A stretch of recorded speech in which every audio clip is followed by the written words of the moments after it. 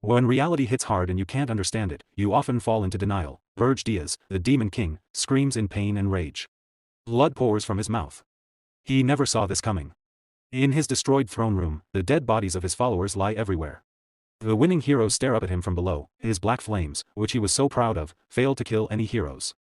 Berge looks in shock at the group that defeated him. He can't understand how the hero sword god's blade cut through his tough scales and pierced his heart. The scene freezes on the moment the sword stabs him while he sits on his throne. I don't understand, Berge thinks. Blood drips down his chin. He can't accept that he lost. The story flashes back in time. Berge remembers his younger days. I was far better than everyone, he thinks. A young, confident, smiling Berge stands at the Demon King Military Academy. He graduated as the top student with the highest honors. There are the Demon King standards, rules set by the first great Demon King Emperor. Berge studied them more than anyone and followed every word exactly. He built a tower. He kidnapped princesses using his demon minions. He even helped train the heroes who came to rescue them. He kept the princesses in cages to attract their saviors. For a Demon King, the rage and sadness of heroes was the best food. But killing them too early was a problem. The right way was to let them grow stronger first, then defeat them. The stronger the hero, the better the taste. That was his belief. He followed the standards better than any other Demon King. Hatred from ordinary people grew. He thought conquering the world was only a matter of time. His power increased with every battle. He absorbed the anger and sadness from heroes and people. He became the strongest Demon King ever, back to the present. But why did I lose in the end? How? Berge asks himself again and again. His face shows confusion and despair. A mocking voice breaks the silence. You Demon Kings always say the same thing, the sword god hero says with a smirk. You bring this on yourselves. Why act so surprised? I don't understand, Berge thinks, eyes wide with shock and cold sweat. Liar, the hero replies. You always kidnap the most famous princess and leave clues so we can find you and fight. You're stupid. If I were the Demon King, I'd kill the human king first. The kingdom would fall into chaos. Berge suddenly realizes, kidnapping a king would make humans fight each other for the throne. Their anger would not focus on him, so he would not gain power. It went against the standards. The image of the standards book flashes in his mind, the cause of his downfall. The hero continues with a cynical smile. And that's not all. If we don't come to your tower, you send monsters to villages so we can train and get stronger. Thanks for the help. Your tower makes everything easy for us. Images show heroes walking toward the tower. It was their perfect training ground. The first floor has only weak monsters. We train at our own pace and improve our skills. Berge feels burning rage. He was careful not to let heroes die too soon, just to gain more energy. But it was all pointless. That's what the standards taught me. The sword god stabs him again as a final cruel act. Berge eyes widen in agony and shame. When the tower gets boring. We just kill the Demon King. A new one appears with a new tower. It's the perfect hunting spot for heroes, right guys? The other heroes laugh and mock him. Of course. Thanks, Demon King. You helped us get stronger. You're more like a teacher than an enemy. Berge looks up helplessly as they thank him with sarcasm. My tower was just their hunting ground. His world falls apart. The hero says coldly, you were strong. Many heroes died this time. But that's fine, I became famous. Goodbye, Demon King. He raises his sword for the killing blow. Rage explodes inside Berge. How dare a hero humiliate me like this? His hand claws into the bloody floor. What the hell are the Demon King standards? With his dying breath, he refuses to give up. I can't die like this.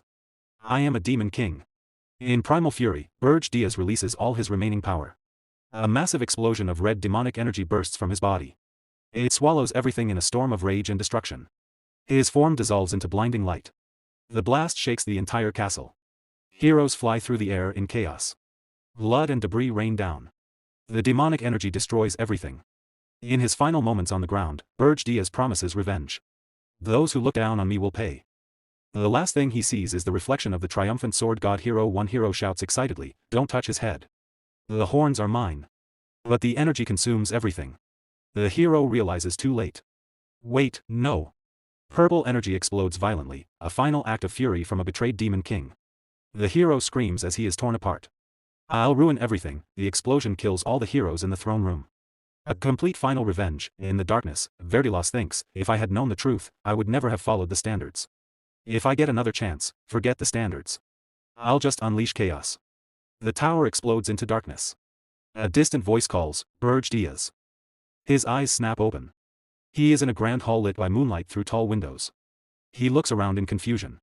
Students in uniform surround him. What? I'm alive? A strong voice calls, Berge Diaz.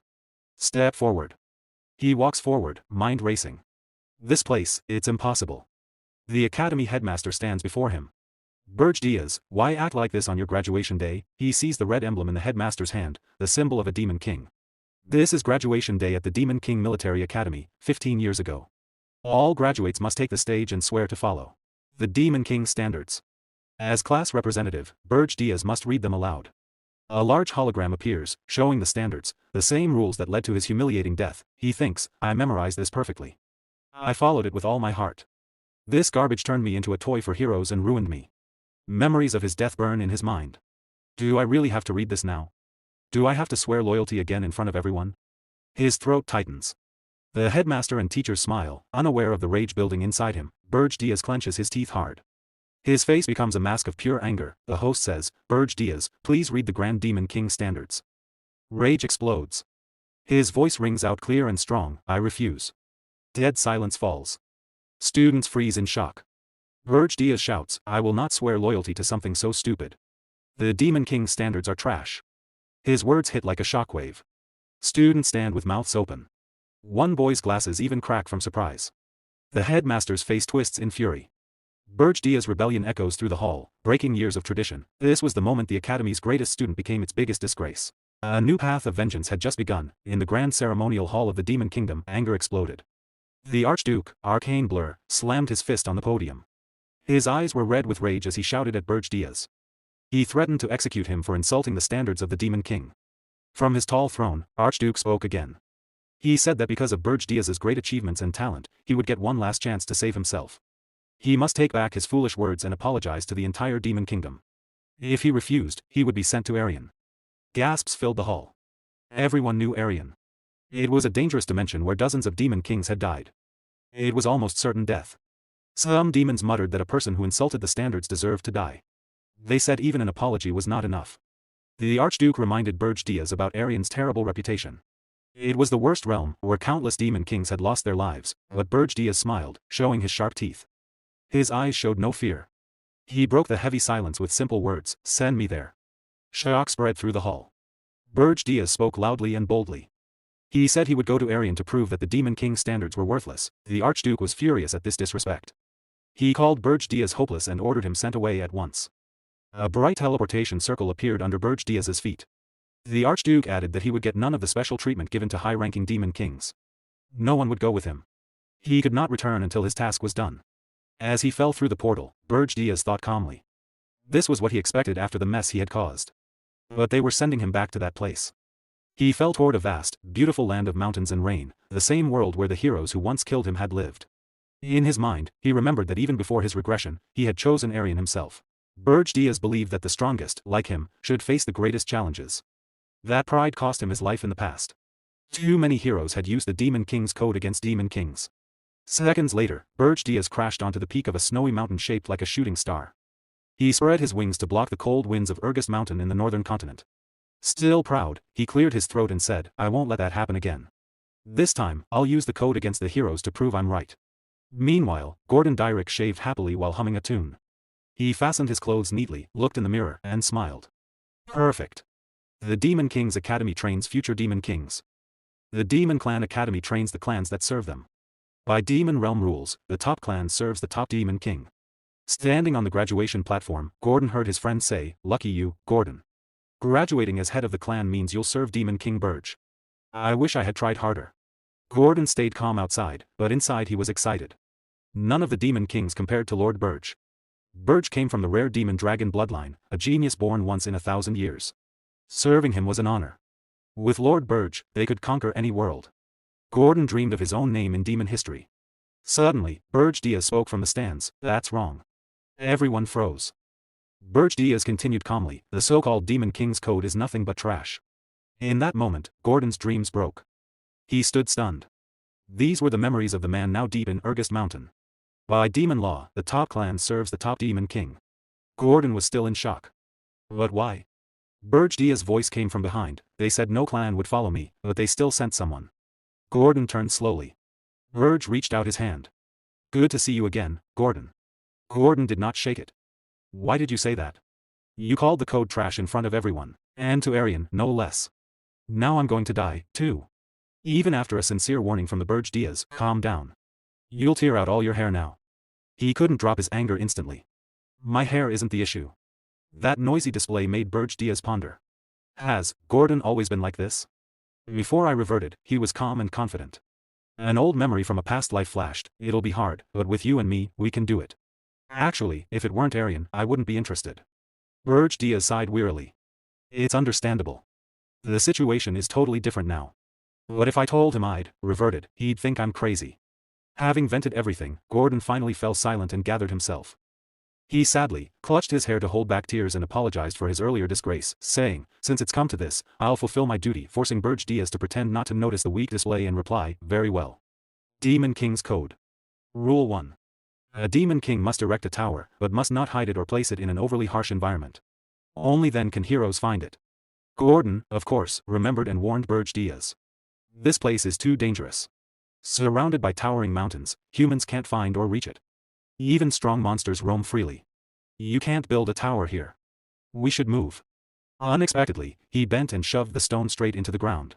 No, I'll build the tower right here. The tower seed planted in the earth and feed it with the Demon King's device so the tower can grow. That act visibly angered Gordon. Rule 1, you're directly defying them. Have you even discarded a Demon King's pride? Berge muttered dejectedly. I never swore to obey them. From an angle Gordon couldn't see, Berge silently glanced at him. I understand the disgust you feel being demon-born. It's hard to abandon a belief engraved to the bone. Unless you die or endure something as brutal as death, you won't renounce it because I was the same before. Berge slowly drove his nail into his palm to draw blood. He carefully let that plasma drip onto the tower seed and said, listen closely, Gordon. The Demon King's code is trash, especially here in Arian. The unusual gravity in his tone sent a chill down Gordon's spine. The snowy mountain began to tremble continuously from beneath the frozen ground. The tower seed started to react. It suddenly expelled a small orb of mana. It quickly spiraled in a large circle across the ground. Berge watched and hissed with excitement because Arian is crawling with heroes. Remembering the people who skewed him in his past life, he couldn't help sneering, so many it's absurd. As the formation completed, a series of announcements rang out. Tower identifying user race.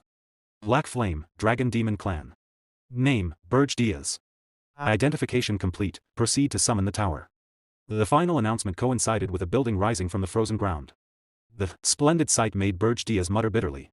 This is why Demon Kings keep dying here after countless tower destructions. Humans learned the tower's mechanism and used the Demon King's own rules against us. On this land, the Demon King's rules no longer apply. Indeed, they should be called the Hero Standards, which puzzled Gordon. Gordon finally understood the terrible truth. In this land, the old Demon King rules no longer worked. They should be called the Hero's rules instead.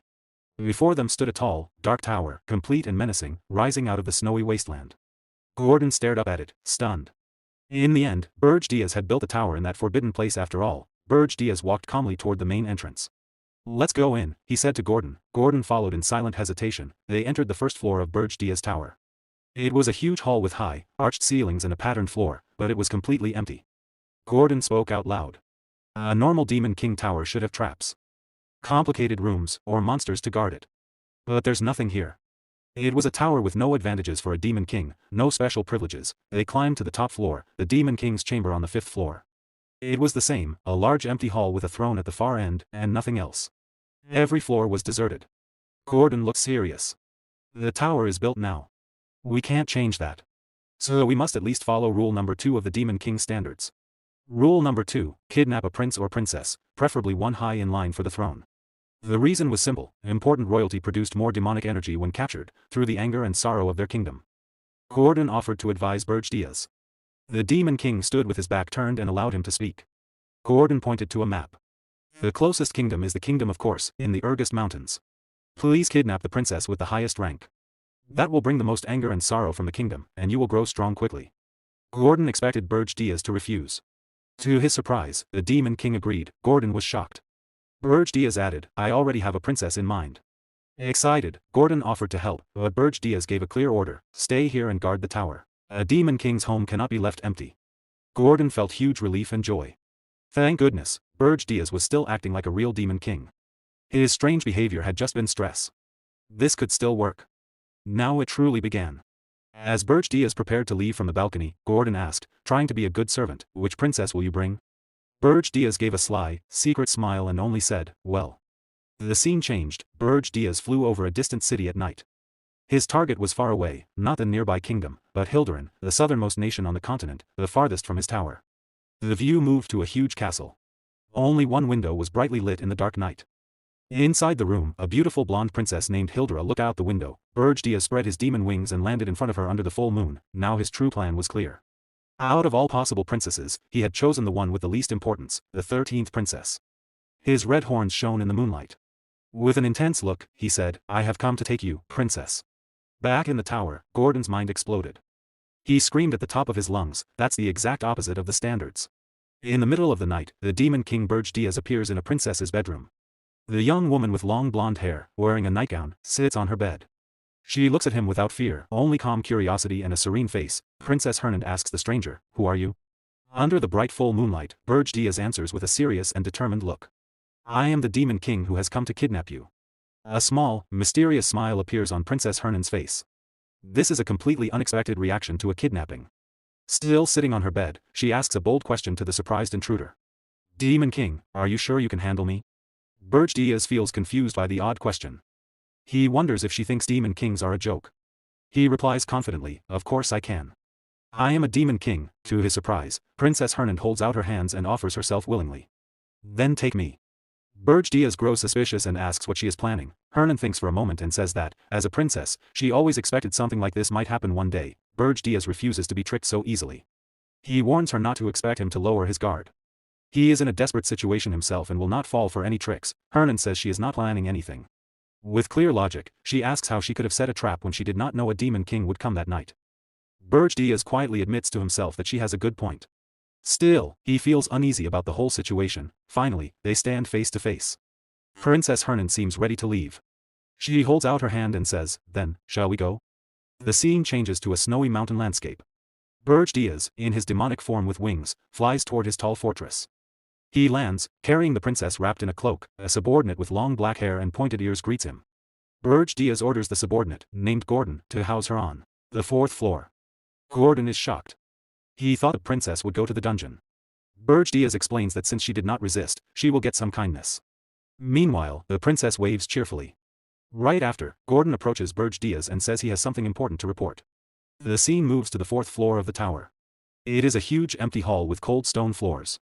Princess Hernand sits alone on the freezing floor and whispers to herself, I really have been kidnapped. Her thoughts wander. She compares this place to her old life. Here, there are no pillows, no blankets, no servants like in her palace bedroom. There are no beautiful gardens with fountains. This place is nothing like her kingdom, but then her face lights up with mischief and joy. In her mind, she thinks of a but, and she says to herself, it's not that bad. Back with Berge Diaz, Gordon tells him about an invitation from the Beast Tower. It is a welcome banquet for the new Demon King. Berge Diaz is doubtful. He thinks it is a weak attempt to scare and test the newcomer. The story explains that Demon Kings are too proud to work together. But a great threat named Arian has forced them to form an uneasy alliance. Berge Diaz thinks about this. Before, he ignored the others and thought they were weak. Now, as the new Demon King, he knows he must join in. He decides to accept the invitation to make first contact. Berge Diaz and Gordon arrive at the Beast Tower, a huge stone building covered in vines in the middle of a thick jungle. On a massive throne sits a giant beast with white fur, sharp claws, and glowing red eyes. My name is Draxon. I am the Demon King of Beasts, he says. He brags about his power. I have ruled this place for 70 years. Berge Diaz listens in silence while Draxon mocks him.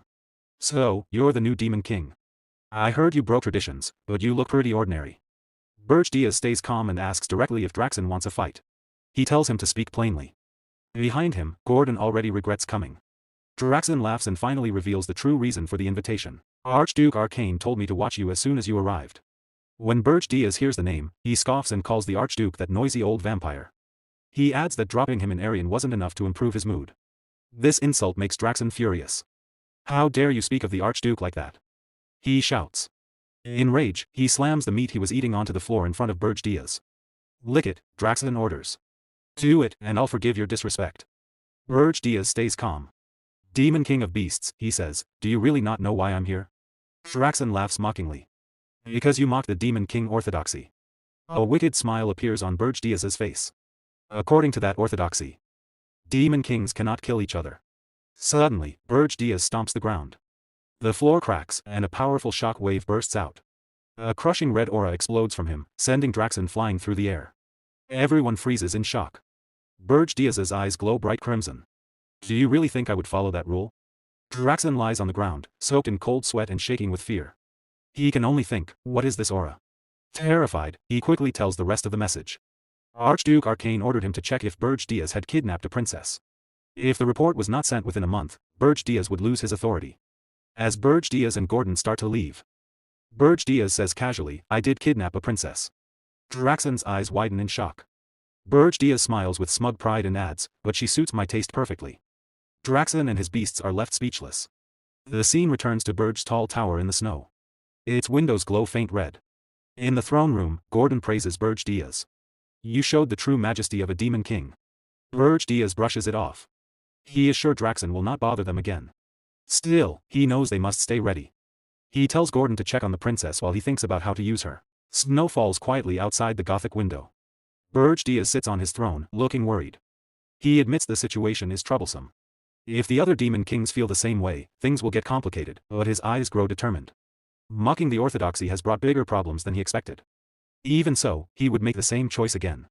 Proud and defiant, he says to himself, I would rather die than bow my head to garbage. Berge opens his status screen. He expects only a few hundred demon energy points for kidnapping a low-ranking princess, the safest option. Instead, the number is huge, 13,000 points. Sweat runs down his face. Why do I have so many points? A notification appears. He has received a recorded message from the Beast Tower, the one Draxen promised. Berge opens it. Draxen now speaks in a fake-friendly voice. New Demon King, I send this to congratulate you. Our first meeting was not pleasant, but as your superior, should help you. What you did in Arian was impressive. Perhaps your mockery of the orthodoxy was just an act. As he listens, a terrible suspicion grows in Berge mind. His face tightens with panic. Something is very wrong. At that moment, Gordon bursts into the hall, out of breath. Demon King. We have a big problem. The fourth floor, the scene shows the fourth floor. It has turned into a beautiful paradise. Clear water flows from a waterfall. Colorful butterflies fly around. Flowers and green plants cover everything. Berge stares in complete disbelief. He cannot find words. A system window appears, fourth floor status, naturalization in progress. The barren hall is slowly changing into a living natural paradise. In the center stands the princess, gently petting slimes. Fire, wind, and cloud elemental spirits float around her. Berge realizes in horror, she has created a full ecosystem inside a magic tower. Only someone who has mastered all four elements could do this. He remembers visiting the castle for the 13th princess. But only one spiritualist on the entire continent can achieve something like this. He finally speaks to her directly. You are not the 13th princess. The princess smiles calmly while petting a slime. As I thought, you mistook me for Elena. Berge face twists in panic as everything clicks. Wait, don't tell me you are. She gives a proud, mischievous smile. Correct. My name is Irana Hilderan. I am the first princess of the Hilderan kingdom. The scene shifts to the kingdom of Hilderan. The news spreads like wildfire, the first princess has been kidnapped by a demon king. King Ernan, Irana's father, is furious. His eyes are bloodshot with rage. Who dares kidnap my beloved daughter Irana? He roars his orders, gather the greatest heroes and the entire royal army. Now. Armored knights rush to prepare for war. The king's final command echoes with pure fury, we will behead that foolish demon king and bring my daughter back. Back at the tower, Princess Ernan Hilderan smiles boldly and challenges her captor. Do you really think you can handle me? Berge is shocked. Even with his sharp senses, he did not sense the princess's great power. As a genius elemental mage, he wonders how she hid it from him. Ernan shows him her secret, a ring. It is an ancient royal treasure that completely hides her mana, making her impossible to detect. She looks satisfied and asks directly, so, do you plan to send me back? Berge thinks about it. If he returns her now, he will look weak to other kingdoms. It will also make it harder to gather demonic energy. With a strong look, he decides. There is no going back. He will follow his plan to the end. A system alert appears, showing Berge demonic energy points, 9511. He tells her calmly that nothing has changed. It does not matter that she is not the 13th princess. She is still his queen. Ernan looks at him with a calm and happy expression. She does not seem scared at all. The scene moves to the rich Hilderan kingdom. The king hears the news and becomes very angry. He orders his men to kill the stupid demon king and bring his daughter back. A nervous minister tries to calm him. He says they do not yet know which Demon King did it, and patrols are already searching. The king shouts at them to hurry. He cannot believe his daughter was kidnapped. While the men stand still, another minister speaks up. He wears glasses and thinks carefully. He says something is strange about this. He reminds them of the recent event with the Demon King of Lust. That Demon King drew too much attention and was killed by heroes. Now, right after that warning, another Demon King kidnaps a princess. It is very suspicious. The royal council gasps. They finally understand. This may not be simple. The king's hand shakes as he holds his throne. He is full of anger and frustration. He grinds his teeth and decides, if it is not one of the known Demon Kings, it must be a new one. Just then, a knight runs into the throne room. They found traces of teleportation magic. The trail leads north, toward the Regressed Mountains. The king's face shows shock and disbelief. The Regressed Mountains are the most dangerous and remote place on the continent. The scene changes to the snowy Regressed Mountains. A dark tower stands alone. It is Berge's tower. Inside, Gordon Derrick, Berge's loyal but worried servant, speaks up. He says the Hilderan army will come soon, and his lord cannot fight them alone. Berge Diaz only smiles with full confidence. He says there is nothing to worry about. The kingdom of Hilderan will never reach this place. Gordon looks confused. Berge stands in front of a map and explains. His tower is far north. Hilderan is deep south. Many countries are between them, so a direct attack is impossible. He smiles smugly. He knows the other nations will not help. Hilderan will have to hire the Hero Guild. Back in Hilderan, the king has no choice. With a heavy heart, he orders his ministers to contact the Hero Guild. The scene moves to the huge Hero Guild fortress. It is surrounded by snow. Heroes and mercenaries crowd around a quest board. The poster about Princess Ernon's kidnapping causes a big reaction. When they see the location is Regressed, everyone refuses. One mercenary says no way, he did not sign up to die in a monster-filled wasteland. Another laughs and says the king of Hilderan will suffer. Berge Diaz had predicted all of this. The Hero Guild cares only about money. They will never take such a dangerous job without a huge reward. That is why he built his tower there. Gordon is amazed by his master's smart planning. Berge thought of everything. He knows so much about the human world of Arian, even though he ignores its rules. Gordon wonders how Berge Diaz knows so much about the human world. It feels like his master has lived here before. Back in the Hilderan throne room, the king shouts in anger. He cannot believe that no hero will take the job. How can they call themselves heroes, he roars. A minister sighs and explains the truth. There are many heroes in Arian, but most care more about money than duty. They only choose easy or well-paid missions. Meanwhile, Berge Diaz looks at his system interface. He knows it will take time for the kingdom to find heroes willing to come. Even then, the journey to his remote tower will be long. Sitting on his throne, Berge Diaz thinks quietly. His current demonic energy is not enough to fight a full group of heroes. A dark memory comes to him, the heroes who defeated him in the past. He remembers that fear well. He will never underestimate them again. He turns to Gordon and gives a surprising order. Contact Draxon. I will sell demonic energy for human gold. Gordon is shocked and screams, sell demonic energy? That's crazy. He reminds his master that demonic energy is precious. It is used to unlock tower powers and summon monsters. Why trade it for simple money? Berge Diaz stays calm. He knows Draxon will pay a huge amount. With that gold, he can do something important to stop the heroes. The scene moves to Holton Work, a busy fortress city near the dangerous Regressed Mountains. This is Berge Diaz's next stop. Wearing a black cloak to hide his face, Berge Diaz reaches the city gates. Two guards stop him and ask who he is. I am a mercenary, he says calmly. The guards look suspicious. No mercenary travels alone to these mountains. Berge Diaz flips a gold coin into the air. One guard catches it and his eyes go wide. The bribe works right away. While they stare at the coin, Berge Diaz walks past and says with a smirk, "Don't you trust me?" Inside the city, he looks around the busy streets. He needs a guide. So he heads to the Scarlet Hawk Mercenary Guild. The guild is a noisy tavern filled with the smell of beer. Mercenaries talk loudly and brag. One man sits with his feet on the table.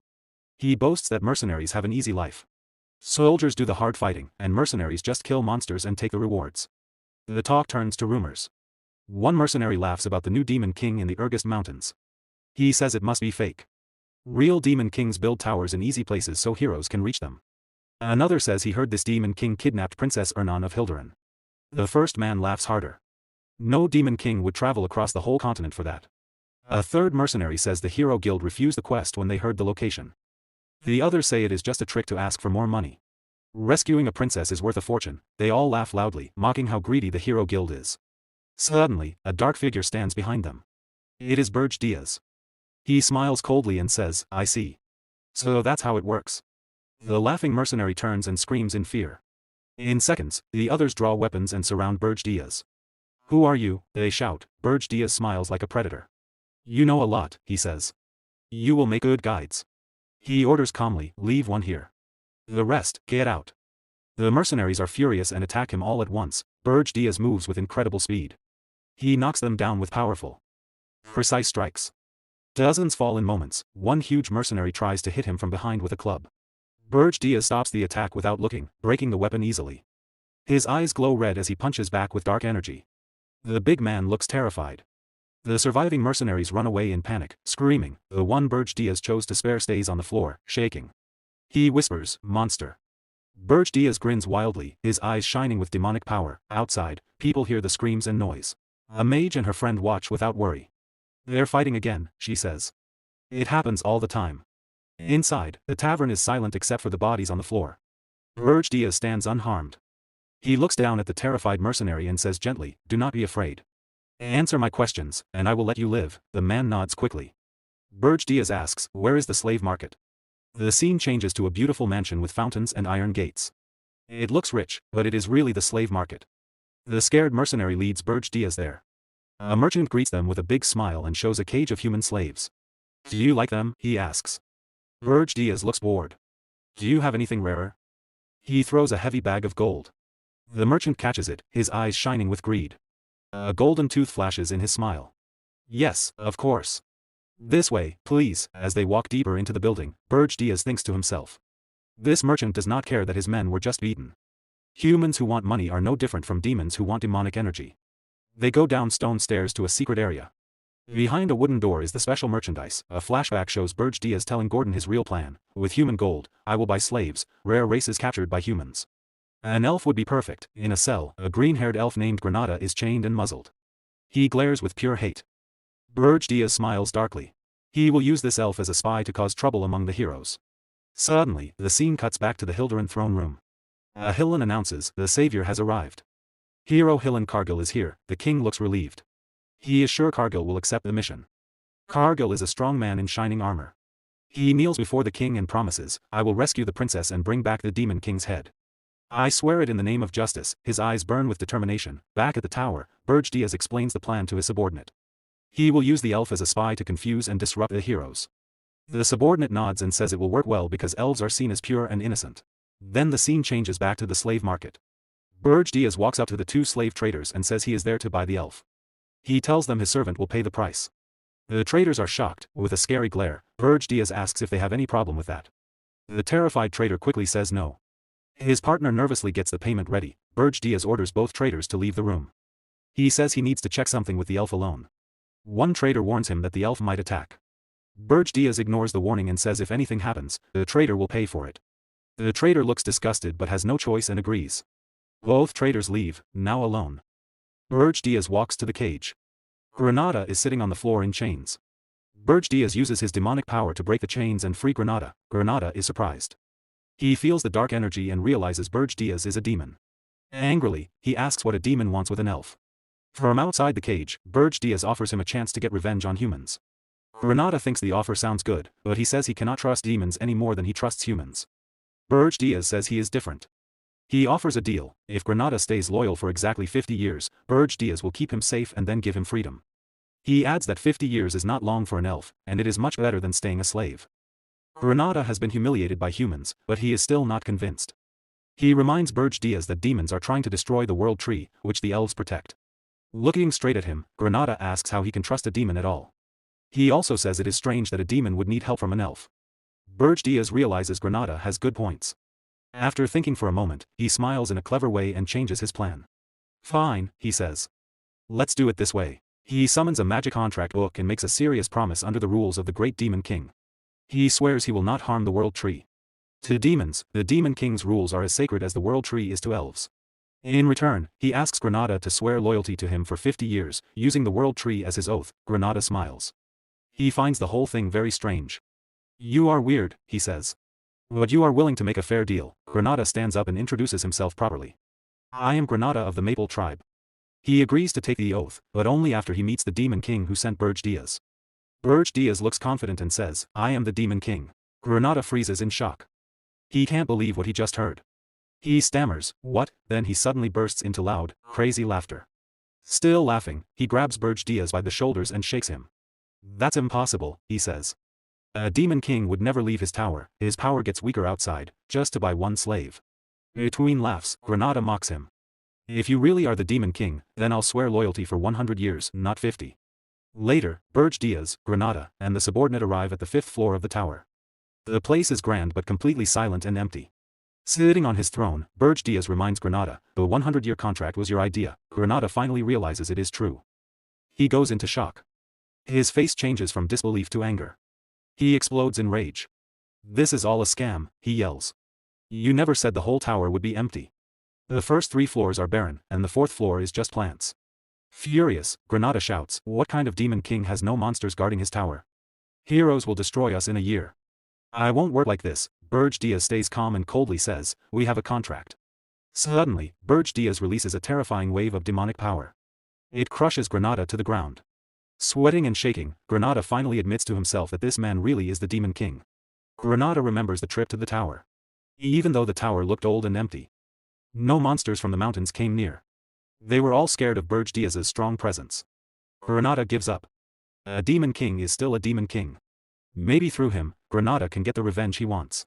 Defeated, Granada kneels. He swears on the great name of the World Tree that he will be loyal for the next 100 years. As he swears, Granada thinks, if the Demon King came to recruit me himself, I must be important in his evil plan. But Berge Diaz's first order surprises him completely. With a relaxed smile, he says, "Good. Now, make me dinner." Granada freezes. His mind, ready for a big dark plan, goes blank. The scene changes in a funny way. Granada is now wearing an apron. He chops vegetables with great skill. He thinks, wasn't I supposed to be part of some evil master plan? To his shock, Princess Hilderin stands next to him, also cooking. She asks cheerfully, "Do you need help with the vegetable bread?" Granada has no words. The view widens to show a long dining table on the 5th floor. Berge Diaz sits at the head. Princess and Gordon Durka sit on one side. Granada sits on the other. Still confused, Granada asks Berge Diaz, "Is that woman really the Princess of Hilderin?" Berge Diaz answers casually, "Yes, that's Hilderin." The princess just smiles. Granada explodes again. "You've lost your mind," he yells. "You kidnapped a kingdom's princess, but your tower has no defenses. How will you stop heroes from attacking?" Berge Diaz calmly lifts a bite of food on his fork and says, "That's why I bought you. For now, just sit and eat." Granada goes silent in shock. In a funny moment, Berge Diaz adds, "The food is really good." Princess says happily, "I helped too." Granada thinks to himself, what in the world is going on here? The scene moves to the 4th floor, a lush green field full of plants. Granada asks, "Is this where you plan to fight heroes?" Berge Diaz shakes his head. "No. If heroes reach this floor, it's already over." Then he explains Granada's real job. "You will cause trouble in the human world." Granada blinks. "You want me to be a spy?" Berge Diaz nods. "Yes. But first, I need to test your skills." He gestures to Granada. "Attack me." Granada is stunned. He thinks, how can I beat a Demon King in his own tower? Berge Diaz gives him a handicap. "I'll fight with one hand and no demonic energy. If you win, I'll cut the contract by 50 years. This excites Granada. He gathers nature energy and shouts, "I'll attack with everything." Wind and leaves swirl around. The fight starts. Granada attacks fast and hard, but Berge Diaz blocks every move easily with one hand. Berge Diaz says, "Your moves are sharp for a former slave. It's because of the mana from the plants on this floor. That's normal for an angry elf." Granada yells, "I'm no ordinary elf. You'll regret this fight." He uses nature magic. Vines shoot from the ground and wrap around Berge Diaz's leg, holding him still. Berge Diaz looks down and pretends to be surprised. Granada roars, "You're open." He jumps forward with a powerful punch. Just then, a dark smile appears on Berge Diaz's face. He thinks, this is enough. In a flash, Berge Diaz disappears and reappears behind Granada. His eyes glow red, and his aura is scary. "I hope you remember who you're fighting," he whispers. Granada freezes in fear. With a cold grin, Berge Diaz says, "I won't kill you by mistake, but it will hurt." Terrified, Granada stammers, "Wait. Wait." A huge boom shakes the tower. The test ends badly for Granada. The scene changes to Orton Walk, the base of the Red Falcon mercenaries. Their captain greets Berge Diaz with big fake praise and greedy eyes. "What an honor to see you again." Berge Diaz says he wants to hire the whole group for 1 year. The captain quickly asks about payment. His men whisper about how Berge Diaz beat them badly last time. Berge Diaz drops a huge bag of gold as a down payment. Everyone goes quiet in surprise. The mercenaries cheer and promise loyalty. The captain secretly thinks about finding a new job. Berge Diaz introduces a new member. This man will give you my orders from now on. The mercenaries look confused until the man speaks. Hello, my name is Granada. The elf's face is swollen, bruised, and covered in bandages from the training with the Demon King. The mercenaries stare in shock, then feel sorry for him. Some even cry a little. They welcome Granada warmly, patting his back and cheering for him. Berge Diaz watches quietly and thinks, they look average, but the Red Falcon mercenaries are tough fighters from the dangerous regressed region.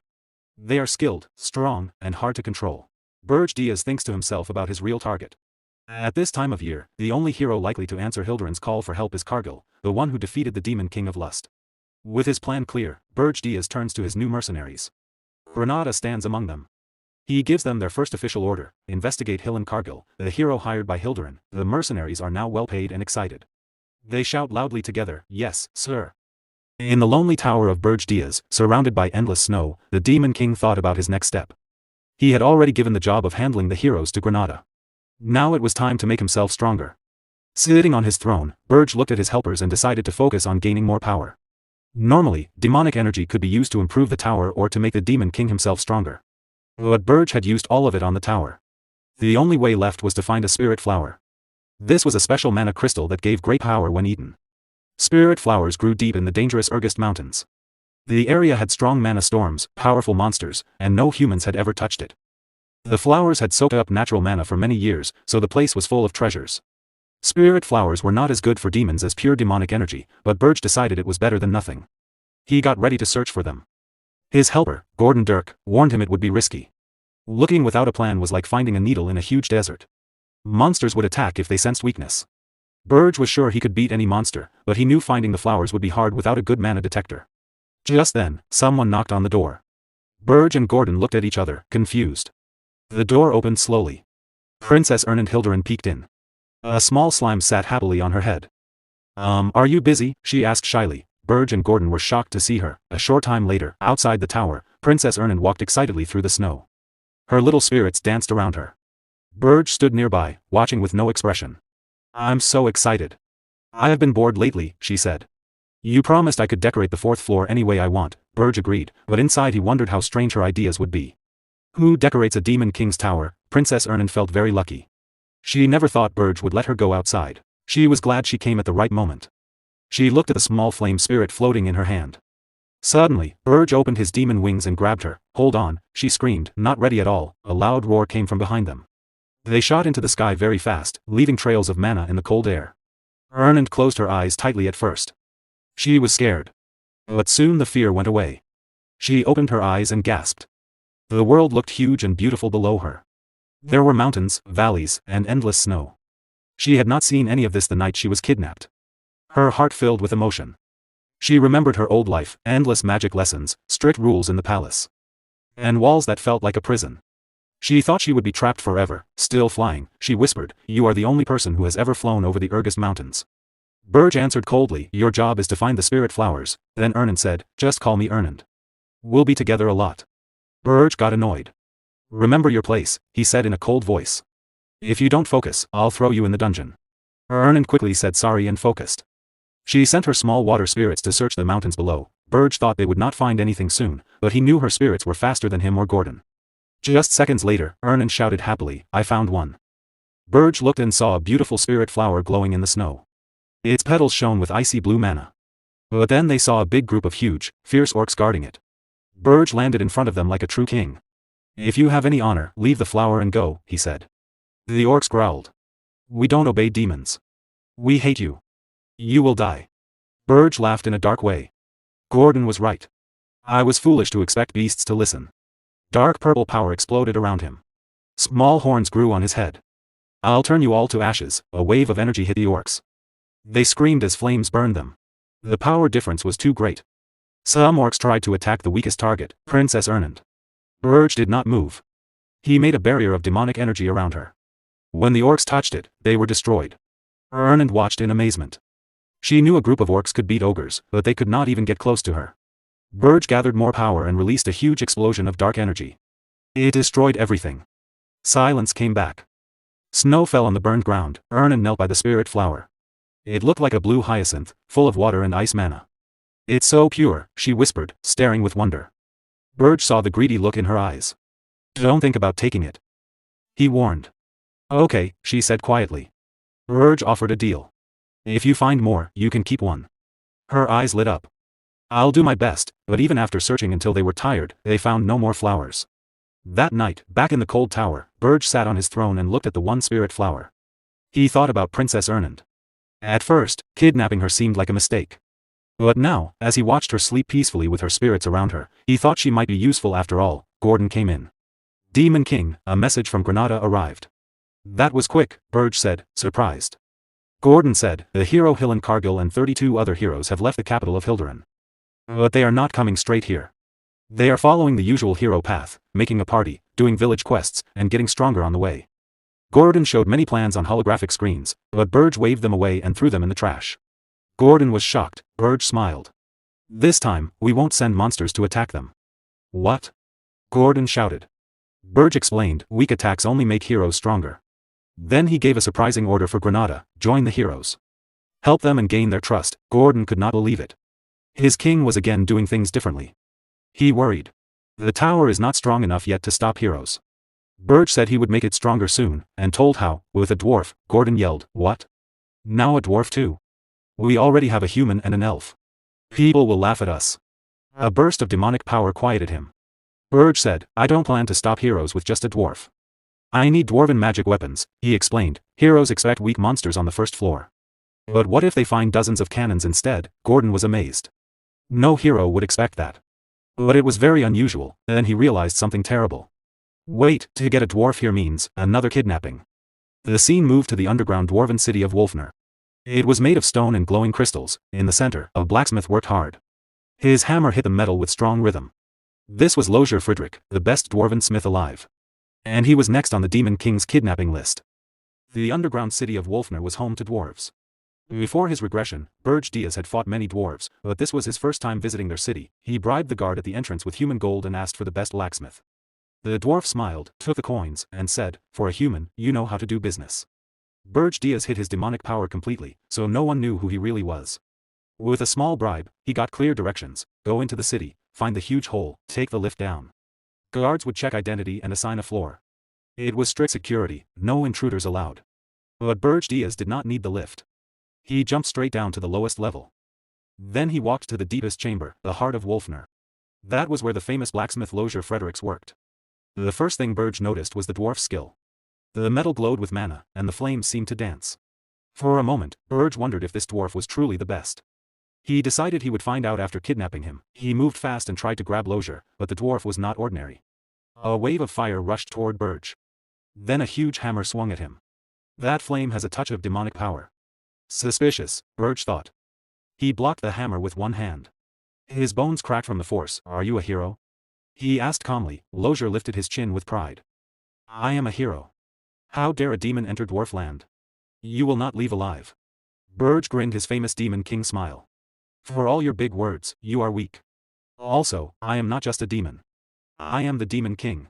With ease, he slammed the hammer into the ground and grabbed Lozier by the throat, lifting him up. Guards rushed in after hearing the noise, but the chamber was empty. Panic spread.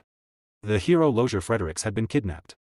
High above the city, on a terrace, Berge held his prisoner. Make a sound and I will kill you, he warned. Lozier was shaking but still asked, why is the Demon King here? Are you after the princess? Berge shook his head. He had no interest in dwarf royalty. He wanted to know about secret underground passages, routes only master blacksmiths knew for emergencies. Lozier thought this was a trick to reach the princess. He could not fight the Demon King anyway. He was terrified, even if he talked big. He refused to answer at first. So Berge whispered, fine. I will kidnap your princess and then let you go. Everyone will think you betrayed her to save your life. The shame and torture rumors will destroy you. Everyone already knew Lozier was not brave. No one would doubt the story. His life would become miserable. Berge gave him one last choice: guide him or sell out the princess. Lozier stayed quiet, but inside he was planning how to escape while still protecting the princess, a greedy little schemer. To close the deal, Berge made an oath. On the Demon King's honor, I promise your safety if you help me.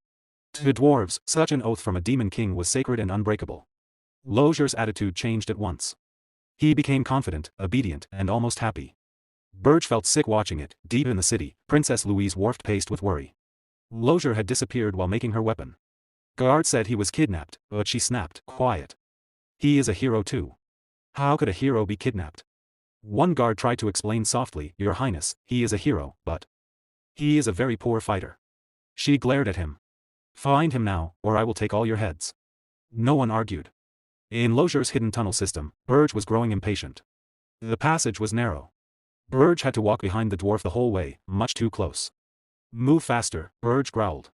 If I have to look at this ugly view any longer, I will burn the tunnel. Lozier laughed nervously. Just a moment. These tunnels were not made for tall people. At last, they came out outside the city. Lozier brushed off his clothes with relief. That's it. My job is done. I will go now. Berge shifted into his full demonic form. Dark wings spread wide, like a shadow covering the moon. What nonsense, Berge said. Lozier froze. You swore on the Demon King's honor, he stammered. Berge shrugged. I do not care about trash oaths. Lozier became the newest victim of the Demon King's tricks. Panic hit the dwarf. Wait. I am useful. No one is better at metalwork. I can make anything you want. Berge frowned. A hero should not switch sides so easily. Lozier no longer cared about pride, only survival. Berge gave one final order. Swear loyalty to me. Lozier instantly dropped and pressed his forehead to the ground. Yes, I swear. Thank you for your mercy. Of course, inside his head he was already planning escape. Too bad plans mean nothing when you are knocked out. Moments later, Lozier woke up in a beautiful garden filled with spirits. He felt confused and scared. Berge was pacing nearby. You kidnapped a hero, a dwarf hero, someone said. An elf appeared on a floating screen. My lord, did you really bring a dwarf here? Berge cut them off. Report later. Princess Ernan walked up to Lozier calmly. She studied him. Did you come to rescue me, hero? She paused. Probably not. Lozier still could not understand. Why am I here? You promised safety. Berge smirked. That is why you are still alive. I knocked you out and carried you. I could not trust a scared little dwarf. Lozier forced an awkward laugh. Right. Wonderful. Berge smirked and asked, Are you that happy to be my subordinates? Lozier Friedrich emotionally while laughing said, Yes, I'm very happy. Berge wasted no time. Your first task, install many cannons on the first floor. If heroes come, destroy them. The scene began at the heroes' preparation station. A holographic communication link flickered on. Granada, an outsider, gave his report. With calm confidence, he told his superior that rumors were spreading quickly among the heroes. According to the latest news, the new Demon King was said to use black flames. Because of this, the heroes were now equipping themselves with fire-resistant gear, getting ready for battle. Granada added that another rumor had started. Many heroes believed the Demon King had not sent out any demonic beasts because he was afraid. They saw his silence as weakness, not a plan. Berge listened without showing any emotion. His face stayed blank, and he did not move. When he finally spoke, his voice was cold and uninterested. He said the heroes still wanted to kill. Whether they fought for glory or for money, it did not matter. In the end, they would gain nothing. They would lose everything, even their will to fight. Before ending the call, Berge gave one last order. Granada was to keep watching the heroes closely and report any changes right away. Granada agreed and cut the connection. Alone now, Berge thought to himself. By holding back the demonic beasts, he was slowly breaking the hero's spirit and confusing their expectations. This Demon King clearly understood human thinking in a scary way. Granada wondered if there had ever been a Demon King like this before. The thought gave him a rare chill, but then he felt real relief. Berge was not his enemy.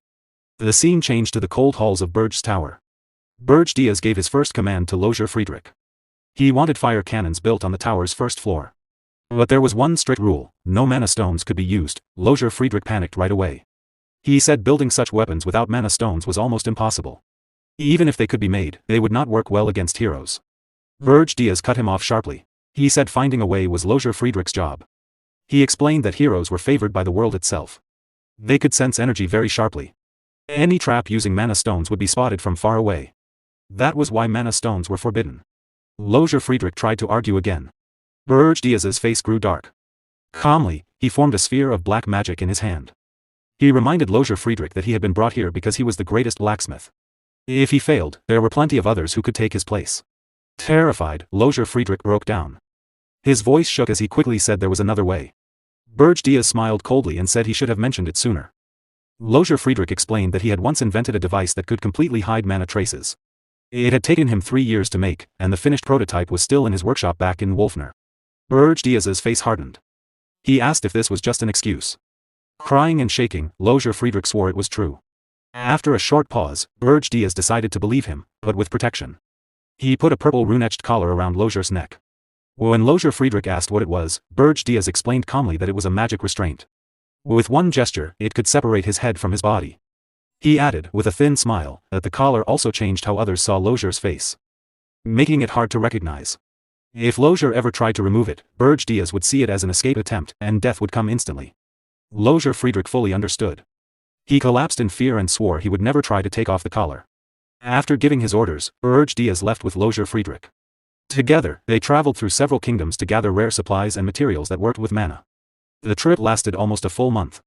Berge Diaz stored everything in his spatial pocket to keep it safe. When they finished, they returned to Wolfner, the Dwarf Kingdom. Inside the city, chaos had already begun. A huge boulder suddenly crashed down near a group of dwarves, breaking stone and sending pieces flying. At the center stood Princess Louise Worft, clearly furious. She shouted that a month and a half had already passed, yet the dwarves still had not found Lozier Friedrich. She called them useless and asked how much longer she was supposed to wait. An elderly dwarf stepped forward nervously. He explained that Lozier Friedrich had built many underground tunnels over the years. Their teams were searching every one, but Lozier had probably already escaped the city. Princess Louise snapped back. Of course he fled, she said. It would have been stupid to stay. She was sure Lozier Friedrich had been kidnapped. In a sudden rage, she grabbed the old dwarf by the face and lifted him off the ground. Coldly, she said she would give them 2 weeks. If the kidnapper was not found by then, every dwarf would die. Terrified, the old dwarf promised they would succeed. Princess Louise let him go and ordered the soldiers to destroy every tunnel Lozier Friedrich had ever made. The dwarves hurried to obey. As the soldiers ran off, the focus stayed on Princess Louise Worft. Princess Louise stared at the weapon made by Lozier Friedrich before he disappeared. Her body was strong and far from ordinary. She grabbed the weapon tightly, then shouted as she used her power to crush it into a useless pile of scrap. Lozier, please be alive, she yelled. You can't die until you've finished my weapon. At that moment, a hidden part of the wall slid open quietly behind her. One of Lozier's secret tunnels appeared. Louise felt the movement right away and turned quickly, her eyes sharp and focused. Because of the face mask that blocked recognition, she couldn't see who stepped out. But she knew the tunnel at once. In a cold voice, she said that only Lozier Friedrich knew about these hidden passages. She demanded to know if the man in front of her was him. Lozier Friedrich froze. Fear took over him. After a short struggle, he managed to say her title with a shaking voice. Louise cracked her knuckles. Anger showed on her face. She shouted that the bastard had dared to come back alive. A fierce smile appeared on her lips as golden vines of energy flared around her body. She accused him of hiding because he didn't want to make her weapon. Tears ran down Lozier's face as he desperately said no, that she had it all wrong. His words only made her angrier. She snapped back, reminding him that she was a princess and that he was insulting her by saying she was wrong. With full authority, she declared that from now on, he would be her slave and forge weapons for her forever. Golden energy glowed around her fist as she pulled it back.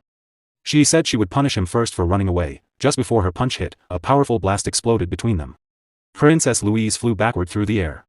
She hit the ground hard but quickly steadied herself with one hand and stood up easily. Dust filled the air, then slowly cleared. Berge Diaz stepped forward calmly. He told Lozier Friedrich to grab the equipment right away. Louise glared at the stranger. The mask still hid his face from her. She demanded to know who he was and why he was helping a dwarf.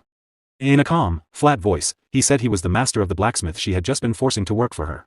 Princess Louise jumped high into the air, her face full of rage. She shouted that the blacksmith was her slave and would make her weapon for the rest of his life. The two crashed into each other midair. Their fists met with terrible speed and power. Shock waves ripped through the air with every blow, shaking the space around them. In the middle of the fierce fight, Berge Diaz saw an opening and kicked toward Louise Worft's neck. To his surprise, she caught his leg with one hand.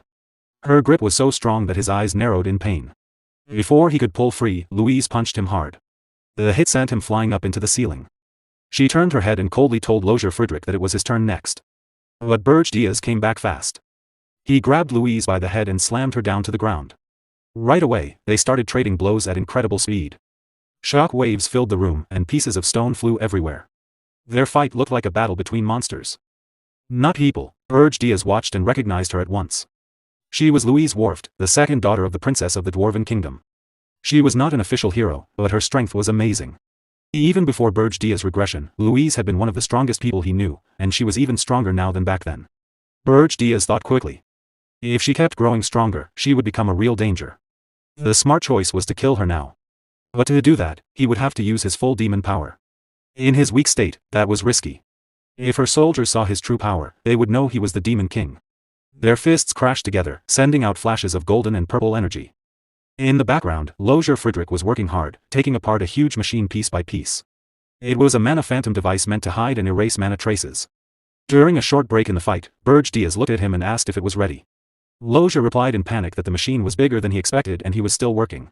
Berge snarled that if Lozier wanted to live, he had 1 minute to finish. Lozier swore he was going as fast as he could. Louisa's aura suddenly exploded. 12 streams of bright golden power burst from her body. She demanded to know who had allowed them to do this. Berge glanced at Lozier and said coldly that if things got worse, he would leave him behind. Lozier's face went white with fear, but he promised he was almost done. Berge clenched his teeth. He did not know how much longer he could fight without using his full demon power. Every second brought him closer to being exposed. Their mana was running out fast. Princess Louise shouted that she did not care where they came from, they would not leave alive. She then turned to Lozier and said she would break his legs so he could never run away again. Berge laughed darkly. He said she sounded more like a demon king than he did. He told her to give up, he was taking the blacksmith and all the equipment. Just then, Lozier yelled that he was finished. As soon as the machine was turned off, the mana in the room changed suddenly. Louise growled that she would not hold back anymore if Lozier thought he could just come back and steal what was hers. Berge took the chance and kicked her hard in the chest. The blow sent her crashing to the ground, causing a huge explosion. Without waiting, Berge opened his subspace pocket and told Lozier to hurry. Louise stood up from the dust and said attacks like that meant nothing to her. But then she stopped. She saw that Berge, Lozier, and the machine had all vanished. Her soldiers finally arrived and asked what happened. Louise scoffed and called them slow. She asked if they planned to show up only after she was dead. She ordered them to chase Lozier through the tunnels. Then she stopped. The tunnels had been collapsed. Grinding her teeth, Louise realized the truth. Lozier really did not plan to come back and make her weapon. A cold smile appeared on her face as wind blew through the destroyed room. She said this was much more interesting than she expected. With angry, burning eyes and a twisted grin, she swore she would hunt Lozier down herself, even if she had to search the whole continent. When she found him, she would make him regret everything he had done that day. Then she shouted Lozier's name in rage, her eyes full of fury. Lozier Friedrich.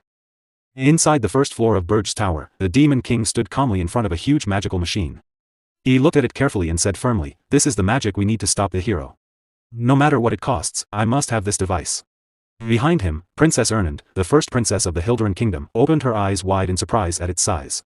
"It's enormous," she whispered. Nearby, Gordon, the Demon King's loyal servant, tilted his head in confusion. "What does it do?" he asked, sounding worried. "I was cleaning when all this started." He pointed to a strong metal frame built next to the machine.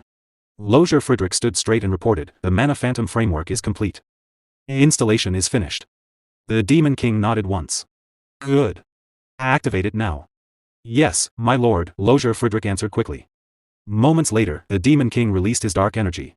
A scary purple glow spread across the floor, and heavy pressure filled the air. His voice turned cold.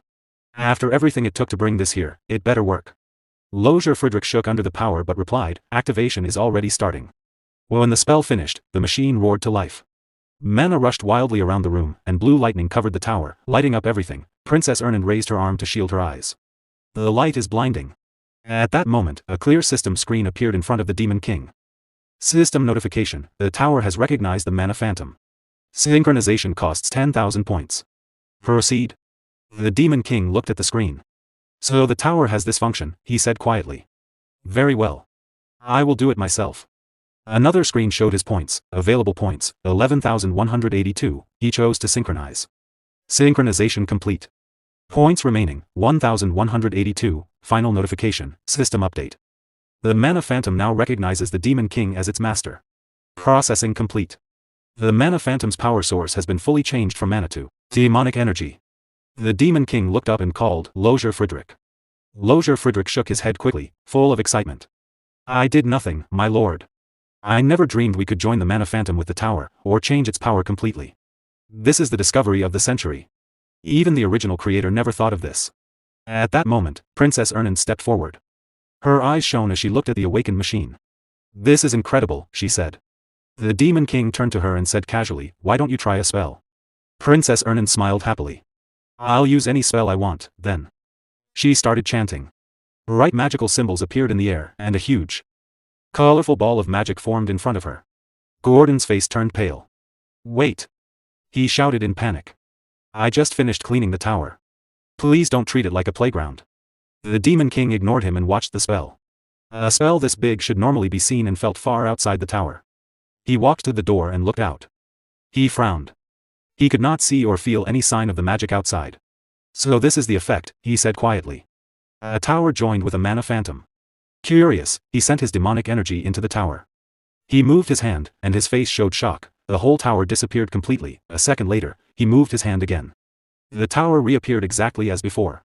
I can hide the tower whenever I want, he said slowly, and bring it back anytime. A small smile appeared on his lips, and a faint purple light glowed in his eyes. Using this power freely is still hard for now, he said calmly. But it will be very useful later. Outside the room, Lozier Friedrich could not hold back his excitement anymore. He shouted, begging for permission to study the machine. He even asked to take it apart, then quickly changed it to examine for research only. He called it a historic discovery that no one in the past or present had ever seen. The Demon King, Berge, watched him with sharp eyes. You sound like a demon ready for battle, he said. After thinking for a moment, he answered, very well. If you completely destroy the heroes trapped on the first floor, you may study it afterward. Lozier Friedrich's eyes lit up. Red energy surrounded his body. I will crush those heroes without mercy, he promised. He began chanting right away, fully focused on his examination. Berge turned to Princess Ernand. In a calm voice, he said, you will face the heroes who reach the fourth floor. Princess Ernand froze. Me? She asked, surprised. But I'm a princess. You are also a powerful spirit user, Berge replied. And you do not plan to return to the palace.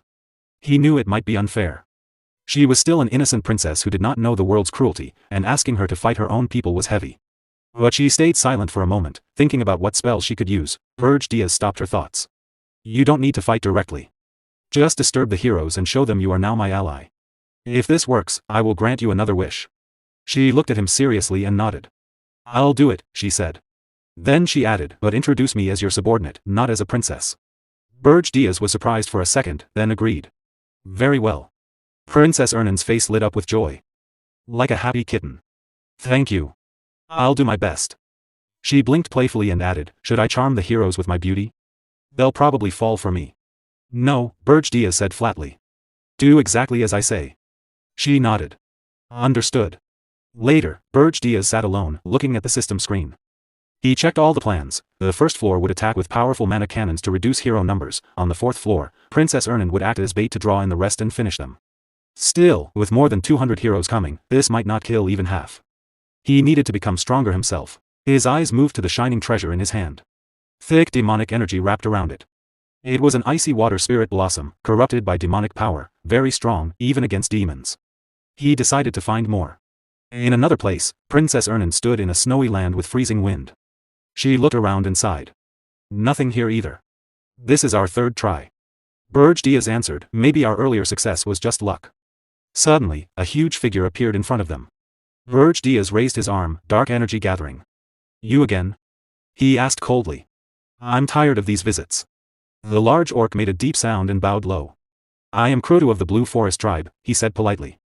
I greet the Demon King. He bowed even lower and begged, we seek your protection.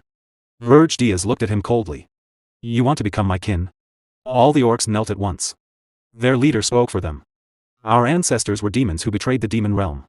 Because of that old sin, we ask to serve you. Berge stared down without warmth. Stop the flattery. You want to grow stronger by joining me. His eyes narrowed. You are better suited to demonic energy than spirit blossoms. An orc elder nodded to his group. He sees through us. No need to hide. He ordered, bring it out.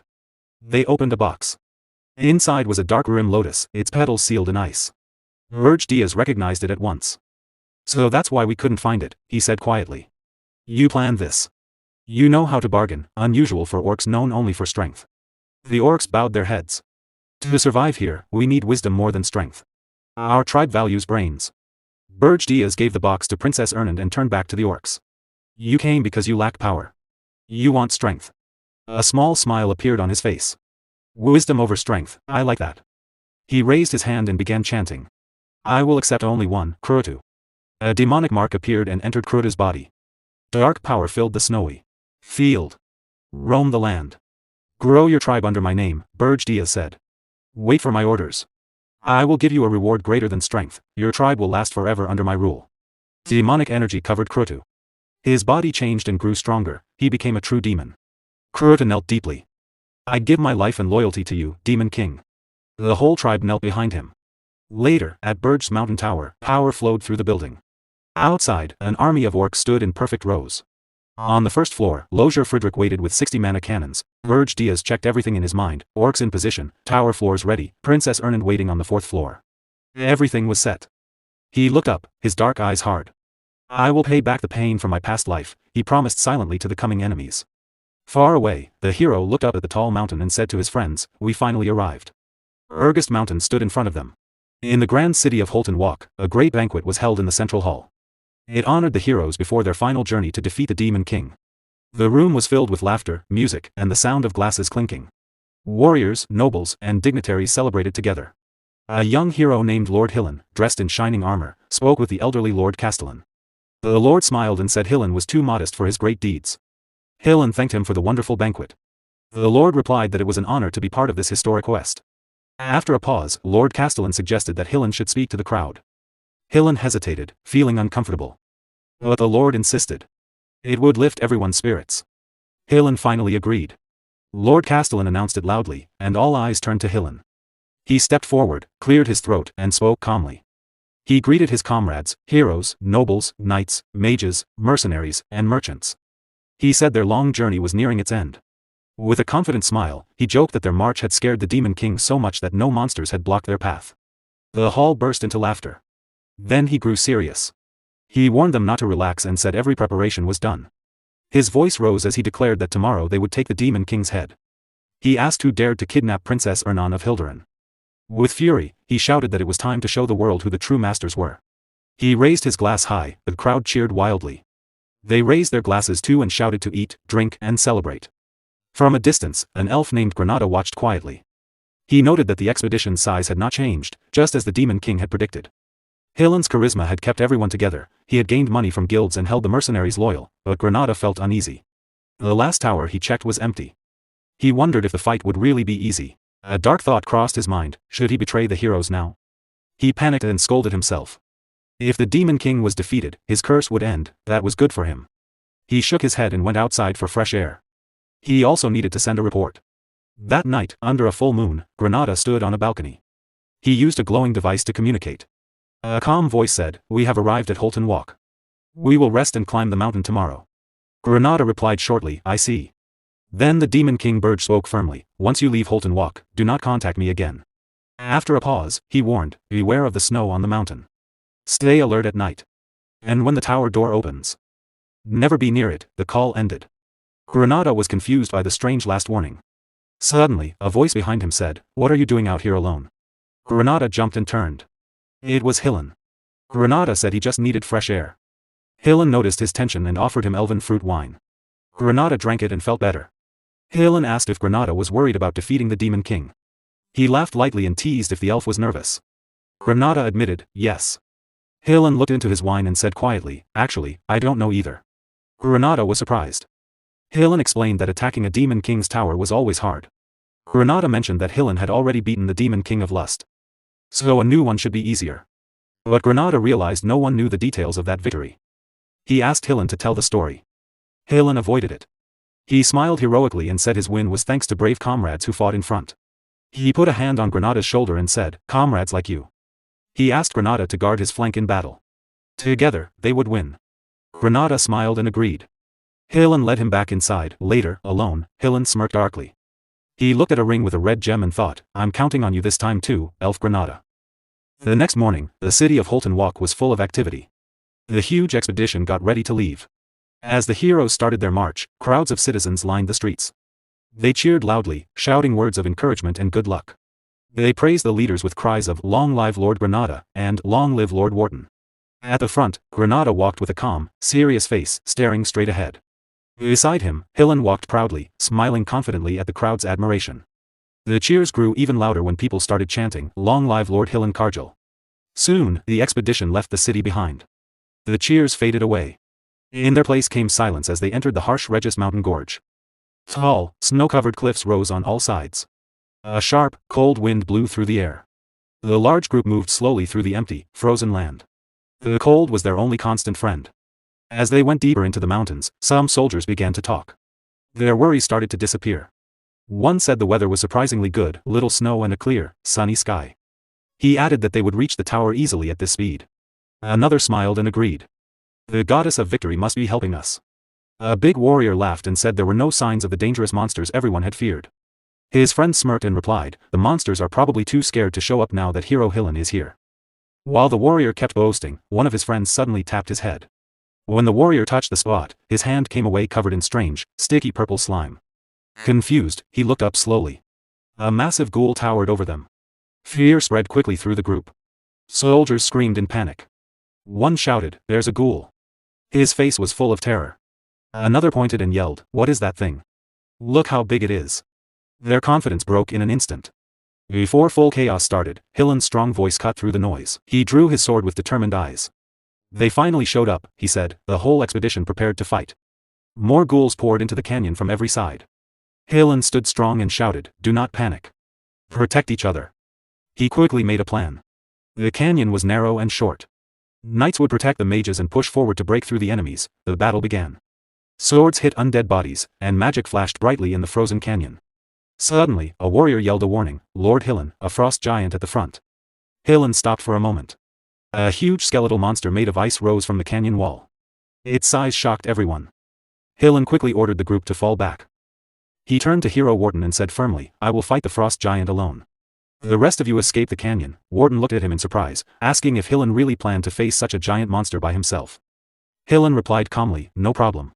Then he jumped forward, a strong wave of blue energy hit the frost giant, but the creature did not move. It stood untouched. Hillen attacked again, moving fast against the tall monster. The giant's red eyes glowed with scary power. Its icy bones stood out against the white snow. A confident smile appeared on Hillen's face. In his mind, he thought, a frost giant can't be stronger than the Demon King of Lust. The giant roared loudly and swung its huge arm down at him. Hillen was ready. He slashed upward with great force. His sword broke the giant's icy arm into pieces. Shock waves shook the canyon. The monster roared in pain and anger. Hillen did not wait. When the giant swung its other fist, he shattered that too. With quick, powerful moves, his sword glowing blue, Hillen cut deep into the giant's body. He attacked without stopping. While keeping the giant busy, Hillen looked back and saw the group could escape. He gathered his power and struck a final series of strong blows. Then he shouted loudly, run now, everyone. The expedition rushed forward without delay.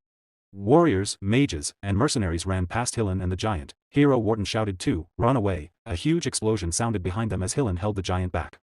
Warden urged the others on, yelling that Hillen was blocking the path and they had to go now. The damaged frost giant stared after them with glowing red eyes. Full of rage, it roared one last time. Then its body fell apart and exploded in a massive blast that shook the whole canyon. The survivors reached a snowy forest nearby. They fell to the ground, breathing hard, shaking from tiredness and fear. One warrior, still shocked, muttered, dozens of huge ghouls and a frost giant taller than a cliff. This place is crazy. No human should be here. Another agreed darkly, even the Demon King's tower wasn't this bad. A third said their losses were small, all thanks to Hero Hillen's great strength. Soon they talked about where Hillen's power came from. One mentioned a rumor. Hillen had taken the power of the Demon King of Lust after defeating him. The rumor spread fast. Many now believed Hillen was as strong as a Demon King. One warrior said that since Hillen had already killed one Demon King, he must be even stronger now. These words raised their spirits. Smiles returned. They agreed that with Hero Hillen, they had nothing to fear. Granada listened and thought quietly, if it's Lord Hillen, he might really beat this Demon King. But then something new blocked their path. A group of large blue-skinned orcs stood ahead, led by a tall chieftain with curved horns. The journey was not over. The heroes tried to catch their breath. Hero Warden said seriously, no time to rest. Granada looked closely at the orcs and recognized them. These are kill orcs. Hillen's face grew hard. I feel demonic energy from them, he said coldly. They serve the Demon King. The orc chieftain, named Crew, stepped forward. His huge body and strong muscles made him scary. A cruel smile showed on his face. Foolish heroes, he growled in a low, mocking voice. Welcome to Ergest. Warden gripped his weapon and said angrily, I'll deal with garbage like you right now. He started to charge. But Granada quickly raised his hand. His sharp elf ears heard a strange, deep rumble far away. Wait, Lord Hillen, he said quickly. This sound. The rumble grew louder. Granada remembered the Demon King's warning, beware of the snow. Fear filled his face. This is what he meant, he whispered. Crew looked down at them coldly. None of you will reach the tower, he said with certainty. The ground started to shake hard. Cracks appeared in the snow on the mountain. The loud sound of moving snow and ice filled the air. An avalanche rushed down the slope. Granada screamed in anger and fear. How were we supposed to know about this?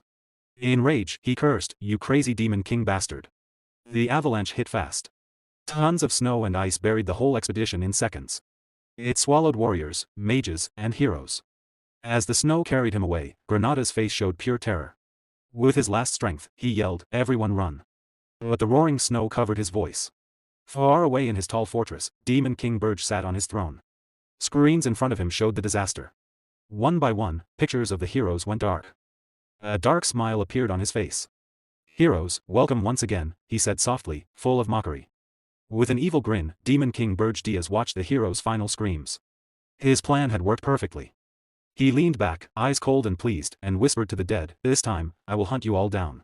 The Demon King sat calmly on his throne, staring at a large screen in front of him. He looked relaxed, his face showing no emotion. When he spoke, his voice was cold and sure. He began to explain the big plan he had already started. First came the snow. On the huge frozen battlefield, the ground itself started to change. A trap was triggered in a specific area. Suddenly, a massive blizzard hit. Everything turned white and chaotic.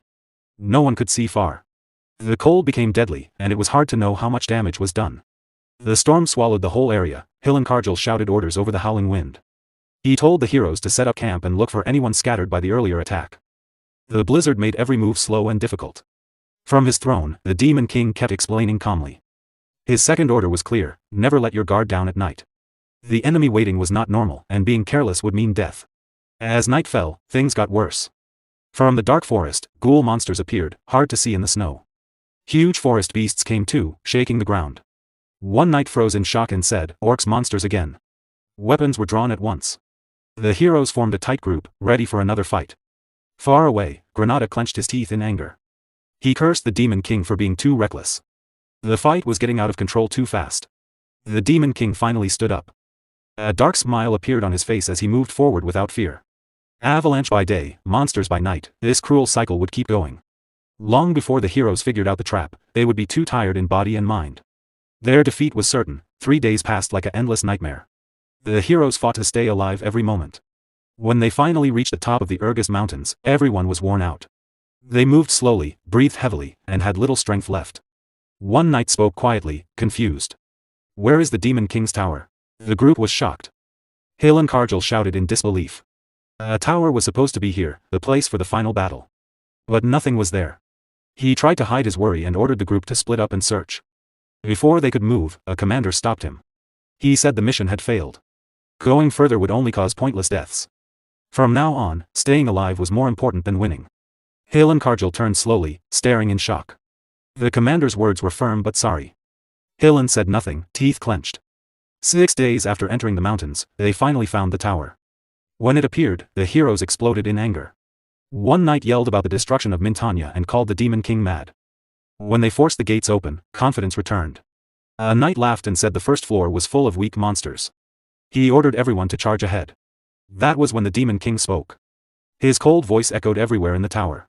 A scary smile spread across his face. His true demon form appeared, filling the air with heavy pressure.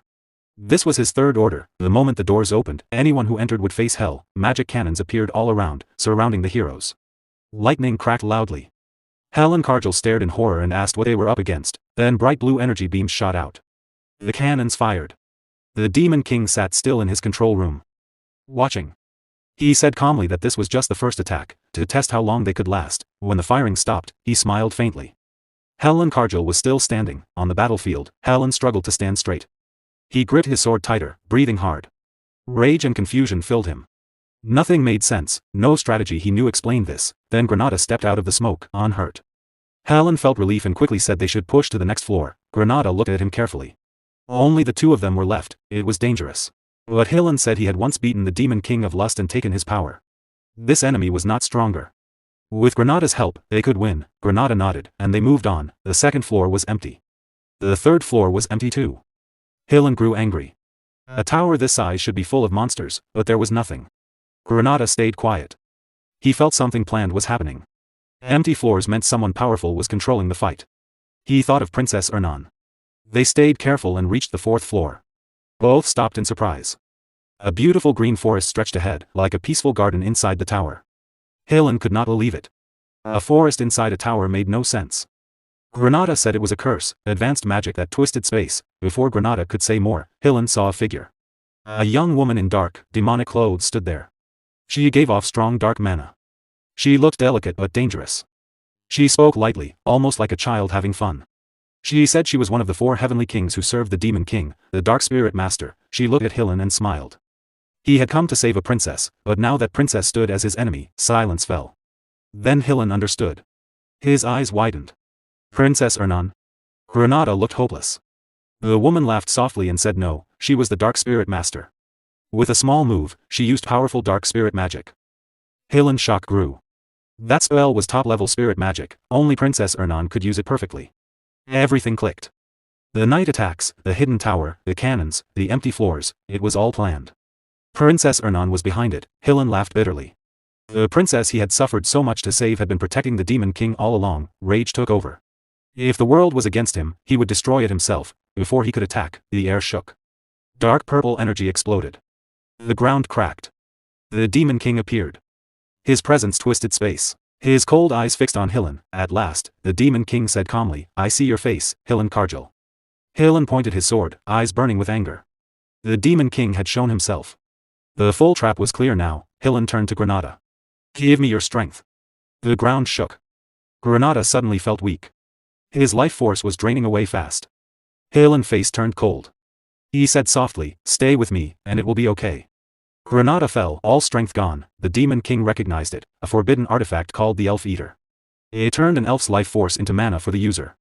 Once started, the elf could not survive.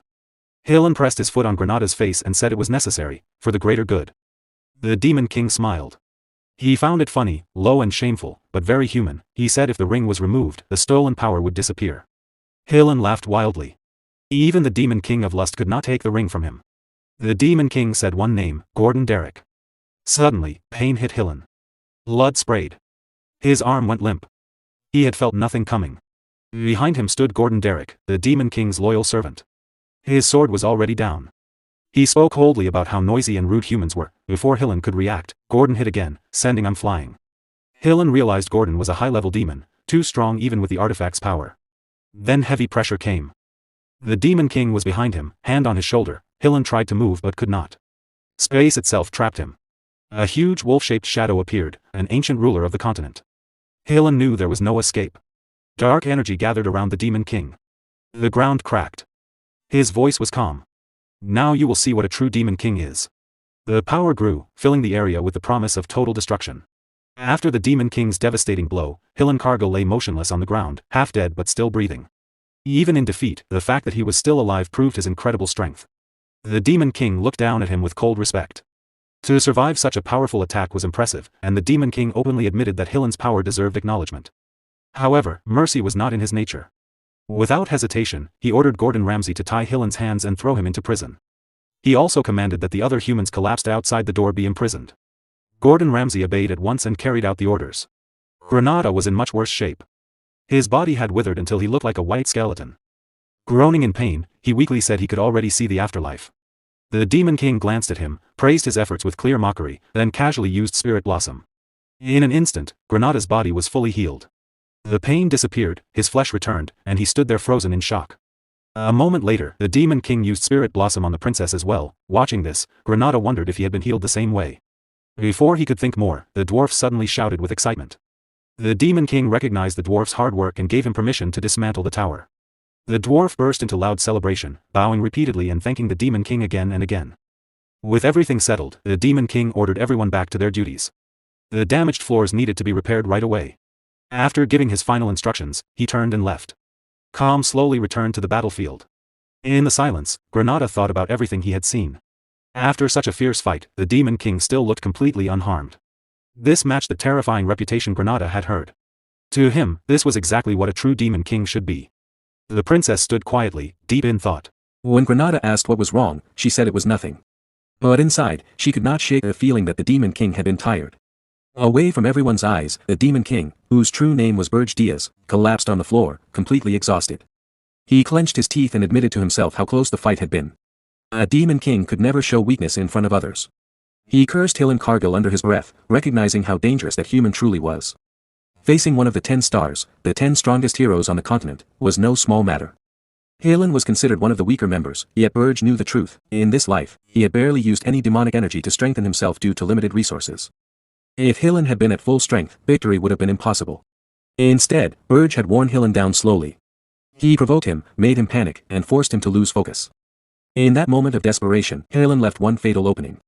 Berge seized it with a full power strike and ended the battle. For now, he considered it a perfect victory, even if it did not meet the usual standards of a Demon King. Then he realized something incredible: he had changed fate itself. That thought filled him with new determination. If fate could be changed once, it could be changed again.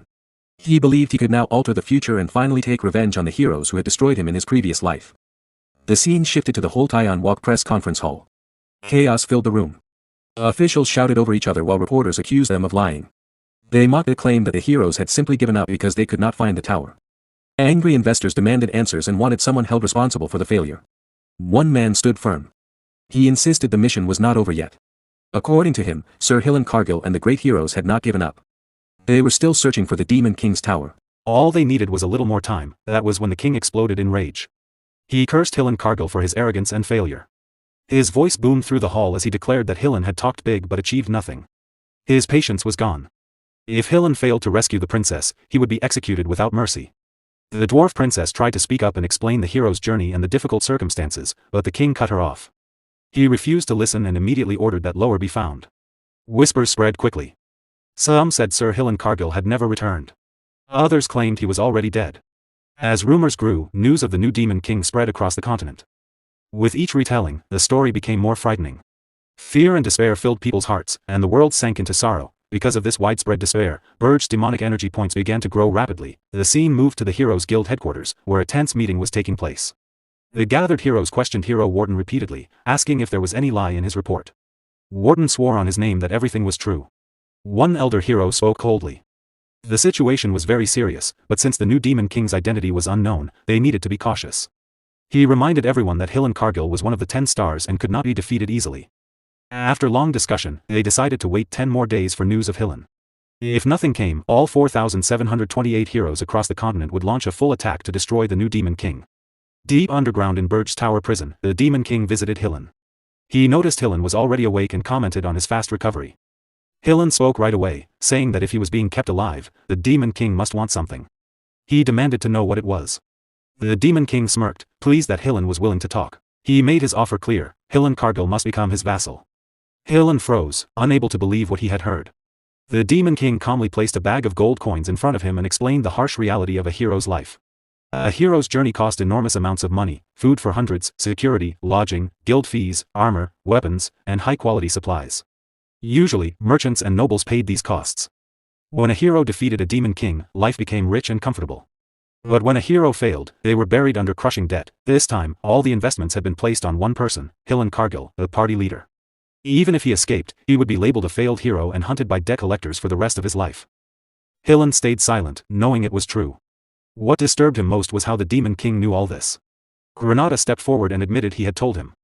Hillen shouted Granada's name in fury, accusing him of betrayal.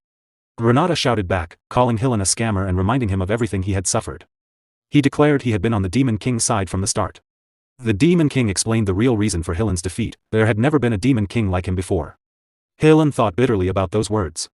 He himself had once broken the old standards. Now this Demon King would soon adapt and clear towers even faster. The Demon King laughed and revealed Armani's orb in his hand. He pointed out that if one of the strongest heroes was secretly working against humanity, could humanity ever succeed?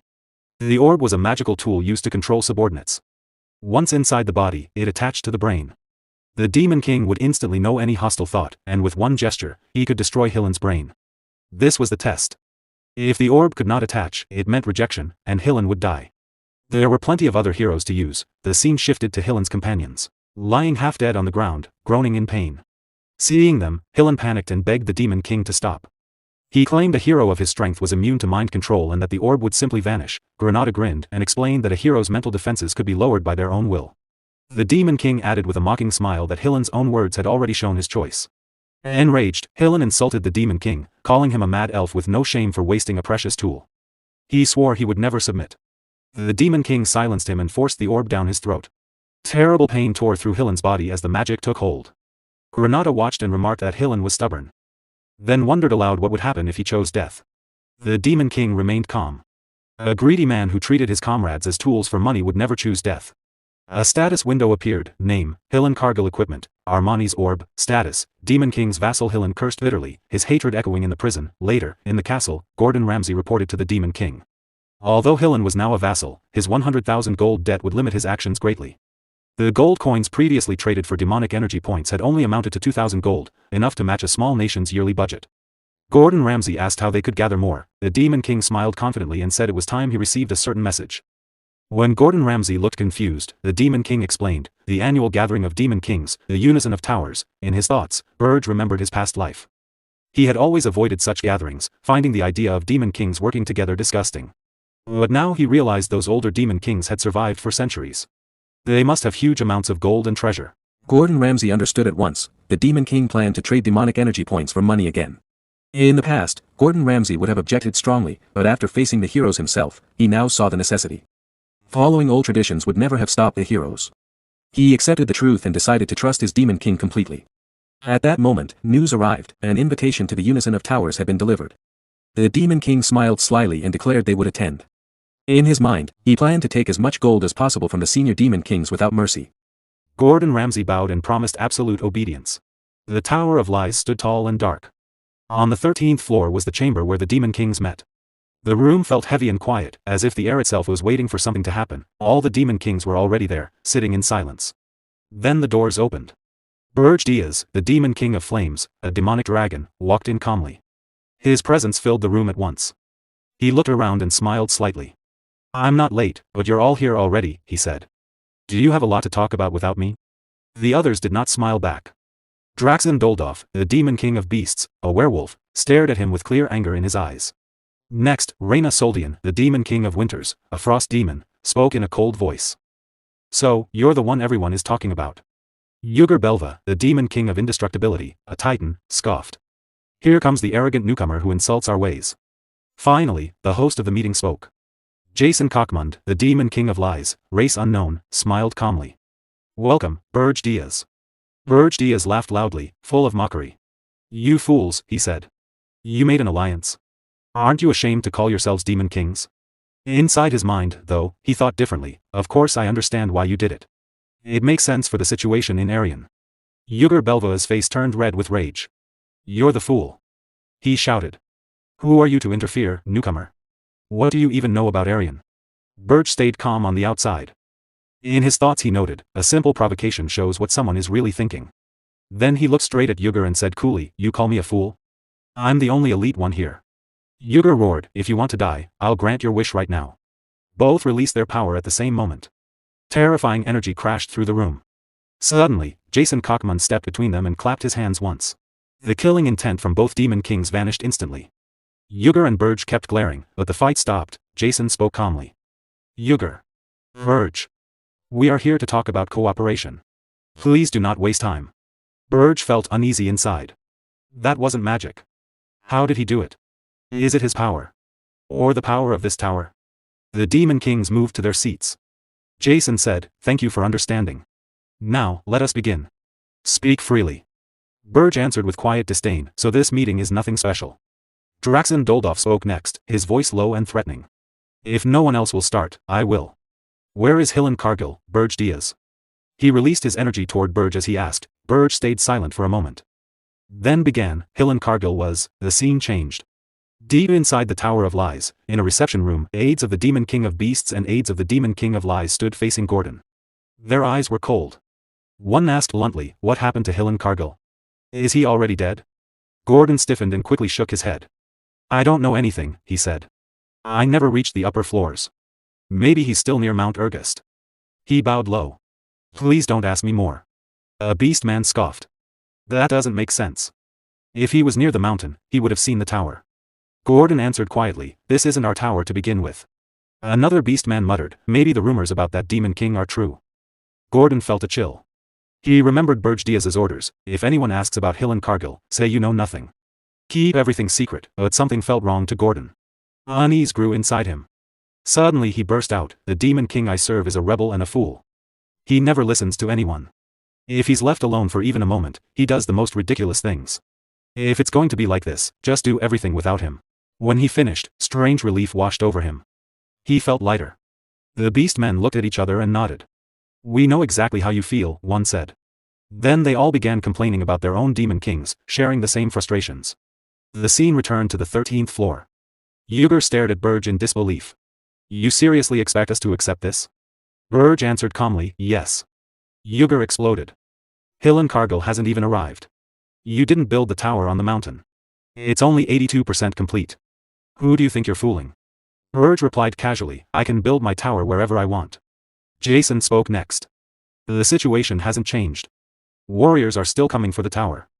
Why did you leave your own tower and come here? With a mocking smile, he added, a demon king who lost his tower. Didn't we all learn better at the Demon King Academy? You were supposed to be the greatest leader. Berge brushed it off. There's nothing to worry about. I will protect my tower myself. Inside, he thought, something about the Demon King of Lies has bothered me for a while. When Jason tried to keep mocking, Berge cut him off sharply. Draxon, annoyed, asked, do you really think Archduke Arcane will just ignore this? Berge shrugged. I don't care what that old man says. Draxon thought to himself, he's as stubborn as ever. Berge turned the question back. Is something bothering you? Draxon brushed it off. No. Let's move on. Inside, Berge thought, even if I caught something suspicious, I couldn't prove it. For now, it's enough. Better to avoid trouble. Our real goal is to collect 100,000 gold. Everything else comes second. As the meeting went on, Berge spoke more than expected. He watched carefully and noticed a clear hierarchy among demon kings. Jason Kochman sat at the very top. He also noticed which demon kings seemed desperate for magic points. Suddenly, Reyna Soldian gave him a cold, sharp look. Berge was confused by the hostility. Later, on the balcony of the 13th floor, Reyna stood alone, looking outside. Berge approached. What's wrong? She answered calmly, nothing secret. After hearing the rumors, I wanted to speak with you privately. Berge was surprised. With me? She nodded. I agree with some of your opinions. He was shocked. In his past life, he could not remember her ever saying anything like that. She quickly added, don't misunderstand. I don't hate the standards like you do. I believe in traditional values. But sometimes we need flexibility, especially in Aryan. That's why I wanted to talk. At least I can communicate with you. Unlike the others. Berge shared his honest thoughts. She replied, your view isn't bad. You're better than I expected. She handed him a small item, a personal communication device. If you ever need advice, contact me. As long as you don't insult the Demon King standards in front of me, I'll tolerate you. She finished softly, I hope someone who can communicate properly doesn't disappear too soon. Berge asked, why not talk to the Demon King of Lies instead? She answered, he can't read your mind the way you think. He's better than the other two, but even he has limits. Then she left the balcony. Alone, Berge thought, I still don't fully trust her. But her clear, honest attitude is valuable. This talk alone made the meeting worth it. At the same time, in Berge's own tower, on the first floor, a princess arrived carrying a tray of fresh cookies she had baked. Her eyes were bright and happy. She offered them to Lozier Friedrich. Please try one. Lozier stared in surprise. Snacks inside a Demon King's tower? The princess smiled. The Demon King bought the ingredients himself. I baked them with help from spirits. Lozier praised her skill with spirits. The atmosphere felt warm and comfortable. She urged him again to taste one. He thought to himself, a princess who never had to work, she probably can't cook well. But I'll praise it anyway. He took a bite. The flavor was incredible. His mana surged wildly. He had never tasted anything so good. It felt like heaven. The princess watched nervously. I added spirit blossoms to the dough. How is it? Lozier could not stop eating, completely stunned, she smiled warmly. This is a gift to build friendship for the future. Playfully, she added, after watching your face, I'm sure the Demon King would like them too. Lozier agreed, excited. The moment felt gentle and sweet. The scene returned to the Tower of Lies. Berge came back from the balcony and found the meeting room empty. They're all gone, he said. Jason nodded. The meeting has ended. Berge remarked, it was short. Jason noticed his expression and offered tea. Do you regret anything? No, Berge said quickly. Jason smiled calmly. You need something as a human, Berge. You need money, desperately. Berge froze, shocked. How does he know that? Where did the information leak from? Jason smiled and said, pretending you don't know won't work. Draxen Doldorf already told me. He waved his hand, opened his storage space, and cheerfully continued, let's stop these pointless mind games. Come on, let's make a deal. I'll trade demonic energy points for human money. Berge Diaz, the Demon King, stared at him coldly. What's your real goal? Jason laughed. What do you mean? I'm on your side, Berge. From now on, let's get along. The scene shifted to the first floor of Berge's tower. Berge Diaz stood in front of a huge pile of gold coins. He looked at the hero, Hillen Cargill, and said, take 100,000 gold from this. Make sure no one can trace where it came from. Hillen's eyes went wide. He stammered nervously, You really got the money? Inside, Berge thought, if Jason follows the flow of this money and figures out everything we're doing, we could end up as his puppets. I can't tell what he's planning, so we must be very careful. He turned back to Hillen and said, I turned the rest of your hero party into black knights and black mages. The man in the middle is Amon from the Golden Moon Merchant Guild. I learned his name when we made the contract. Hillen looked surprised and confused. Berge continued, use these people to grow the money. They will obey your orders. Amon trembled under the Demon King's dark aura that controlled him. In his heart, he thought, I can't believe we become the Demon King's servants. This is humiliating. Please save us, Sir Hillen. Hillen took a deep breath and said to Berge, since my party members are still alive, this isn't a complete failure. I can pay off my debts now. Does that mean I can keep working as a hero? Then he smirked, raised his hand for a handshake, and added, with things the way they are, this isn't so bad for me. I look forward to working with you, business partner. The former heroes, now black knights, gasped in shock. Sir Hillen. Berge's face darkened at the word partner. Berge's face darkened at the word partner. He grew angry, held up a small black seed, and said, let me make this clear. He pressed the seed against Hillen's forehead. Suddenly, terrible pain shot through Hillen's head. He dropped to his knees, grabbed his head, and cried out. Berge said coldly, we are not business partners. You are my slave, and I am your master. One of the black knights smirked and muttered, serves you right. Hillen, still in pain and confused, looked up. Master and slave. I didn't know you were into that kind of thing. Berge turned away. I'm not asking for true loyalty. Just do what I say. Now go. Hillen stood up slowly, still holding his aching head. Suddenly, a soft voice called from behind him. Hillen. He turned and saw the princess standing there with Lozier Friedrich, who was busy with some work nearby. The princess looked sad. She held out a letter and said, could you please deliver this to my younger sister, Elena? Hillen took the letter. Elena? You mean the 13th princess of the kingdom of Hilderan? I can do it, but... Why are you helping the Demon King? You're one of the reasons I ended up in this mess. The princess lowered her eyes. I'm sorry. But I have no plans to return to the kingdom right now. A hero like you surely knows the royal family's secret. Hillen Cargill thought quietly about the royal family's secrets in the kingdom of Hilderan. He remembered the rumors he had heard. If they were true, he could understand why the princess was acting this way. In the end, he agreed to deliver the letter to Elena. Later, inside Berge's tower, Gordon Ramsay spoke to Berge Diaz with worry. He said it was not that he distrusted the Demon King, but he was not sure if the hero Hillen would really obey orders. Berge replied that Hillen was not just someone who only cared about money. At first glance, he might seem greedy like many humans, but that was not true. Hillen was not noble either. What he really wanted was fame and attention. He acted boldly in everything so people would notice him. Berge added that if Hillen was controlled properly with the Armani orb, no one would make a better spy. Gordon Ramsay thought to himself that the Demon King understood humans very well. He realized he could not stay idle any longer. Berge smirked and said it would be interesting to watch a hero, working for the Demon King, destroy human society from the inside. Gordon Ramsay quickly agreed and promised his full loyalty. Just then, someone knocked on the door. Both of them looked surprised. The princess walked in carrying a plate of cookies. She calmly offered them some. Berge took the plate and said she had been coming and going freely lately. He warned that if it bothered him, he would lock her in the underground prison for a month. The princess smiled and told him to try one first. Berge looked at the cookies and called them nothing special, just a simple human dessert. He took a bite. His face changed at once. The taste shocked him. It was a flavor he had never experienced. The princess watched closely and thought, he reacted. Does he like them, just like everyone else? A light sweat appeared on Berge's face. He gripped a chair, then smirked and said, for a human dessert, it's not bad. Inside, the princess was stunned. He had resisted it. Berge then said the cookies contained spirit blossoms, a dangerous ingredient. The princess admitted it openly. She knew he would notice right away. Berge realized this was connected to a reward he had given her earlier. She clearly wanted something in return. The princess laughed softly and said yes, that was true. Berge stayed silent, looking confused. Time passed. Halen Cargill and his group safely descended the mountain with Crutus as their escort. They reached Holton Walk, then quickly used the teleport circle to travel to the kingdom of Hilderan. As for Granada, he soon restored order among his mercenaries. The scene moved to the headquarters of the Scarlet Hawk mercenaries. Granada's men returned, bruised and beaten. Granada was furious. He demanded to know how they could all run away during the first avalanche and leave their captain behind. One mercenary, face swollen and crying, tried to explain. He said the Urgest Mountains were deadly, even heroes had died there. How could mid-level mercenaries like them survive? They had no choice.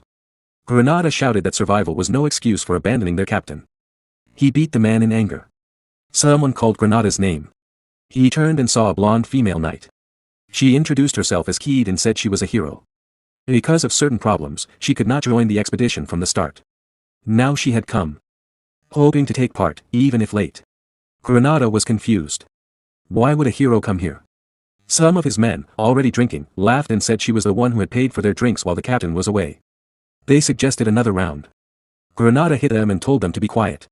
He thanked Keed for the drinks but said the hero's expedition was already over. Keed looked shocked.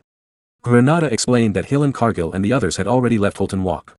Keed could not accept it. She apologized for being bold but begged him to tell her what happened, especially his failures. Granada decided he would only share what the Demon King allowed. They sat together in a restaurant. Granada told the story. After hearing it, Keed gave him a few gold coins in disbelief. She now understood the Demon King's tower was not at the very top. There was no reason for her to stay. She thanked him for his time and said the gold was a gift. Then she left.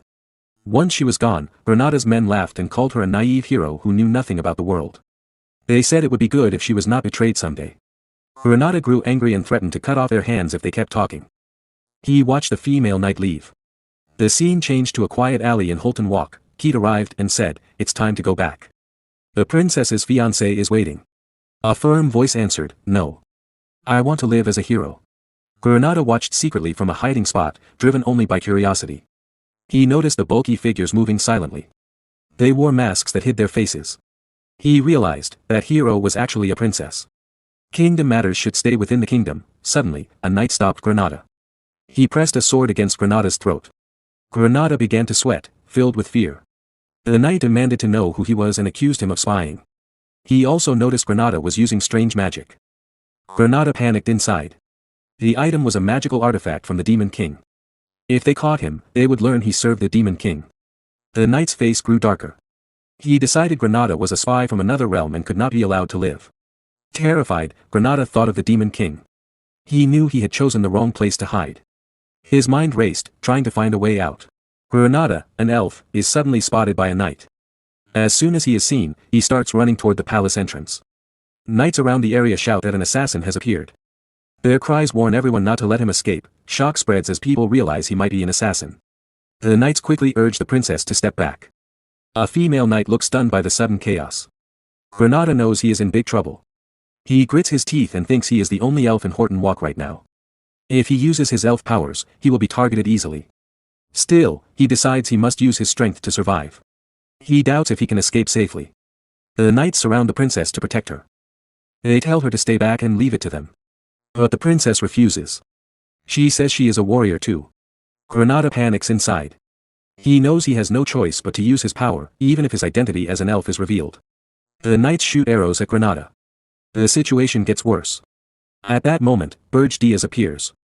He says he was wondering why everything was taking so long. He uses his power to destroy the arrows in midair. Granada is shocked. Berge spreads his wings, flies up, and holds a magic flame in his hand.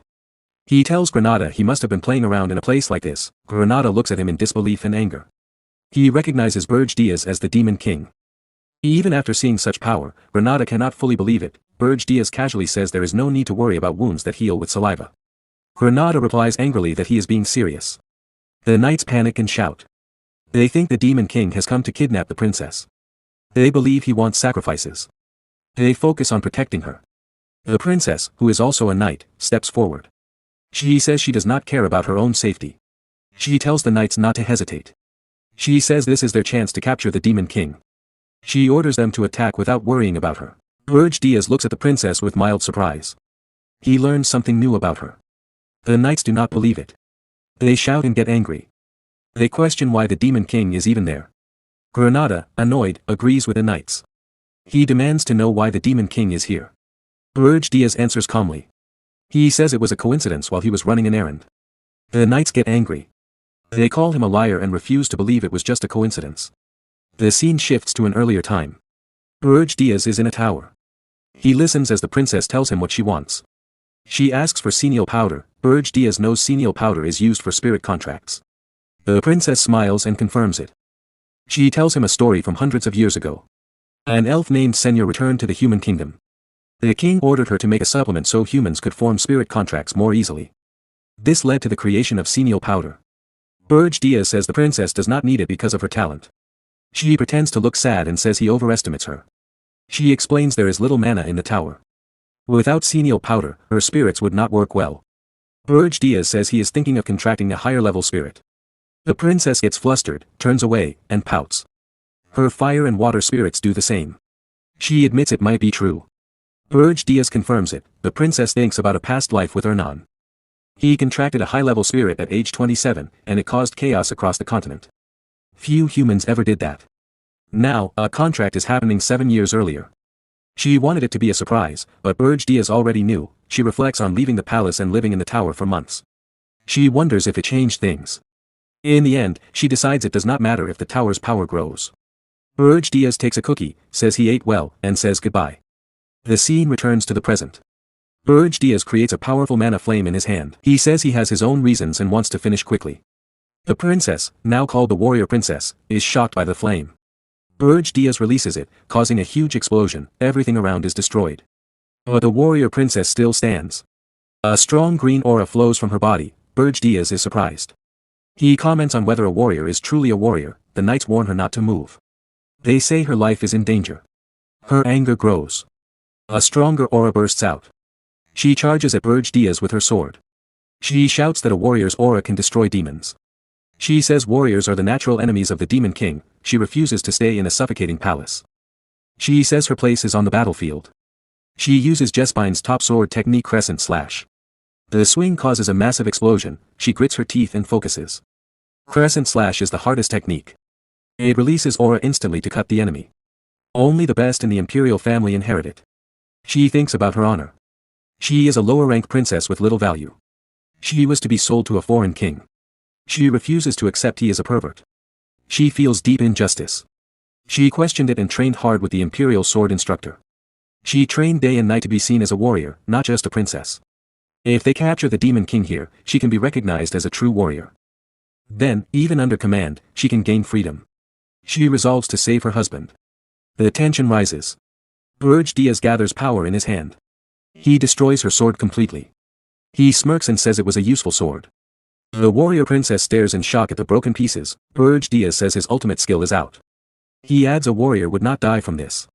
A dark red negative aura pours from his body. He hovers above her, dominating the space. The princess looks up in terror. Sweat drips. Her body shakes. In a trembling voice, she says this enemy is unbelievable. Berge Diaz grins evilly. He says being both princess and warrior makes her useful in many ways. Her fear deepens. She freezes in panic. She worries the perverted Demon King will take her too. The knights rush to protect her. They stand between her and him, knowing the danger. Berge Diaz unleashes a massive explosion. Powerful aura destroys everything around. After a few minutes, the fog clears. Many knights lie dead on the ground. 2 healers arrive. They are shocked by the destruction. They wonder what kind of explosion caused it. They sense demon magic and question if a demon was in Horton Walk. They see an injured person and check for enemies. They rush to the fallen knights and call out. One barely alive knight speaks weakly. He mentions the princess and the Demon King. The healers are stunned. They beg him to stay awake and explain. The knight groans and says the Demon King used black flames. The healers realize it was the Demon King of Urgus. The scene shifts to the dungeon in the Tower of Berge. Berge Diaz has brought the warrior princess there. She lies unconscious, covered in bruises and wounds. Another princess looks at her and asks if this is senile. Berge Diaz say, she is Key Jespine, the 9th princess. From now on, they will live together on the 4th floor. She is injured and needs treatment. If raised well, she will be useful later. The princess agrees but asks why another princess was brought in suddenly. Berge Diaz says he saw her on the way and picked her up. He kidnaps princesses to earn magi points. Targets can be high or low rank. The princess asks what magi points are. Berge Diaz is shocked. He realizes he almost revealed a secret. He wonders if she asked on purpose. He denies it and says she misheard. He changes the topic and says he will bring senile powder. She agrees. As he leaves, he thinks to himself he has become too comfortable seeing her often. He tells himself to focus. He is the Demon King, and she is just a prisoner. News spreads fast. The 9th princess of the Jespine Empire was kidnapped in Horton Walk. It reaches the whole continent. At the Hero Guild headquarters, Hillen Cargill stands in the center. Heroes question him. One says there is no lie in his words and asks him to swear. Hillen lowers his head in shame. He admits he could not find the Demon King's tower. He will take responsibility. Another hero reassures him. If warriors are blamed for failures, no one would lead in the future. Hillen thanks them. Another hero shares news. At the same time the warriors retreated, the Demon King of Urgest kidnapped the 9th princess. The Jespine Empire requests raising a warrior's banner. He has experience with Urgest and says it is the fastest way. He asks for opinions. Hillen regrets for the princess. He says instead of war now, use a small team to find the tower first. Once found, subjugation will be easy. A true strong Demon King would not hide his tower. The heroes agree. They say a weak, cowardly Demon King is no big threat. One silent hero speaks with a dark face. He says follow Hillen advice until the tower is found. All-out war is paused. Hillen bows and agrees. In his mind, he speaks to the Demon King. He wonders if this is what the Demon King wanted. He used his power to delay the war and bought time. The scene shifts to Berge Diaz. A service opens. Gordon Ramsay appears and reports Hillen Cargill words. Berge Diaz calmly says to keep watching. He feels troubled. He did not expect the heroes to prepare an all-out attack. He sighs in relief. Without Hillen Cargill, he would be in trouble. He thinks taking Hillen as family was a good choice. Outside, Hillen Cargill and Granada move around. With their influence, he can delay the warriors. Berge Diaz continues his plan: kidnap more princesses to gain magi points slowly. He plans to use valuable Armani's orb for power.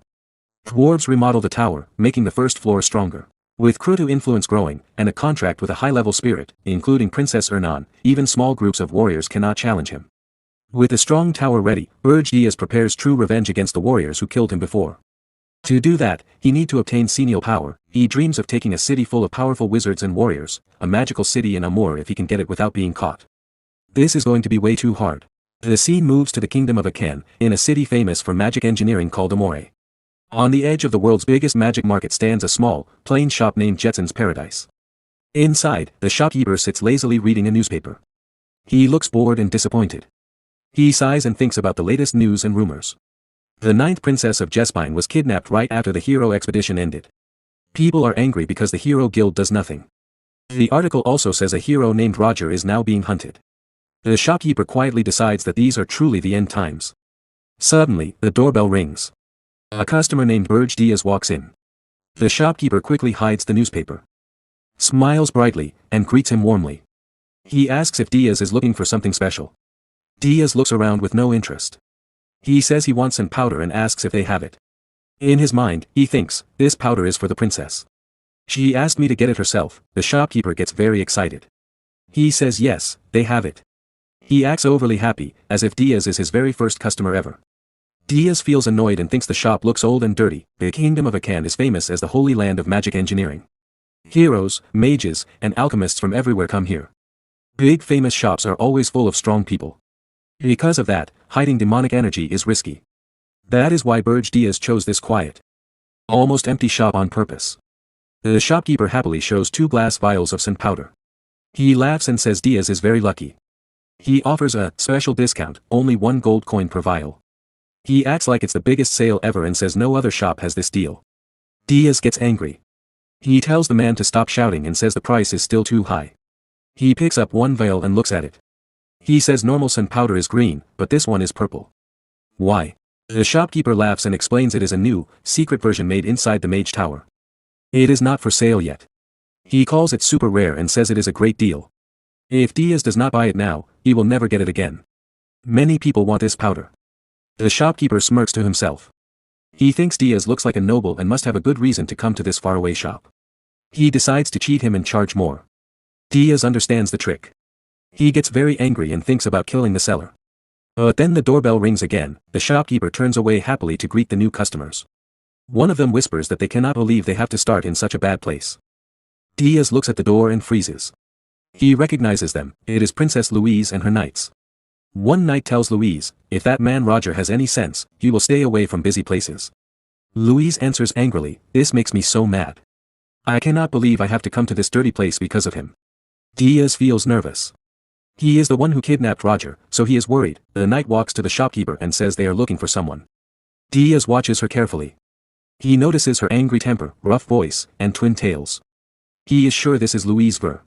He hopes she does not recognize him because he used a magic item last time. The shopkeeper laughs and says he understands. But his memory only works if he sells something. The knight looks shocked. Louise gets furious, insults him, and puts her sword to his neck. She shouts that he dares to try cheating her and does not understand how serious this is. The shopkeeper turns pale and screams in fear. He says murder is forbidden in the capital. He begs them not to kill him. In panic, he says if they threaten him, at least by something. Louise gets even angrier and calls him crazy. But the shopkeeper, still scared, smiles weakly and makes a bold offer, buy something, and I will accept any punishment after. Louise laughs in surprise and says he is interesting. She agrees to see what he has. The shopkeeper quickly renames the purple sun powder as Archie powder. He lies and says it is very useful for dwarf masters. He asks for 3 gold coins. Diaz gets furious inside. He thinks, first he tried to cheat me, now he cheats them too. But Louise looks happy. She buys the fake powder, thanks him, and even gives him blessings. Then she asks if a dwarf named Roger came to the shop. The shopkeeper says no, he never heard of Roger. He suggests they check a place where blacksmiths usually meet in a can. Louise thinks it is a good answer. She tells her knight they can leave. As she walks out, she mutters that the seller is shameful. After they leave, Diaz sighs in relief. He tells the shopkeeper, not bad. You sold trash for 3 gold. You have real courage. The shopkeeper smiles, pockets the money, and says he is glad Diaz stayed quiet. He thought she was a rich young noble lady who would pay easily and not kill him for nothing. He smirks and says Diaz seems interested in business. For 10 gold, he can share a secret. Diaz thinks the man is a huge scammer, but he actually respects the skill a little. Diaz leans closer, smirks, and tells him to go to the Golden Moon Merchant Guild. If he says he was sent by the mountain, they will accept him. The shopkeeper looks confused. He says the guild is almost bankrupt. Why would someone smart go there? Diaz smiles and says, the customer you just cheated was Louise Ver. The shopkeeper's hands shake. The vials fall and break. He freezes in terror and whispers, the villainous princess. The mad dog. Louise Ver. He begs to know what Diaz wants. Diaz calmly puts 1 gold coin on the table. He repeats, join the Golden Moon Guild. The salary is 1 gold per month. If he refuses, Diaz will bring Louise back. The shopkeeper panics and begs for his life. Then he suddenly changes, he shouts and says he will not beg. He tells Diaz to get out and even dares him to bring her back. Diaz says nothing. He turns and leaves, saying quietly, as you wish. Outside, Diaz goes straight to Louise's and tells her everything. Louise's gets furious and storms back to the shop. Diaz watches and smirks, the shopkeeper screams in panic. In the end, he breaks completely and gives real sun powder for only 1 gold coin. Later, outside, Diaz looks at the real powder and thinks even slum shops sell normal sun powder. He curses the seller again for being such a cheat. Louise sees Diaz and thanks him. She says she got her money back because of him. Diaz asks what she did to the shopkeeper. Louise grits her teeth and says sadly, because this is a foreign country, she could only give him a small lesson. She adds angrily that she should have ripped his heart out. One knight tries to calm her and says no one expected the little princess to get this angry. Diaz feels uneasy and thinks she is still strange. He quickly changes the topic and asks if Roger is a blacksmith. Louise gets excited and says yes. She asks if Diaz knows him or where he is. Diaz takes out a necklace and shows it. He asks if it is connected to Roger. The knight is shocked and says yes, it is one of Roger's early works. Diaz tells a made-up story. 2 months ago, he met Roger in a forest in Ormoth. Roger was starving, so Diaz shared food. Roger gave him the necklace as thanks. Louise holds the necklace tightly. Her body shakes with anger. She says she owes Diaz again. She wishes she could invite him to the palace for 5 days of drinks, but she cannot right now. Diaz feels nervous and hopes she controls herself. Louise gives him a badge. She says if he shows it in the Dwarven Kingdom, he can get the best equipment. She asks him to keep it for now because they must catch Roger soon. Diaz thanks her and says it looks useful. Louise and her knights start to leave. One knight asks what is next. Louise says she will contact the queen and ask for more soldiers. She smirks and says this time Roger will not escape. She promises he should wait for her. Diaz stands alone. In his mind, one word repeats, heart. Old memories come back. After his regression, rebirth, he forgot something important. Around this time in the past, Draxen found the heart of a mystic beast. He absorbed it and became much stronger. That power changed everything. Diaz realizes that power is what he wants most now. As the new Demon King, he is still weak because of dimensional limits. If he fights Laos one-on-one right now, with Laos having top gear, he might win, but only barely. That is not enough for revenge or survival. He decides, he must get stronger. His plan is clear. He will send Louise to Ormouth, to the Tower of Beasts. There, two monsters will fight, the mad dog Louise Werft and the Demon King of Beasts, Draxen Doldorf. While they destroy each other, Diaz will hide and wait. When the fight ends, he will take the heart for himself. The scene shifted to the tower's new features. After Lozier Friedrich fused with Mana's Phantom, the ghostly machine upgraded the tower. It gained two new functions, remote activation of the top floor and an item transfer system. Without warning, a box wrapped in swirling purple energy appeared in front of the emitter. A calm voice echoed through the chamber, send item. This is a function far above. On the highest balcony of the residence, Demon King Berge Diaz was talking to Gordon on a telephone-like call. He sensed a disturbance and muttered under his breath, Gordon, something has happened. I'll leave the tower to you for now. He opened his status window and gave a command to his subordinate. Gordon replied, yes, Demon King. Leave it to me. Berge said, deliver this senile powder to Princess Ernan. Using the new transfer feature, he sent a top-grade senile powder. It was a fine powder potion full of high spirit energy, a key material for forming a strong spirit contract. This will greatly help the princess, he added with quiet confidence. Princess Ernan's eyes sparkled as she examined the potion. She could barely contain her excitement. Wow, this is top-tier quality. Did you get it from the Kingdom of Aachen? She asked. Gordon nodded firmly. The Demon King himself secured it. Use it carefully, he advised. Meanwhile, Berge reminded Gordon about the fourth-floor prison. There, a blonde-haired girl, Princess Keed, sat calmly on the cold stone floor. She looked strangely peaceful despite being locked up. Teach her swordsmanship so she can fight at full strength, Berge ordered. I'll test her when I return. In another place, during a fierce training match, Keed faced Gordon. Their swords clashed with great force. Energies exploded as they met. Gordon blocked her strike and glared at her coldly. At least land one hit, he said. Then you can speak to me. Berge also told Gordon about the first floor of the tower, where the new item had appeared. Set up the Hell Force on the first floor. Tell Lozier to reinforce it even more. The dwarves were filled with excitement. One rushed to the massive blast furnace, his eyes shining like a child who found treasure. What is this? I've never seen a furnace like this before. How does it even work? He shouted, inspecting every detail. Behind him, Gordon watched silently. The dwarf ran his hand along the glowing surface in awe. That color, it almost feels alive. This is all thanks to the Demon King's grace. His mouth hung open in disbelief. This is incredible. I'll forge equipment worthy of the Demon King himself. Elsewhere, Berge asked Gordon, how are the Pearl Orcs doing? Gordon replied. We've unified 3 tribes so far, and our numbers have doubled. They've grown strong enough to hunt most monsters in the Ergest Mountains. At that moment, a screen flickered on as Gordon gave his report. The Demon King nodded. Good. Guard the tower until I return. Yes, my lord, Gordon said solemnly. I will not disappoint you. The call ended. In one swift motion, the Demon King jumped and landed smoothly on top of a tall building. He thought to himself, so I can manage the tower directly without even going back, a very convenient function. Suddenly, another call came through, from Hillen Cargill. Berge's eyes widened slightly. Can I contact you now? Hillen asked cautiously. Berge's expression hardened. He stayed calm but alert. Speak. What's happening? At the same time, news arrived. The conquest of the summit of the Golden Moon had been completed. From now on, the Golden Moon Merchant Guild will be managed by Amon, the Black Knights, and the Black Mages. The Demon King listened carefully. That is important, he said, thinking deeply. On the other side of the call, Hillen Cargill spoke quickly. One of the 10 stars is giving us support, so the guild leader gave his position to my son. I also checked. One failure won't destroy the reputation of the 10 stars so easily. The Demon King gave his order. Good work.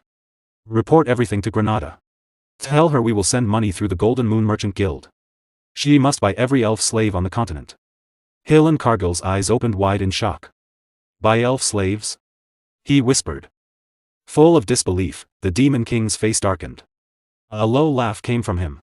There is a con man named Jettison. He will be useful. Let him do what he wants. Hillencargill blinked in surprise. So it really was a scam, he said quietly. Berge smirked as he remembered the man clearly.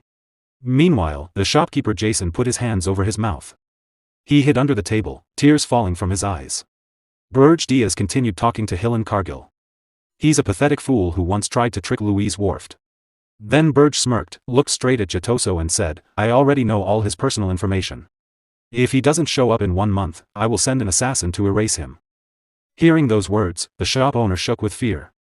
More tears fell from his eyes. The Demon King stood in front of Jettison, the shop owner, and glared down at him coldly. I know everything about you, he said in a dangerous voice. You think I am nothing? I am the great Demon King. Jettison trembled and cried out in fear. Soon after, his shop was destroyed and turned into ruins. At the Holton Walk shared training grounds, the sound of swords clashing filled the air. Granada subordinate whispered to each other. A man from the Association Connect Granada watched through a screen and gave a strong order. Granada stared in disbelief. Really? You want to buy all of my people? Granada replied, I'll follow the command. I will gather the members quickly. In his heart, Granada felt torn. Saving his people was good, but pulling them into the Demon King's plans would not be easy. His teeth clenched. Did you give this mission only for your own benefit, Demon King? He wondered with anger. Captain, one of his old companions asked while swinging a sword, why are you practicing elf swordsmanship? The captain answered with irritation.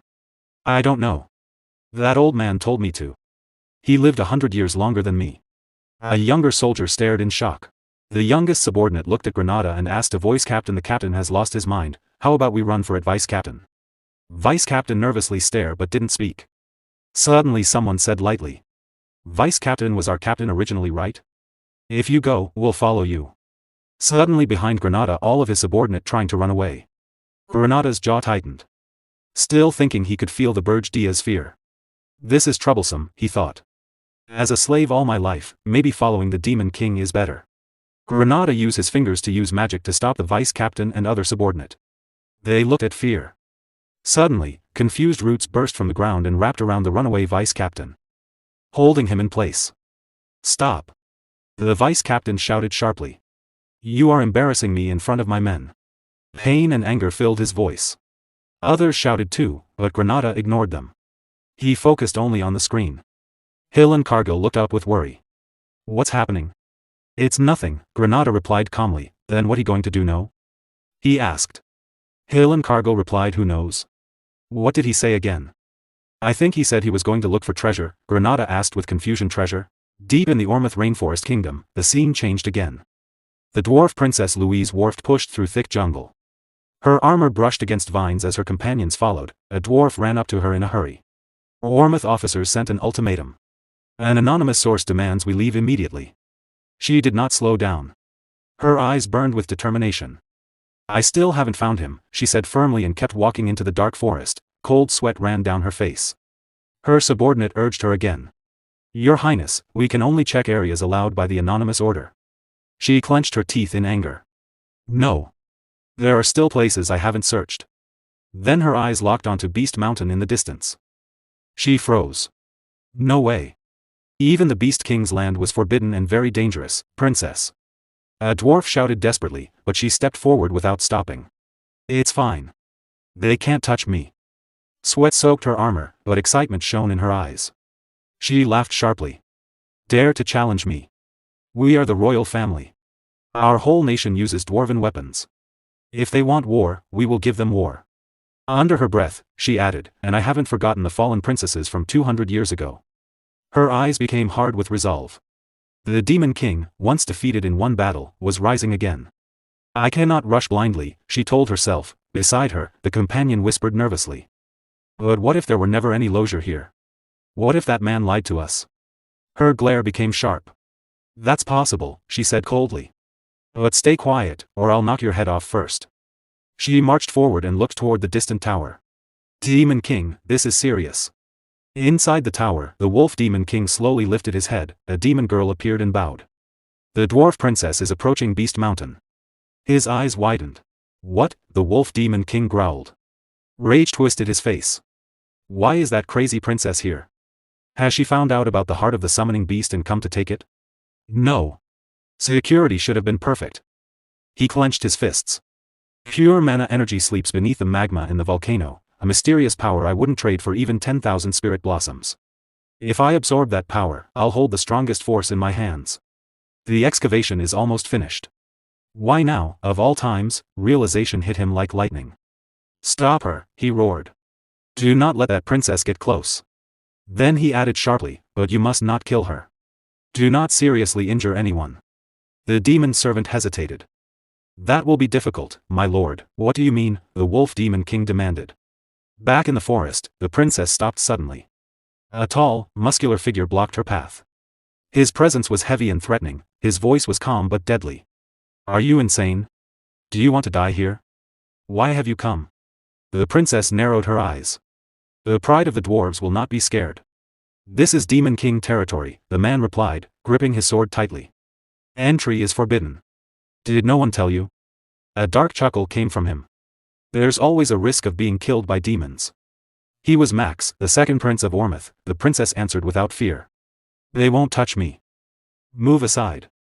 I won't leave until I find Lozier. Max's face twisted in anger. Dwarves really lack brains. He remembered the full war 200 years ago near the kingdom of Jaspin, right next to the Demon King's castle. I made a lot of profit supplying war materials back then, he said bitterly. Jaspin grew stronger because of that so-called profit.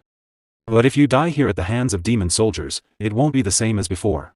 Behind the princess, dark red energy burst out and swirled wildly. A whisper seemed to echo inside it, if you die today, take the Demon King's head with you.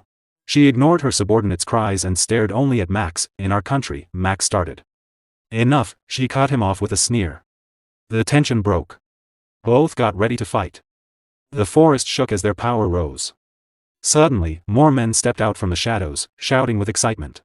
Now it's our turn to take the rewards. Max tightened his grip on his weapon. Kill them all. His soldiers and hunting hounds surrounded the dwarf princess and her group, blocking every escape. For the prosperity of the kingdom of Ormus, Max said coldly, you will all die here. Rage poured from the princess as she raised her axe. You dare touch me here, you cowards. In the distance, the sound of demonic galloping echoed across the battlefield. Inside the tower, the wolf Demon King roared in shock. What? Stop this right now. His eyes widened as he understood. The Ormith Forces planned to kill the princess and blame him for it. A full-scale war, like 200 years ago, was starting. Outside, monstrous demonic creatures were sent out immediately. The princess must survive, he thought grimly. Blood and violent mana began to stain the forest. Max's comrades moved forward without mercy, cutting down dwarf soldiers with terrifying skill. The scene became brutal. Then, a golden shield suddenly flared around the princess. Release them all, she shouted.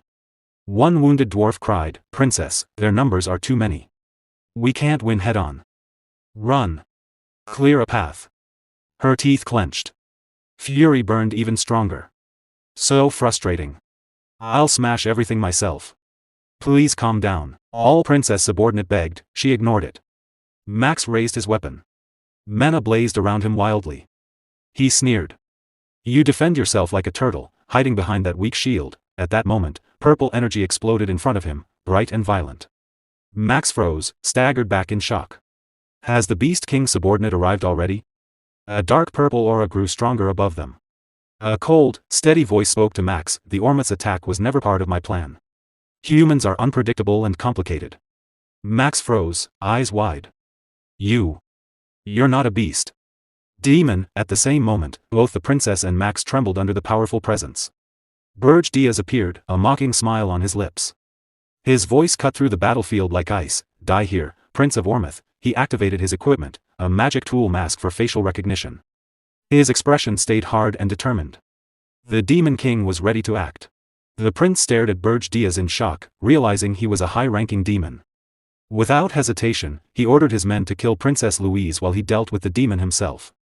His soldiers quickly obeyed and rushed toward Princess Louise with the intent to kill her. Before they could reach her, terrified screams filled the air. The prince turned around in disbelief. Princess Louise was moving so fast she was almost invisible, cutting down his men one after another with perfect precision. Within moments, they were all dead. She stood among the fallen soldiers, her anger burning fiercely. A deadly glare flashed across her face as she shouted for everyone to close their eyes. As she screamed, a terrifying power exploded from her body. The air trembled under the weight of her aura. It felt heavy and suffocating, pressing down on everything around her. Max tried to stay calm, but fear slowly crept into his heart. He wondered why people were talking about dwarves when the real danger was the furious princess standing before them. Suddenly, a dark and suffocating aura burst from the Demon King. Black energy wrapped around Max, trapping him in place. He struggled but could not move. The pressure was too strong. In the next second, Princess Louise appeared in front of him. With one swift strike, she cut him in half. Without stopping, she continued moving forward. Her anger had not faded. It only burned stronger. The remaining soldiers trembled in fear and began to run in every direction. No one could stand against her overwhelming power. Princess Louise searched the battlefield for the dark demonic energy she had sensed earlier, but it had disappeared. Some of Max's remaining soldiers gathered their courage and accused her of attacking the prince. Even as they shouted, they could feel her terrifying energy filling the air. Her face grew even harder. Her power grew stronger. She said they had come to kill her first. She would send them to join their prince. Her voice rose with anger. The ground under her feet shook from her great strength. At that moment, the dwarf soldiers arrived. They quickly formed a wall around the princess. They wanted to protect her and stop anyone from getting close. They moved together perfectly and made a tight group. Some soldiers rushed forward from the wall. They attacked the enemy's back. The forest turned into chaos. Big explosions rang through the trees. The ground shook when strong attacks hit each other. Smoke and waves of force tore through the area and the battlefield. From far away, the Demon King watched the fight with calm eyes. He knew Louise would not die here. He decided to let things happen and start his main plan. He looked up at the tall building ahead, called the Tower of the Beast. The scene moved to the tower. A huge wave of power came from it. The power was thick and strong. It made the air shake. Inside, the Beast King stood in anger. He shouted at one of his subordinate. The subordinate quickly started to report about the Demon King's magic. But before she could finish, the Beast King cut her off. He said coldly that the magic did not come from his family. Another demon lord had sent demons into his land. From their strength, they must be top-level demons or even stronger. His face grew dark. His anger rose. In his mind, he thought carefully. While the dwarf princess and Prince Orms fought, other demon groups were attacking at the same time. The timing was too perfect. He decided to check it himself. The scene went back to the forest. The Beast King reached the battlefield. His presence felt heavy and strong. He asked right away what had happened to the dwarf princess and the invading demon. One soldier tried to answer and called him Demon King. But before he could finish, another soldier said they had just arrived. The princess had been surrounded by Orm's soldiers. The Beast King's anger grew. His power rose. A bad thought came to him. He feared that if the big attack from 200 years ago happened again, he still did not have the power to stop it.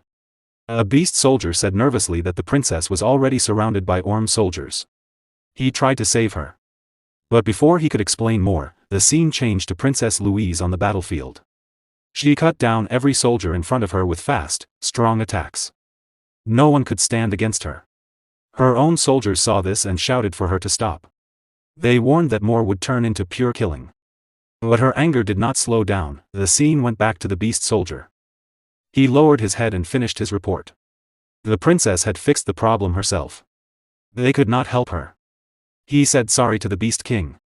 The Beast King got angry and hit the soldier. He said the soldier was making things confusing. The soldier bowed right away and said sorry many times. He shook with fear. Soon more soldiers came with strong beasts. One said slowly that Prince Orms too had been killed by the dwarf princess. Another soldier asked what to do with the rest of the Orms warriors. He wanted the Beast King's order first. The Beast King stayed quiet. His face was dark as he thought. Killing the men would make it easy for others to blame him for the prince's death. It might give quick magic points, but taking and killing people had big risks. Even though Orms was a small country, a sad king made crazy by his son's death could cause big problems. After thinking about the risks, the Beast King gave a clear order. Send the living Orms warriors back alive. They must give true statements so no one could blame him wrongly. His voice was cold but tight with worry. Then he turned to his troops and asked if they had found the demon who came into his land. The soldiers paused. They did not know what to say under his strong presence. They said they were still looking. The Beast King grabbed his head in anger. He called them useless. Not only their heads, but even their noses were no good. His anger showed, but then his face turned to deep thought. He thought again. If it was a high-level demon good at hiding, it was no surprise his men could not find it. He narrowed his eyes. It had been a long time since he faced something like this. He used a skill called Super Sense Boost.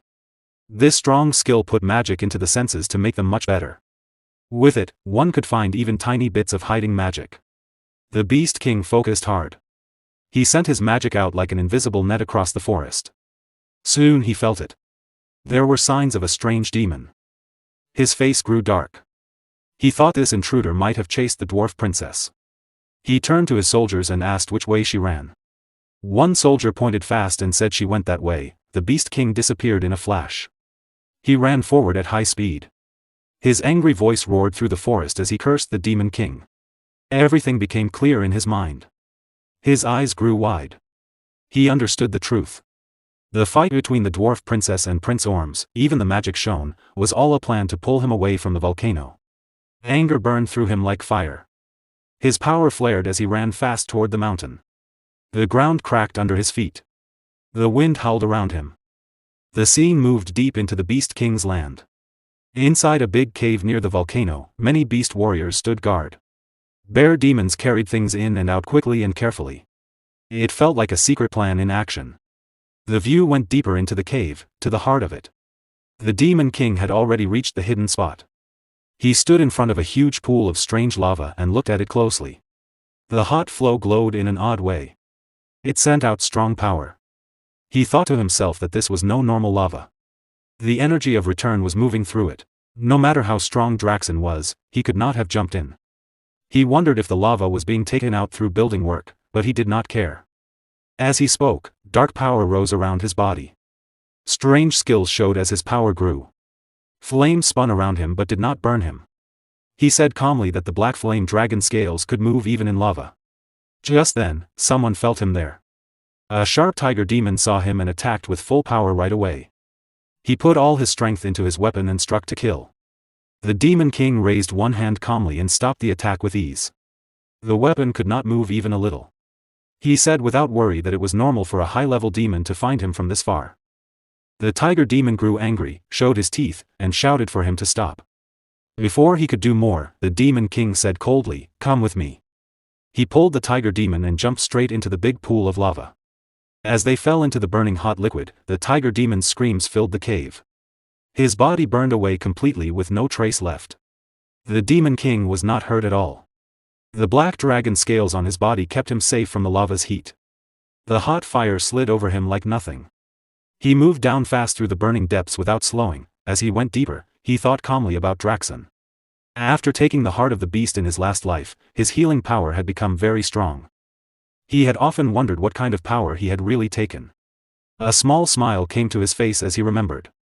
Far down in the depths, a phoenix appeared. Its power felt huge even in the lava. The Demon King remembered that when he was a young Demon King, the phoenix was known across many worlds. Records said the phoenix could cross worlds. It could be a godlike being or a ruler in its own land as the top destroyer. Its power could be big or small. But one thing was always true. Every demon lord who fully took a phoenix became strong enough to have their name written in demon world history. Quiet joy came to his face. In his mind, he thanked Draxon. Draxon had taken the phoenix in his last life. Now he could stand here. The only power he had ever wanted would be his in this life, and he would use it well. The Demon King reached his hand forward. A very strong light burst from his palm. The light was so bright it could be seen from far away. It lit up the sky and the mountains around. From a distance, the Beast King saw the bright light. His face twisted with shock and anger. He asked who had found his phoenix. His thoughts raced. Could it be Berge? But he quickly said no. That one would never move without a clear gain. He kept running at high speed and thought more. No high-level demons were here except the ones above. No new demon lord should have found this secret. The guards had been careful. In one moment, he reached the cave entrance. The guard said something about a demon, but he pushed past them. He told everyone to stay back as he went inside. He quickly ruled out Yugur, who was not smart enough for such a plan. He also ruled out Rina of the Snow Demon tribe, because the phoenix had fire power that would poison her. That left only one person. He turned sharply to his soldiers and asked if they were safe. One said quickly that earlier the tiger had jumped into the lava. The Beast King said in shock that it was impossible. The shaking soldier said the tiger claimed he was going to steal it. Another voice shouted that it was dangerous. From deep in the cave, strong light kept pouring out. It grew brighter and stronger. The glow spread far past the cave and could be seen from a long way off. From far away, several people saw the amazing sight. Princess Louise Vert, Merchant Granada Hill, Cargill, and Princess Alina stood with their soldiers. They all watched the bright light in silence. Meanwhile, the Beast King's anger reached its top. He made a fist. His power exploded around him. He roared with killing intent. Deep in the burning lava, the phoenix showed itself. Deep in the forest, a strange sound echoed through the trees. Berge Diaz lay on the ground, unconscious. After a while, he slowly opened his eyes and muttered, "Where am I?" Animals gathered around him, watching quietly. He slowly raised his hand and thought about the phoenix. I was going to put the phoenix's corpse into my subspace and take it to the tower. But then he remembered. The phoenix's mana was absorbed into my body before I could react. Then the volcano erupted. I was blown far away, he frowned. A demon king like me. Why? He looked around and saw the wild animals staring at him. Am I surrounded by wild animals? Get away from me. A strange feeling spread through his body. This doesn't feel like me. He walked to a nearby stream and looked at his reflection in the water. His eyes widened in shock. Who is this? The scene changed to the kingdom of Ormus, hidden deep within the forest. Inside the royal hall, dwarf Princess Louise and her subordinates knelt before the throne, Prince Jetson. The brave warriors of Ormus saved us from the subordinate of the Demon King of Beasts. But then, enough. Prince Jetson sat on his throne, his face dark and heavy. I raised my son to be a brave warrior. Princess Louise lowered her head and said softly, to fall on the battlefield while protecting the weak is the highest honor. Suddenly, Prince Jetson slammed his fist against the throne. That's all nonsense. His teeth clenched, tears filling his eyes. I lost my son. He turned to his subordinate and shouted, inform the Heroes Guild at once. Tell them to prepare a hero expedition to defeat the Demon King of Beasts. Yes, sir. The subordinate replied quickly. The scene shifted back to the forest. A sharp beeping sound rang out. It was Hill and Cargill. A blue video screen suddenly appeared in the air. Hill and Cargill showed up on the screen and began to speak. I wish to report. Suddenly, his eyes widened in shock. Who are you? Berge Diaz quickly looked around. Wild animals were still gathered near him. He tried to push them away so they wouldn't appear on the screen. It's me, Berge said calmly. Your master. My appearance changed because of something that happened. Don't worry about it. Give your report. Hill and Cargill was still surprised, but he bowed his head nervously. Why yes. Currently, a hero expedition is being organized at the request of the King of Ormus. Berge thought, as I expected. Hillen continued. The commander of this expedition is Rosal Charnt. She is a 10-star mage, a top-tier battle mage who specializes in fire magic. The vice commander is Balraf Disroad, a 10-star hero. He reached the highest level through pure martial strength. Out of the 500 members in the expedition, 200 are heroes. Their goal is to kill the Demon King of Beasts. They plan to gather in Ormus and launch a direct attack on the Tower of Beasts. Berge stood up and opened his storage space. He took out clean clothes and put them on. A blue status window appeared in front of him. 200 heroes. That's more than I thought, he said quietly. Hillen replied, the only 10-star members are Rosal Charnt and Balraf Disroad. Berge frowned. Only 2 10-star heroes out of 200 people? Hillen hesitated, then said, it seems there is a group that does not want the Demon King of Beasts to die. They are controlling things from behind the scenes. Berge was confused for a moment. Humans who don't want the Demon King dead?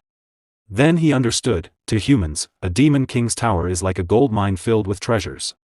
Even demon corpses can be used as materials for magic items, so they sell for high prices. The people who profit from the Tower of Beasts don't want their source of money destroyed. He let out a quiet breath. Even things that look simple on the surface are tied to many hidden interests, he murmured. Humans really are complicated. Berge Diaz looked at the blue screen where Hill and Cargill appeared. Then you will join the hero expedition, Berge said calmly. I will tell you the weakness of the Demon King of Beasts. Hillen looked confused. Berge continued, but the Demon King of Beasts must be defeated by you, and only you. After that, absorb his power. He paused before adding, a hero who has killed 2 Demon Kings. It will be much easier for you to gain the trust of humans. On the screen, Hillen hesitated. I'm grateful, but... If I become stronger, are you sure you can still control me? Berge's expression turned cold and serious. Do you think absorbing 2 Demon Kings will be enough to fight me? Hillen quickly lowered his head. And no. Leave it to me. The call ended. Berge began walking forward. All right. I need to return, beep. Another blue screen appeared. Gordon? Speak, Berge said. On the other side, Gordon looked shocked. Gordon? Speak? Who are you? Berge sighed in annoyance. Not this again. I am your Demon King. Speak. Gordon was still confused. Master. Why do you look like that? I said, just speak. Ah, yes. Gordon quickly replied. An emergency summons has been issued from the Tower of Beasts. Berge's eyes widened in surprise. Draxon. Really? Correct. The message just came in, Gordon answered. The scene shifted to the Tower of Beasts. The Beast King, Draxon, stood in front of a large gate with his subordinate beside him. 2 portals slowly appeared in front of them. From the first portal, Yugur Belva, the Demon King of Indestructibility, stepped out. He looked at Draxon Doldov and asked, What is it, Draxon? From the second portal, Reyna Soldian, the Demon King of Winters, appeared. She frowned and said, It always smells terrible here. Draxon Doldov looked at them and said calmly, Go upstairs first and wait. I will come with the last guest. All right, Yugur replied. Yugur and Reyna walked forward with their subordinates and entered the tower. Draxon remained standing alone. He clenched his teeth in anger. A red aura burned in his eyes. Berge Diaz. Jason Kokmundo. You are late, he thought. Are you weighing your options? His eyes grew colder. Berge Diaz. If you are late, I will consider you a suspect. The scene changed to the forest. Berge Diaz quickly returned to his demon form. Dark wings spread from his back. I let my guard down for a moment. He pushed off the ground with strong pressure and shot into the air. There's no time. A blue screen appeared beside him. Gordon spoke from it. Since Master is already near Ormus, I am the only one who needs a portal to the Tower of Beasts. No, don't. Berge shouted while flying. Gordon looked shocked. What? Are you already on your way? Yes. I'm heading there right now. The call ended. Berge thought quickly. If I arrive without using a portal, Draxon will ask why I was nearby. That will increase suspicion. But arriving late will also make him suspicious. First, I must return to my own tower. Then I will take the portal with Gordon to the Tower of Beasts. He flew as fast as he could. At this speed, I won't make it. I'll be a few minutes late. Faster. I need to go faster. Suddenly, his heart burned with a powerful aura. Flames wrapped around it. His wings changed shape, turning into large wings made of fire. He stared at them in shock. Phoenix wings. Wait. I don't want to use my mana right now. Then he realized something. His heart was burning with Phoenix mana. He touched his chest. Impossible. Is it still alive inside me? That's why the animals gathered earlier. Suddenly, his eyes widened. His speed increased greatly. It was too fast. He tried to control it, but he couldn't. The air pressure distorted his face as he shot through the sky like a burning comet. In moments, he reached Berge's tower. But he couldn't stop. He crashed straight into the tower's barrier. The barrier protected the tower, and it did not break. Black smoke filled the air. Berge fell to the ground inside the tower. He held his head and said nervously, I arrived on time. But I can't control it. He took a deep breath. I must be careful until I fully tame the phoenix. He stood up. Gordon, are you ready? He paused and felt his chest again. It seems the phoenix used all its power. And fell asleep. Gordon's voice came through the screen. Yes. Are you on the first floor right now? Yes, Berge replied. Come down quickly. We are going to the Tower of Beasts immediately. The scene shifted to Ormus Place. Many heroes had gathered there, and they were all staring at Rosal Charnt. They whispered to each other, blushing with excitement. Is that the Rosal Charnt who awakened all magic at the age of 5? The idol of the Magic Tower. Rosal Charnt? It's my first time seeing her in person. Should I ask for her autograph? One hero said shyly, it feels embarrassing to make such a fuss when we're fellow heroes. Another stepped forward and said proudly, Rosal, it's an honor to fight by your side. I will record today as my greatest achievement. Someone else added, behind them, another hero thought, ah, those people. I was just about to greet her. Meanwhile, Rosal was sitting on the ground. She waved her hand carelessly. Yeah. If you're done, get lost quickly, you losers. Rosal Charnt, commander of the Dawn's Flame Strike Squad. One of her subordinates quickly shouted, Commander, please watch your language. Our squad's reputation gets worse every day. Rosal narrowed her eyes. What did I do? As far as I can see, they're just losers. How am I supposed to clear the tower with trash like that? Suddenly, the heroes turned their heads and began whispering again. Is Hillen Cargill joining this time too? The 10-star hero who defeated the Demon King of Lust? I heard the Erzist expedition failed. But a 10-star hero is still a 10-star hero. Hillen Cargill walked up to Rosal and raised his hand in greeting, long time no see, Rosal Charnt. I came to help with this expedition. Rosal smirked. Still thick-faced as always, I see. You're not wearing that dirty ring anymore. Did you leave it behind because there are no elves here? Hillen laughed nervously.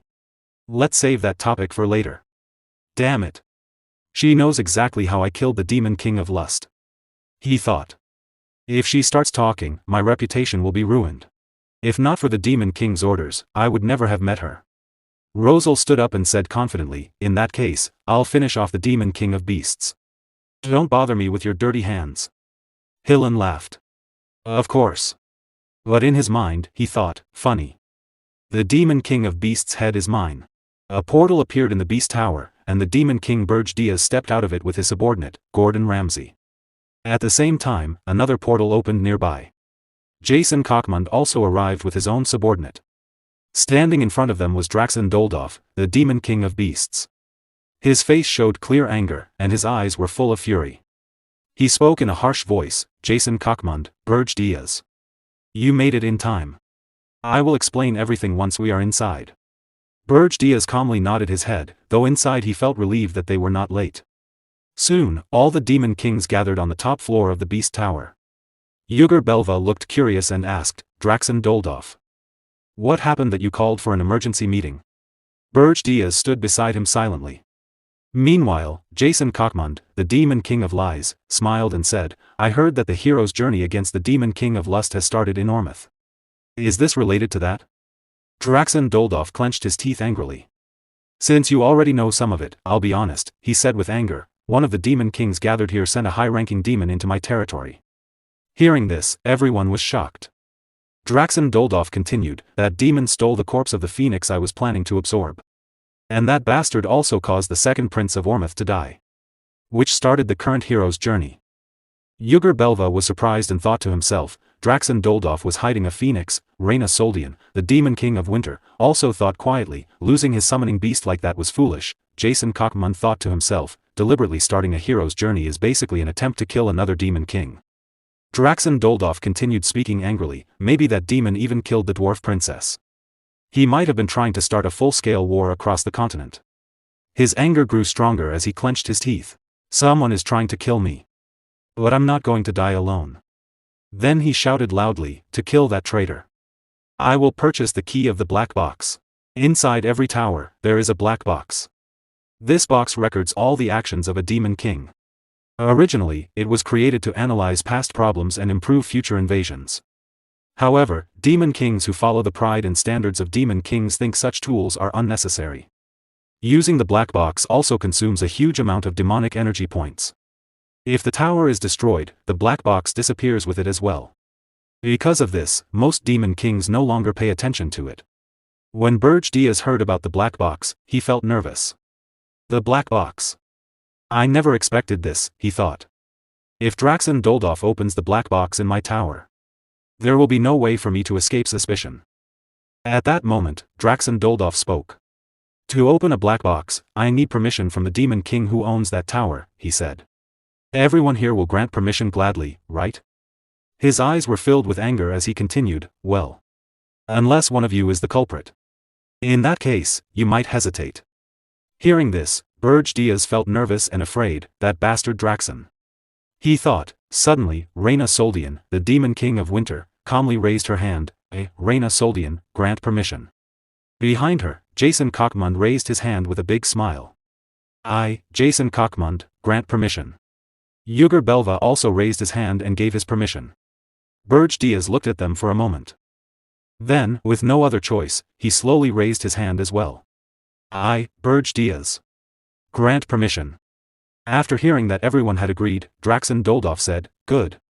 Everyone has approved. Excellent. He clenched his teeth and added, I will contact each of you later with the results. For now, this meeting is over. The black box key is a single-use item. Buying it requires a huge amount of demonic energy points. Its price is 9,999,999 points. Right before a hero's journey begins, Draxen would not waste such a large amount of demonic energy points or risk his life without reason. But once the hero's journey ends, whether it succeeds or fails, and everything settles down, he will definitely buy the key. When that happens, he will open the black boxes of Berge Diaz and Jason Cockmund. After returning to Berge Tower with his subordinate, Berge Diaz thought quietly, before that happens, I must deal with Draxen Doldorf. Berge Diaz quickly said, I'll check the situation in the tower first, and then I'll head out. Behind him, Gordon Ramsay replied calmly, everything is prepared. Good. Then I'll start checking from the first floor, Berge Diaz said. Yes, Demon King, Gordon answered. First floor of Berge Tower. On the first floor, Lozier Friedrich was standing on top of a huge magic cannon. When he saw Berge Diaz, he shouted excitedly, how is it, Demon King? A magic cannon born from the Forge of Hell. This is the Inferno Catapult Mark I. Lozier Friedrich laughed loudly. He was the boss of the first floor. His eyes were shining with excitement as he proudly shouted, behold this majestic and beautiful creation. I have never made such a masterpiece in my life. Thanks to the Forge of Hell, it can unleash 3 or more elemental attacks of hell. It's a mobile catapult tank that can freely move across the terrain, something that has never existed before.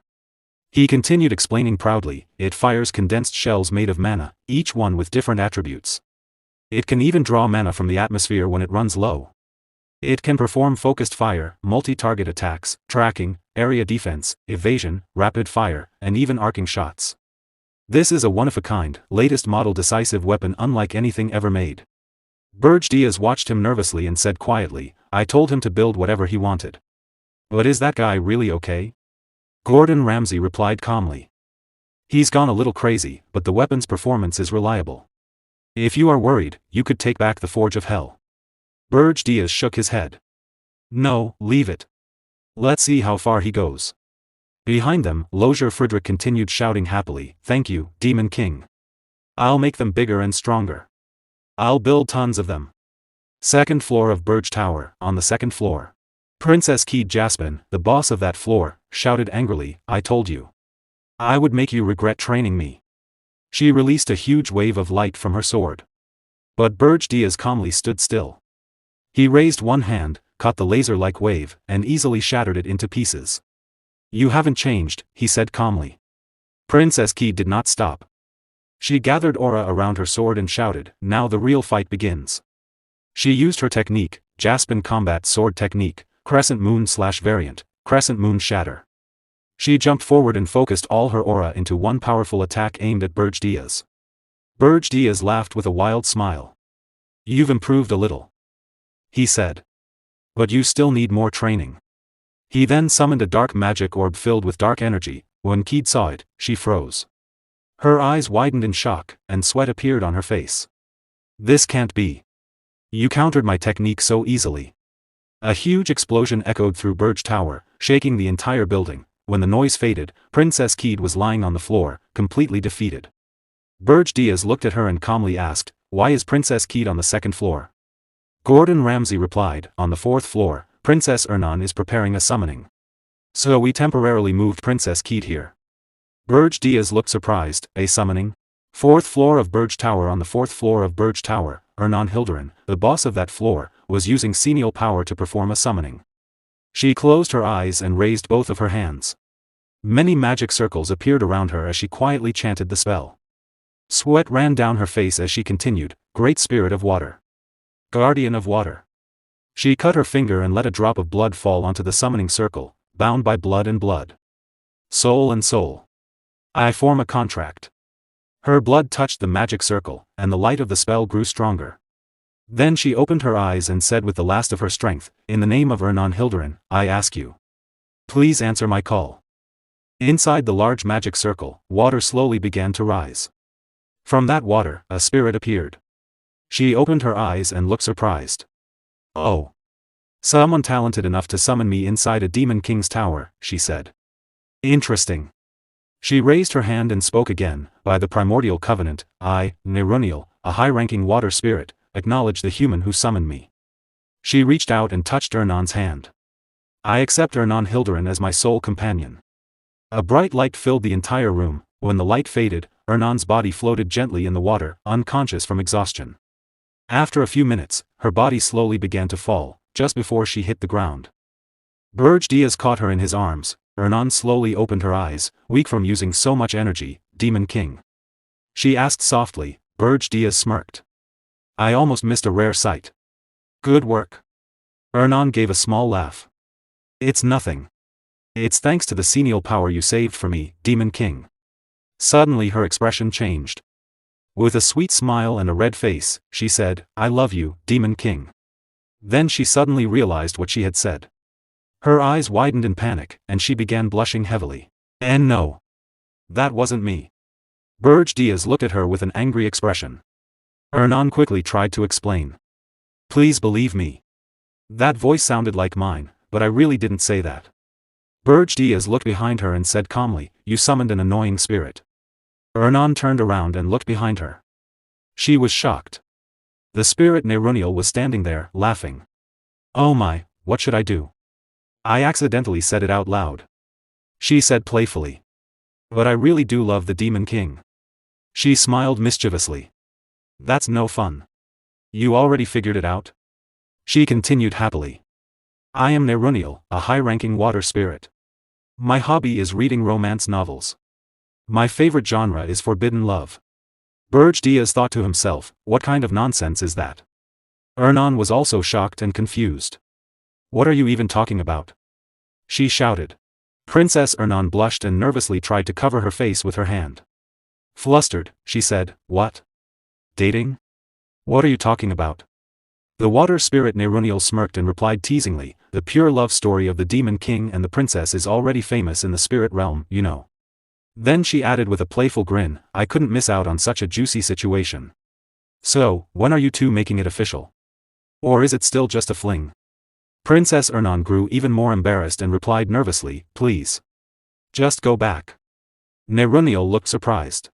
"What? But I was just summoned for the first time in ages." Suddenly, Demon King Berge Diaz standing behind the princess. He slightly and said, "Wait." Then he looked at the High Spirit and asked, "High Spirit Nerunial, how do I look to you right now?" Nerunial cheerfully replied, "What? Well. You look like a handsome Demon King who's destined to end up with the princess." Berge Diaz shook his head slightly. "I'll ask again." He then used his phoenix power, concealing his demonic aura with a layer of pure energy. After doing so, he asked once more, "Now. How do I look to your eyes?" Nerunial's expression suddenly changed in shock. "Just a moment ago you were a lump of demonic energy. But now? What is this pure mana? You're not a Demon King. But a spirit." Behind her, Princess Ernan was also surprised to see Berge Diaz in this form. Berge Diaz looked at his own hand and murmured, "To think it could even fool the eyes of a high spirit." He then smirked slightly. "That means the other Demon Kings and even the heroes won't be able to notice either." His eyes sharpened as he continued, at this rate. The Demon King of Beasts. I might be able to take him out myself. Hearing that, Princess Ernan looked confused and asked hesitantly, the Demon King is going to take out another Demon King. The scene shifted to Demon King Berge Diaz, flying rapidly toward Ormus with his demonic wings spread wide. On a blue communication screen, Gordon Ramsay appeared on a call. He shouted furiously while grabbing his hair. Demon King. Are you serious? What kind of Demon King goes out to kill another Demon King? Berge Diaz calmly replied, I thought I explained everything earlier. The scene then shifted to a few hours earlier in the tower. Gordon Ramsay had asked, where are you going? The Demon King casually replied, to kill Draxon. At the time, Gordon Ramsay didn't fully understand and simply said, yes. Have a safe trip. Then he suddenly paused and exclaimed, wait, what? The scene returned to the present. Gordon Ramsay shouted again, what kind of explanation is that? I don't understand it at all. Berge Diaz replied calmly, I thought you said you would stop questioning my decisions. Gordon Ramsay quickly answered, this is a completely different matter. Setting aside the fact that it goes against the usual rules, if the other Demon Kings find out what you're planning. Still flying through the sky, Berge Diaz replied seriously, exactly.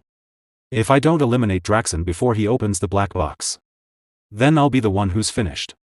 Gordon Ramsay looked shocked and replied nervously, I understand your reasoning, but even so, isn't it too dangerous? You still haven't overcome Arian's dimensional energy. Dimensional energy works on a simple principle, every dimension is naturally hostile to other dimensions. A dimension fiercely rejects foreign intruders and crushes them with its dimensional energy. Demons, whose powers are suppressed by this dimensional energy, become significantly weaker than they are in the demon realm. It is the natural order of the world for the chosen heroes to eliminate these weakened intruders. This is simply how the world maintains balance. To overcome this dimensional resistance and launch an invasion, the Demon King's Tower was created. The tower serves as a medium that connects the demon realm, the Demon King, and the demons through demonic energy. By strengthening the tower with demonic energy points, one can draw more demonic energy from the demon realm. In this way, a Demon King slowly regains their original power. In other words, the height of the tower is synonymous with the Demon King's strength. Gordon Ramsay continued explaining, the farther you are from the tower, the less demonic energy you receive. Naturally, you will also become weaker. Furthermore, the Tower of Beasts has a massive 13 floors, while your tower only has 5. He then spoke nervously, I don't want to say this, but no matter how strong you are, inside the Tower of Beasts, victory cannot be guaranteed. Demon King Berge Diaz calmly replied, I know that too. I absorbed the Phoenix's heart, but I haven't fully adapted to it yet. Right now, fighting any Demon King would still be a difficult battle. Then he smirked slightly and added, that is, if I were to fight alone. Gordon Ramsay paused for a moment before speaking in shock. Don't tell me. My lord. Berge Diaz spread his wings and continued flying through the sky, his Phoenix power surrounding him as he smirked. That's right. Under the name Pale, I will personally participate in this hero expedition. After hearing that, Gordon Ramsay fell completely silent. Soon after, Demon King Berge Diaz arrived at his destination, the land of Ormus. In the land of Ormus, blades sliced through demons as the battlefield raged on. Heroes and demon beasts stood facing each other amid the chaos. One of the heroes shouted in panic, to think they chased us all the way here. Still, only the weaker demons are left. Another hero, holding a blade covered in blood, shouted, everyone, provide cover while we retreat. The demons are falling back. Help the wounded. The scene then shifted to a nearby area where many injured heroes were lying on the ground. Hillen Cargill was giving a severely wounded hero a potion while the man screamed in pain. Suddenly, Berge Diaz appeared behind him and calmly asked, what happened here? Why is everyone so exhausted? Hillen Cargill turned around in shock when he saw him. Ah. You. Berge Diaz immediately said, stand back. Hillen Cargill stepped aside and replied nervously, Lord Pale. Well. After enough heroes had gathered, we immediately launched an assault on the Tower of Beasts. Just as you advised, we targeted the Beast Demon King's weakness. His tail. Thanks to that, we managed to weaken him, but Hillen Cargill suddenly remembered the moment and shouted, Lady Rosal. Now. The memory continued. During the battle against the demon beasts, Rosal Charnt had just finished killing many of them and dropped to one knee from exhaustion. However, her eyes had been severely injured, blood flowing down her face. She gritted her teeth, barely holding herself together. Hill and Cargill watched in shock, his eyes wide. At that moment, the king of demon beasts, Draxen Doldov, released his full power and roared, unleashing a terrifying aura. As a result, Hill and Cargill continued sadly, Lady Rosal suffered severe injuries. So we had no choice but to retreat. He himself had carried Rosal away from the battlefield while the demon beasts continued chasing them. In the end, the hero expedition was a failure. After hearing that, Berge Diaz remained silent for a moment. Then he gave a faint smile and thought to himself, I see. Now I completely understand. In other words, I'm completely screwed. Sweat covered his face as his expression turned pale. But Hill and Cargill continued speaking. Even though we lost, we managed to deal significant damage. He'll have to spend time healing his fatal wounds, and we also killed many of his demons. Hearing that, Berge Diaz reacted immediately. If that's the case, there's still time. He thought nervously. We just need to resume the expedition before Draxen repairs the tower. Then he quickly asked, wait. Rosal Charnt was attacked? What was Balraf Disro doing? Wasn't his job to protect the mage? Hill and Cargill gritted his teeth and replied. That guy. Disrode. Before he could finish, Rosal Charnt herself appeared in front of them and said coldly, he ran away right before the attack on the Tower of Beasts. Berge Diaz looked confused when he heard that. Rosal Charnt clenched her teeth angrily and said, Balraf Disrode sponsors are the ones who profit from the tower's continued existence. They're all money-crazed bastards. Berge Diaz looked at her and said, you must be Rosal Charnt. Rosal turned around and replied, I see you came to join the expedition late. But as you can see, we're a complete mess right now.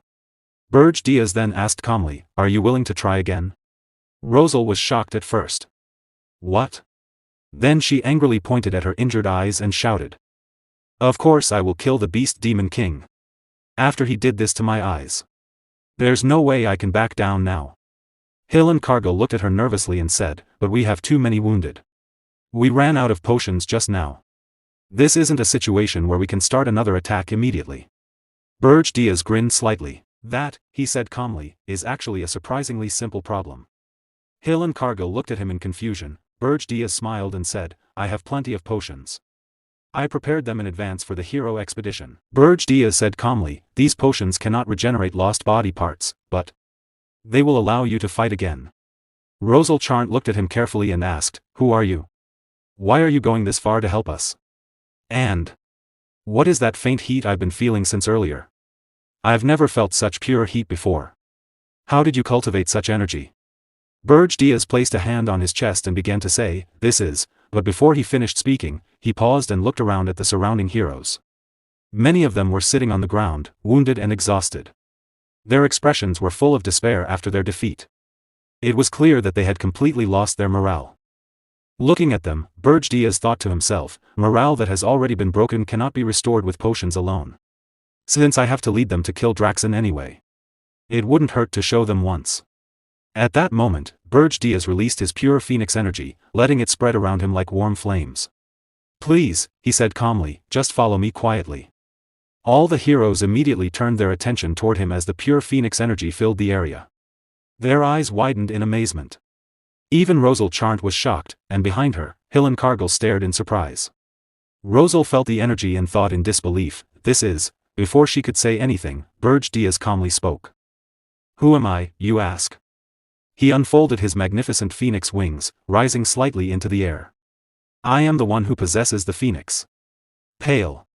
Then he looked down at the heroes and continued, and I have come here to kill the Demon King of Beasts. Rosal Charnt froze in shock. Did he say Phoenix? She thought, that legendary beast.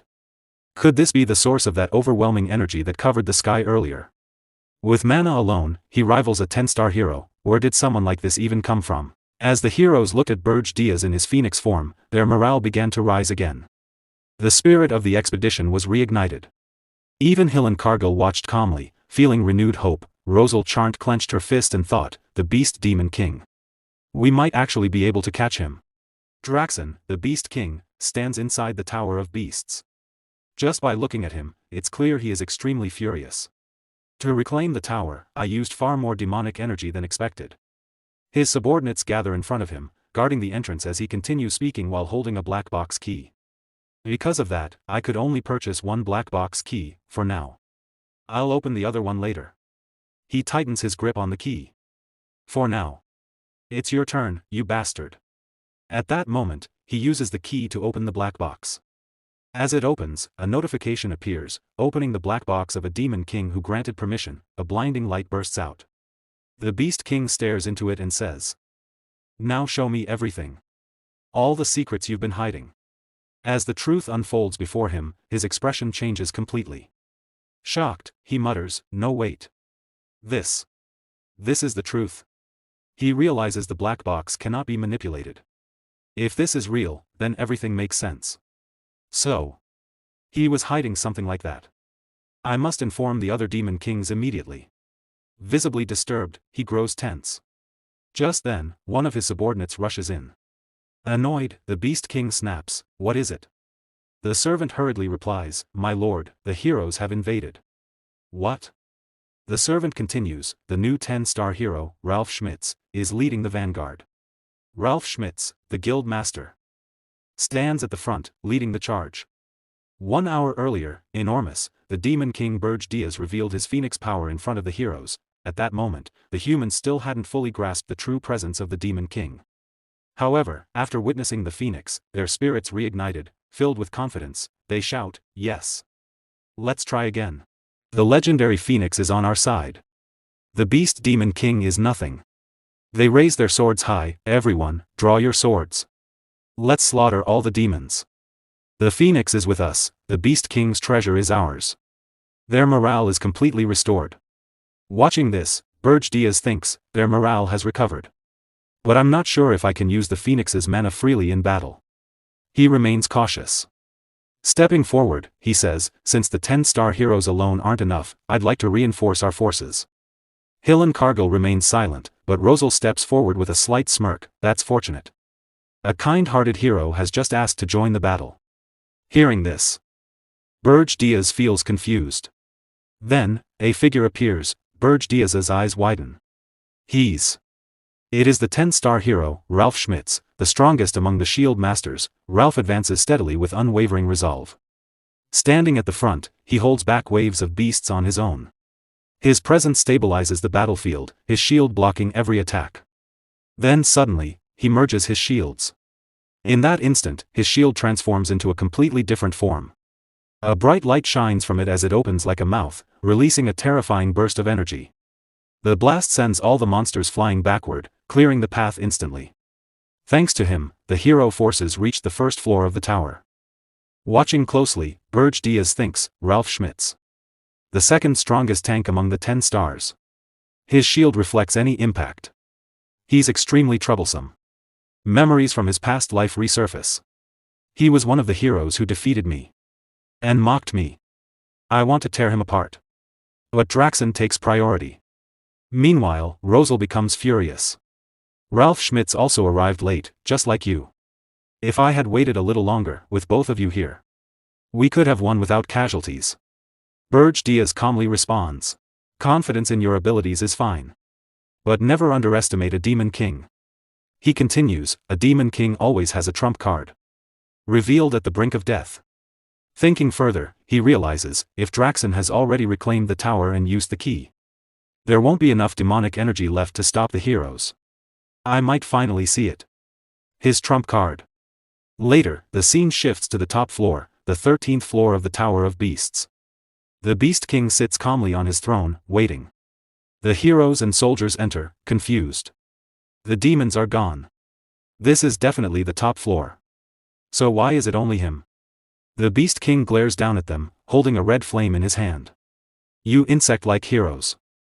I didn't expect you to return so soon. I've been preparing something just for this." Rosal senses something unusual. There's an enormous concentration of magic. Is that why there are no other demons? The Beast King smirks, then swallows the red flame. "That's right. To wipe you all out at once, I gathered all my subordinates' power into one place." His power rises dramatically. Berge analyzes, instead of placing monsters on each floor, he absorbed an entire floor's power. The Beast King declares, "I will kill you without leaving a trace."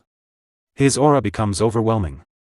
Even the strongest, Berge Diaz, Ralph, Hillen, and Rosal, are shocked. Then, he's coming. Berge Diaz warns. The Beast King roars. A massive wave of energy explodes outward, pushing the heroes back. Some are forced beyond Ralph's defensive barrier. The pressure becomes unbearable. Some heroes rush forward. The Beast King is trying to increase his power. Now is the time to attack. Stop. It's dangerous. Another shouts. But it's too late. The overwhelming aura blasts them away. Ordinary heroes cannot withstand it, even Ralph's shield begins to crack. But he regains focus, reinforces his power, and restores the shield. Then he releases a powerful wave of energy toward the Beast King. The Beast King steps forward. Now in his true form, his presence is on an entirely different level. His eyes glow with rage as energy swirls around him. With a single wave of his hand, he deflects the incoming attack effortlessly. Hillen is shocked. My magic. Rosal stares in disbelief. He deflected that so easily. Someone whispers in fear, so that's the Beast Demon King. The aura feels like poison, choking everyone. What is this terrifying magic? I can't breathe. Some heroes collapse, clutching their throats. Suddenly, Phoenix wings appear. Berge Diaz activates his Phoenix power, spreading radiant wings.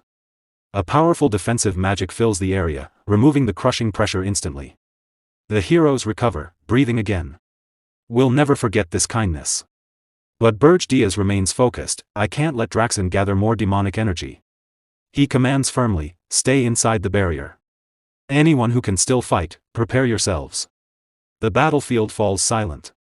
The final battle is about to begin. The Beast King observes them. There are 4 of you. And one of you has particularly annoying mana. His gaze sharpens. You. Who are you? Berge Diaz meets his eyes, and a dark, ominous smile slowly spreads across his face. The battle reached its boiling point as Draxen finally recognized Berge Diaz. Rage exploded within him, and he roared furiously about the theft of the Phoenix.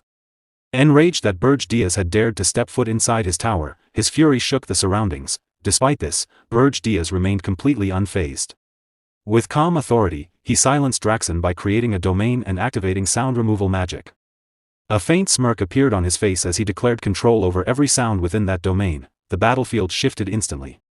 Rosal understood the brilliance of the move. While Draxen's roar was nullified, the silence also prevented enemies from hearing spell chants, giving them a subtle advantage. Without wasting time, Rosal unleashed high-rank binding magic, Sage's chains, attempting to restrain Draxen. You pathetic insect. You think a cheap trick like this can work on me? Draxen roared in fury. With overwhelming power, he shattered the chains effortlessly and immediately launched an attack with his paw toward Berge Diaz, demonstrating the massive gap in strength. Berge Diaz calmly dodged the attack as Draxen continued shouting in rage. Declaring the battle a one-sided hunt, Draxen promised to tear them apart piece by piece. Berge Diaz mocked him coolly, saying he couldn't hear him over all the barking. The silence status remained permanently active, with Draxen as its sole target. The Beast Demon King gritted his teeth in anger, his frustration growing. Rosal urged the team to focus on Pale. Pale immediately launched a direct assault, colliding with Draxen and causing a massive explosion. The battlefield descended into chaos as rocks and debris flew through the air. Their movements became too fast to track. Rosal admitted she could no longer follow Berge Diaz or properly lock onto Draxen, though she continued attempting to use her summoning chains. Hillen Cargill reassured her, saying that tracking didn't matter as long as they followed Lord Pale's orders. Draxen mocked them, calling their actions madness, yet acknowledged that they had chosen to stand against him. As the tension escalated, he began unleashing waves of energy from his paws one after another. Berge Diaz dodged every attack with precision, using his phoenix wings to maneuver through the battlefield. Then, in a sudden burst of speed, he changed direction instantly. Draxen reacted just as quickly, vowing that none of them would leave alive. Berge Diaz turned and met his gaze without fear. A brief flashback revealed Diaz's strategy. The most important factor in killing the Demon King of Beasts is speed. As you've experienced, he possesses incredible reflexes despite his size. That's why we must bind his feet and exploit his weakness. Rosal, Ralph Schmitz, and Hillen Cargill listened in surprise.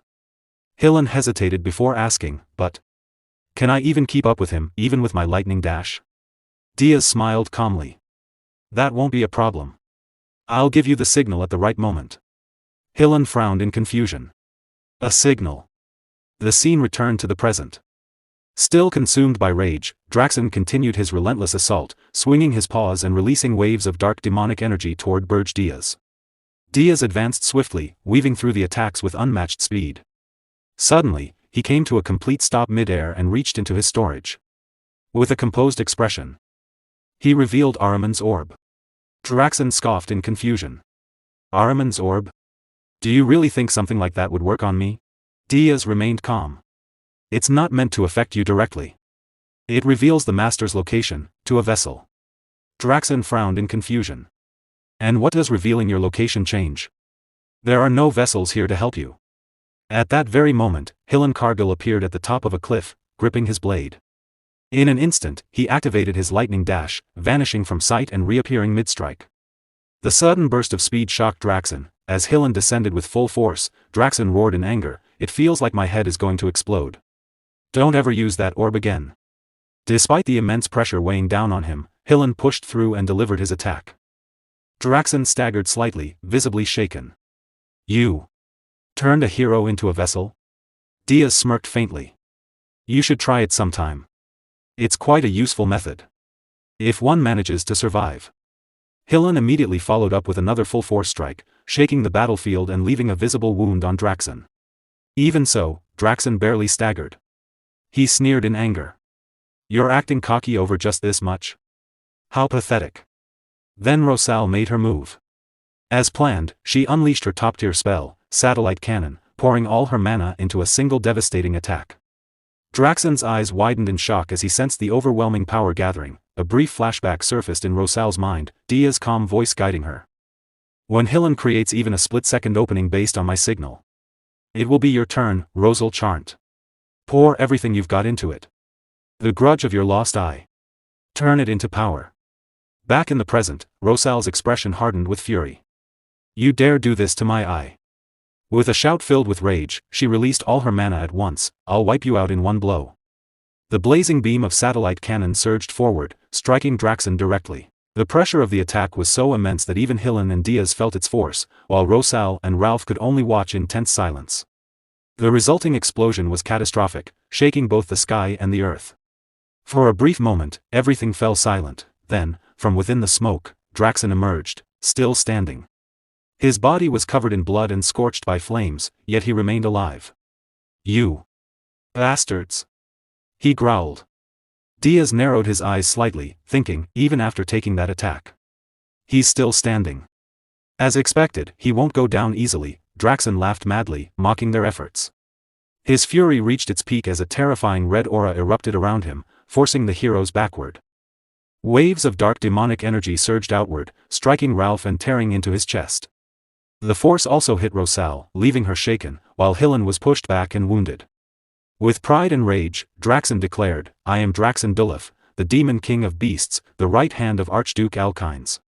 Consumed entirely by rage, he charged forward again, his movements now wild and unpredictable. "How dare you push me to this state? I won't let any of you leave here alive." Berge Diaz observed him calmly, recognizing that the once calculating opponent had now become nothing more than a mindless beast. A faint smirk formed on Diaz's face as he gathered Phoenix energy into his hand. Draxen roared, charging forward.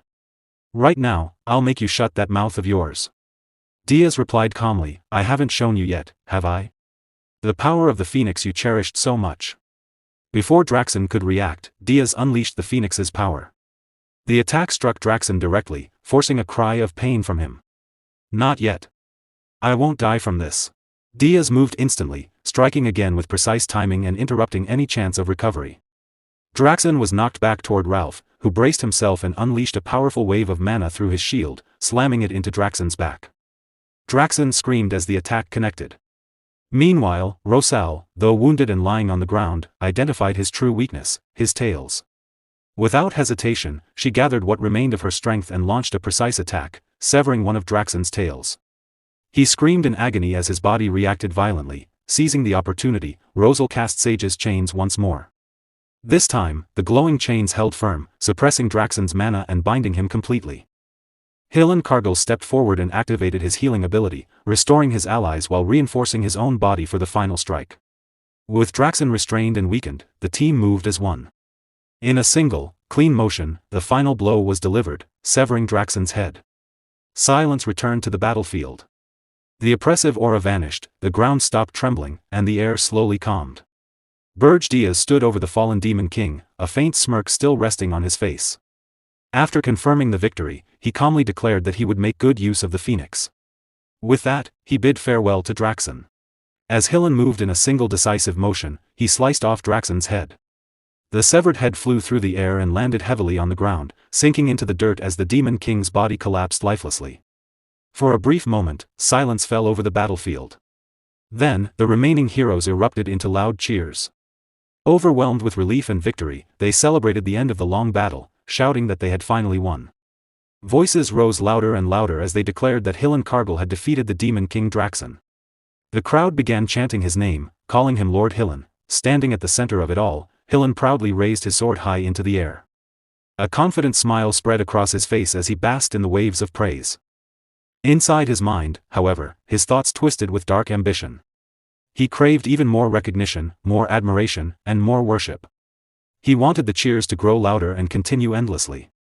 In his mind, he declared himself the strongest hero in history, already envisioning a future where he alone stood above all others. Just as the moment reached its peak, the ground began to tremble violently. Cracks spread rapidly across the structure, and the tower started collapsing. Panic instantly replaced celebration as everyone realized the danger. Shouts filled the air, warning that the tower was coming down. Orders were yelled rapidly, heroes were told to grab as many treasures as possible.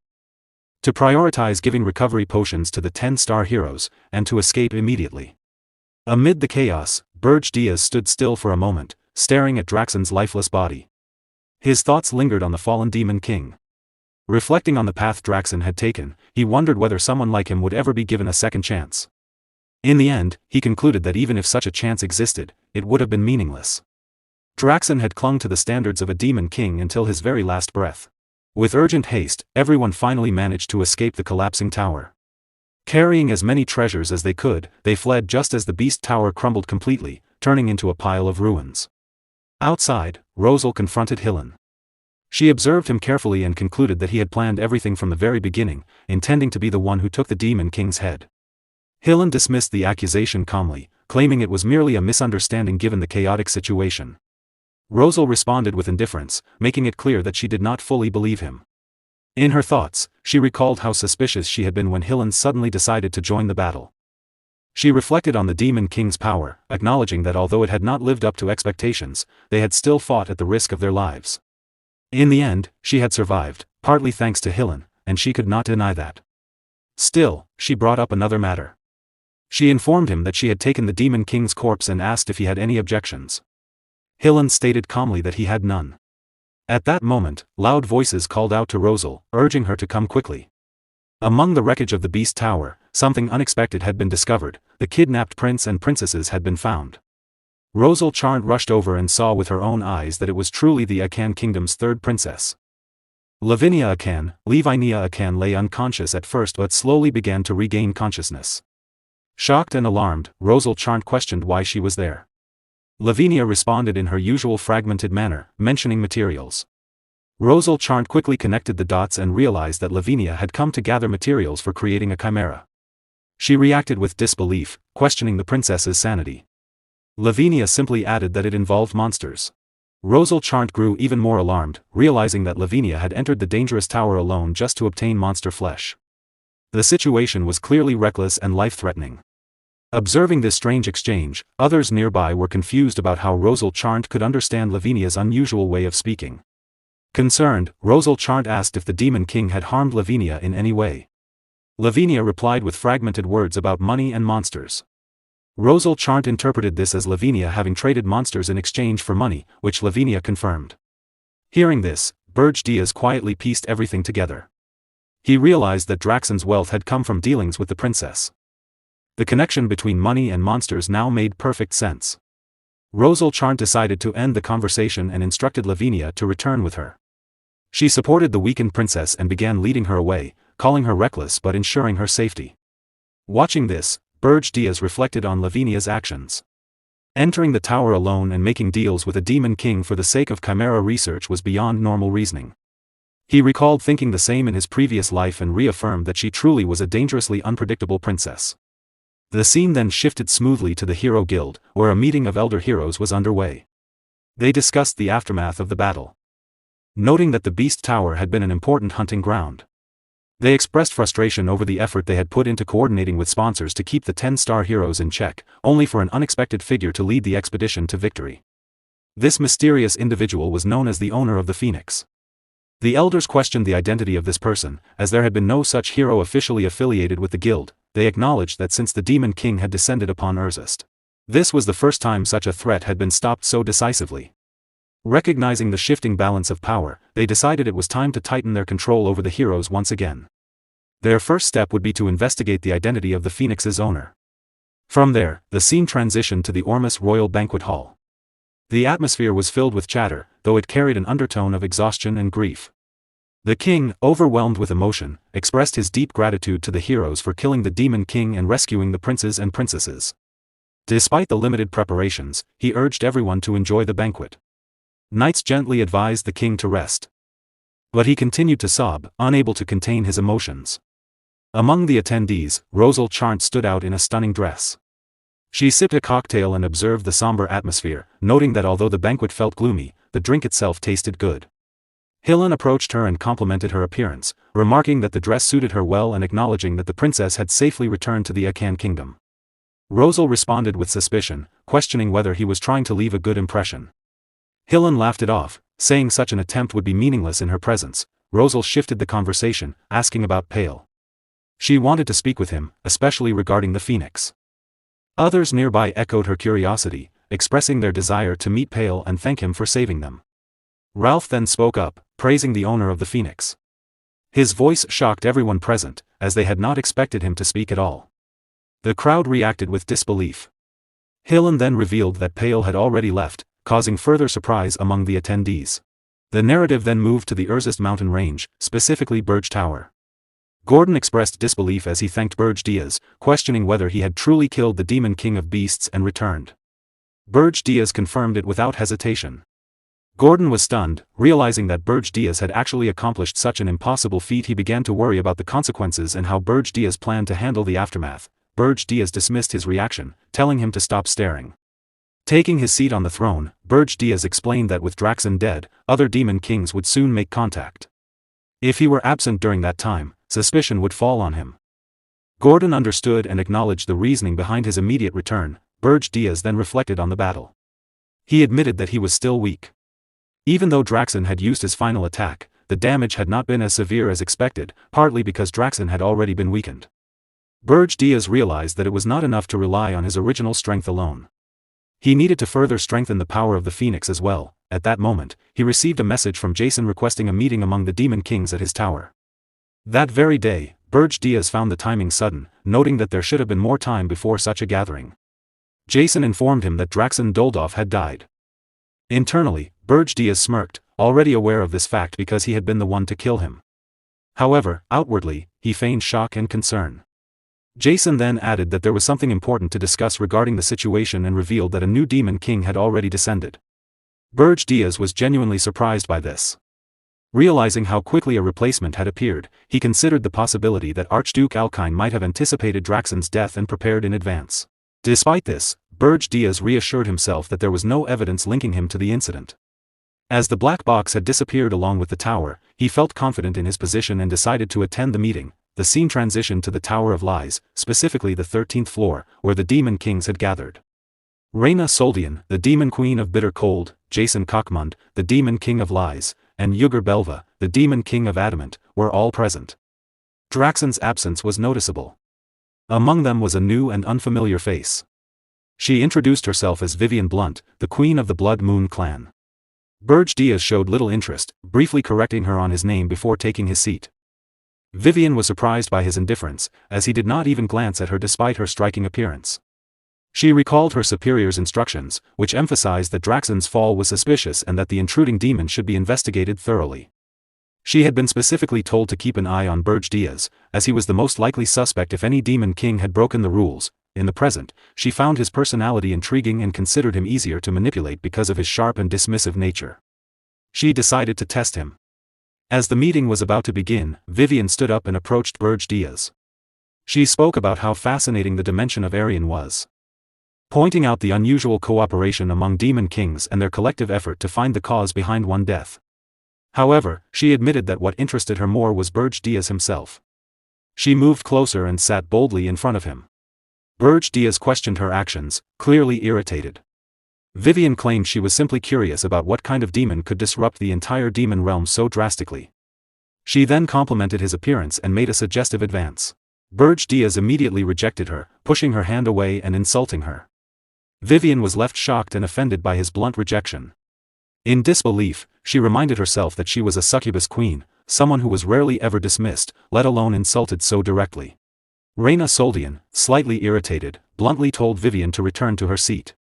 Vivian stood there, stunned by the sharpness of her tone. Reina continued firmly, explaining that although the gathering was meant to welcome Vivian, it also served a more serious purpose, to uncover the cause behind Draxon's senseless defeat. She emphasized that everyone present must maintain their dignity.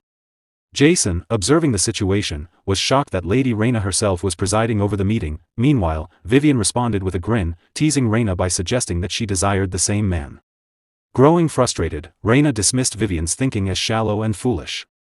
Vivian brushed it off casually, saying that was enough for the day before taking her seat. Jason then stepped in to restore order and called for the meeting to resume. The discussion shifted to the 10-star heroes, who were described as the main force behind the current hero expedition. From there, the meeting continued in a rather monotonous manner. The Demon Kings began sharing the information each of them had gathered individually. As the discussion progressed, one topic stood out above the rest: the emergence of a new powerhouse known as the Owner of the Phoenix. Opinions among the Demon Kings were divided, with varying interpretations and concerns. Despite these differences, they ultimately reached a unified decision to investigate the Phoenix's owner more thoroughly and to proceed with caution. Meanwhile, Berge Diaz reflected that since he had been in the middle of the hero expedition disguised as Pale, it was unlikely that the demons had been spying on him. However, he realized that from now on, he would need to be more careful about revealing his identity.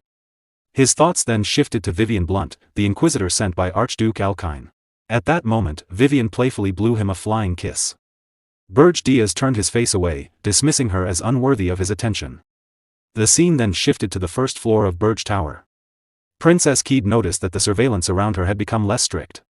She cautiously observed that no demons seemed to be nearby, and Princess Ernan was nowhere in sight. Seeing this as an opportunity, Keed decided to escape.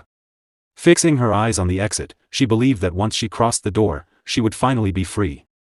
With determination, she began running toward it. However, just as she approached, Ernan suddenly appeared along with her spirits. Ernan confronted Keed, stating that for the sake of the tower's peace and Keed's own safety, she would stop her escape. Realizing the danger, Keed drew her sword and warned that staying any longer could lead to unpredictable consequences. She admitted that she had not wanted to fight, but now she had no choice.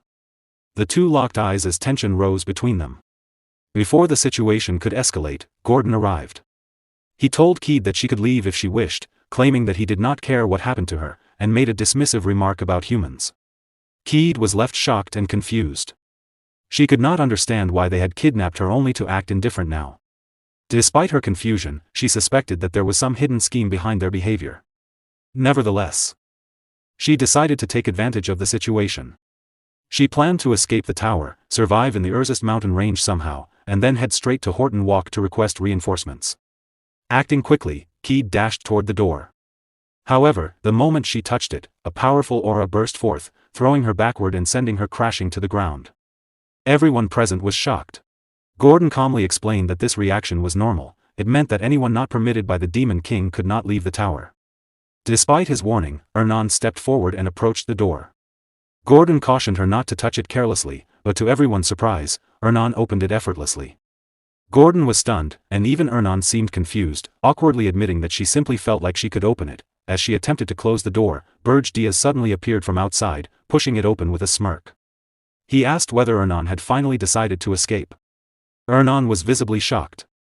Gordon acknowledged Berge Diaz's arrival, addressing him as the Demon King. Observing the situation, Berge Diaz asked what had been happening. The scene then shifted to the Demon King's chamber within Berge Tower. Berge Diaz ordered Gordon to lock Princess Keed in the underground dungeon for attempting to escape. Gordon accepted the order without hesitation but raised a concern about Princess Ernan. He pointed out that only those recognized by the Demon King could leave the tower, yet Ernan had opened the main gate. Berge explained that the tower had already recognized Princess Ernan as one of its members. This revelation shocked Gordon. Berge then observed Ernan through a system window, reflecting that since she had formed a contract with a high-ranking spirit, escaping the tower and crossing the Arist region alone would not be difficult for her. He wondered why she had not attempted to escape, especially during his long absences, and began to question her true intentions. The scene shifted again to the underground dungeon, where Keed was imprisoned. Ernan came to visit her and reminded her that she had warned her not to attempt an escape. Keed responded with suspicion, stating that kindness without motive did not exist. She believed the Demon King had a hidden agenda and tried to warn Ernan. At that moment, Ernan looked upward, as if she were aware that Berge was watching her. She calmly stated that she had come to the tower of her own will. Keed was shocked by this revelation. Watching this unfold, Berge was equally surprised, realizing that Ernan seemed to be aware of his observation. Ernan then revealed the truth. She explained that she had run away because she hated the royal palace, the royal family, and even her own father. She admitted that although she had initially been kidnapped, she later chose not to return. Keed was left stunned by this confession. Keed then recalled that among all the princes and princesses of Hilderin, Ernan alone possessed extraordinary talent. She questioned why someone destined to become the future queen would abandon such a promising future to become a subordinate of the Demon King. Ernan responded by revealing a shocking truth. She explained that there were actually 62 princes and princesses in the Hilderin royal family, the largest number on the continent. However, aside from her, none of them were known by name. Keed was confused and insisted that the official number was 28. Ernan clarified that while 28 was the official count, the true number was much higher. She suggested that Keed ask the emperor upon returning to the empire if she wanted confirmation. Keed worried that if such a secret were revealed, it would damage the honor of the royal family. Ernan simply giggled and teased her, pointing out that a princess who had run away to avoid marriage should not be making such statements. Embarrassed, Keed blushed. As Ernan left, she casually remarked that she had been joking and that they would meet again the next day. Reflecting on everything, Berge realized that this was a secret known only to high-ranking royals, the hidden truth of the Hilderin royal family. He then ordered Gordon to prepare Ernan, stating that he would be heading out to gather spirit herbs. The scene shifted once more to the Arist mountain range. A water spirit, along with other spirits, enthusiastically searched for herbs. Ernan tried to restrain it, noting that it seemed overly excited after being outside for so long. She also mentioned that Berge himself had been away from the tower frequently. At that moment, Berge called Ernan by name. She was visibly startled. With a dark expression, Berge said, "I don't believe that everything you said is the truth." Then he formed an aura of flame in his hand and demanded that she reveal what she had been hiding. Ernan stood frozen, shocked by the intensity of his presence. Berge still staring her and waiting for the truth. As they both standing there muttering to each other, while they are still on deep conversation. Meanwhile, from a distance, someone observed Berge through a telescope, finally recognizing him as the Demon King of Erzist. Princess Ernan looked at Berge nervously. Berge slowly opened his eyes, his expression sharp and serious. "There's no helping it," then, he said. He released the dark energy he had been holding in his hand. It surged forward, cutting through the distance before striking a far-off point. A massive explosion followed. "I'll hear you out after I deal with this nuisance," Berge added calmly. Princess Ernan frowned in confusion. Meanwhile, the hidden figure in the distance, holding a telescope, froze in fear. "That. He noticed me from this far away. I'm using concealment arts." Before he could react, the dark energy engulfed him. Flames consumed his form as he screamed, "My clone." Berge, still watching from afar, spoke coldly, "Pretty tricks." Princess Ernan hesitated before asking, "Was that a hero?" "Yes," Berge replied. "He's been irritating me for a while. A hero who came all the way to the Ergist Mountains and uses concealment." She muttered. "He must be one of the 10 stars, Dapnet Filion. He's a mercenary who specializes in intelligence gathering, mainly reconnaissance. I've heard his concealment arts and clone techniques are exceptional." Hearing that, Berge thought to himself, "Dapnet. I've heard that name in my previous life. A lot of my information was leaked to him, or so I was told. This is my first time seeing him this close." Princess Ernan looked uneasy. "Will the tower be okay?" Berge glanced toward the distant tower. Not a problem. She looked even more confused. At the Berge Tower in the Urgest Mountains, Dapnet Fillion's clone stood, scanning the surroundings in disbelief. There was supposed to be a Demon King here. So there should definitely be a tower nearby. But why can't I see anything? A system notification appeared, Mana's Phantom remote control activated. The tower is now invisible. Consumption, 10 demonic energy points per second. Back with Berge, a blue screen hovered before him. I've made the tower invisible, he said. Since that man realized I was here, this function will help me avoid the hero's pursuit. He thought silently, the cost is 10 points per second. The tower will remain hidden until my demonic energy is completely depleted. Then he turned back to Princess Ernan. In the meantime, let's continue our conversation. Tell me everything you're hiding. If you don't, I won't allow you into the tower anymore. Princess Ernan stiffened. After a moment, she bowed her head, her voice trembling. I'll tell you the truth about me. She raised her eyes to meet his. Do you know of a spell called the World Tree's Child? Berge Diaz had never heard of it. Back to Dapnet Fillion, he continued moving forward, still unaware of the Demon King's tower location. From a distance, a group of ogre subordinates watched him carefully. They followed him quietly, tracking his movements until he finally left the Urgest Mountains. Once he was gone, one of the ogres confirmed it and immediately contacted Berge Diaz through a blue system window. Demon King, the hero has left the Urgest Mountains without using concealment. Just as you said, it appears to have been a clone. Well done, Berge replied. Find the remaining clones and tail them all. Yes, Demon King. The ogre responded before ending the transmission. The system screen flickered again. Mana's Phantom remote control active. The tower remains invisible, remaining demonic energy, 65,220 points. 65,210 points. 65,200 points. After seeing this, Berge fell into thought. The tower's location was almost exposed. That was dangerous. It's stronger than before, but still vulnerable against a hero's full assault. I need to deal with Dapnet Fillion. Princess Ernan, who had been standing quietly, suddenly spoke.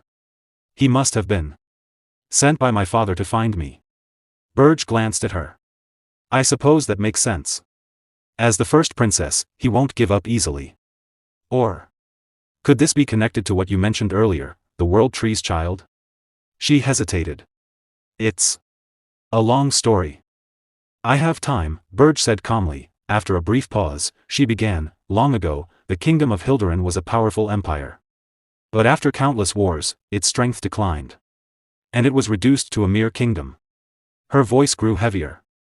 My father wishes to restore those glorious imperial days. To achieve that, instead of an army of 10,000 soldiers, a single, truly powerful mage, one who could dominate the battlefield, is far more valuable. Berge narrowed his eyes. Don't tell me. She nodded. Yes. But geniuses aren't created through education alone, and naturally gifted individuals are rare, Princess Ernan said quietly. Berge Diaz looked at her in shock. No way. She continued, her voice steady but heavy. Yes. The World Tree's Child is a spell that creates. She pointed to herself. Enhanced humans, like me. Berge's expression hardened in disbelief as he processed her words. Princess Ernan went on, from the fetal stage, massive amounts of mana are forcibly injected to create a genius in magic with extraordinary mana sensitivity. Berge frowned slightly. Humans are doing the same things as demons, it seems. He paused before adding, but even so, the fetus and the mother couldn't withstand it. Could they? She lowered her gaze. No, many died. There was a trace of sadness in her voice as she continued, and even those who survived often lived with deformities. Or didn't live very long. Berge remained silent, absorbing the weight of her words. Only the successful cases are ever revealed to the public, she added bitterly. At that moment, Berge suddenly noticed something. His eyes snapped toward a distant point. Princess Ernan was still speaking, but both of their gazes shifted at the same time, toward a massive, one-eyed creature slowly approaching them. Berge Diaz raised his hand, gathering dark energy into his palm, preparing to release it. It must have sensed the mana she released just now and came this way. He thought. Seems like a top-tier monster. Step aside, princess, but before he could act, Princess Ernan suddenly stepped forward, placing herself in front of him and stopping his attack. I've cast it successfully. She thought. I was created to be an overwhelmingly exceptional genius, the one-eyed creature responded immediately. Its massive eye glowed as a large, red magic circle formed before it. With a roar, the creature unleashed its spell and charged forward. At the same moment, Princess Ernan cast her own magic, forming a large blue circle in front of her. Her mana sprite appeared and used ice magic to reinforce her spell, blocking the incoming attack. Blue energy flowed around her, surging with power. A massive wave of ice burst forward from her spell and rushed toward the creature, then struck the giant one-eyed monster head-on. The ice spell struck the one-eyed creature, spreading across its body. The freezing force crushed its eye, and shards of ice tore through its flesh as blood splattered outward. Berge stepped forward, observing the fallen monster. A human defeating a top-tier monster in a single blow? He said. No wonder the king refuses to give up on you. Princess Ernan steadied herself, her gaze cold. This is blood-stained power. Berge looked at her carefully. With strength like that, and being closest to the throne, you still don't want to return to the kingdom? You expect me to believe that? It's the truth. She shouted angrily. Try using the magic tool you gave to Hillen on me. I've told you everything honestly. Berge replied calmly. Armani's orb shatters easily against a spirit's mana. It can't be used on a spirit user. He began gathering dark energy in his hand once more.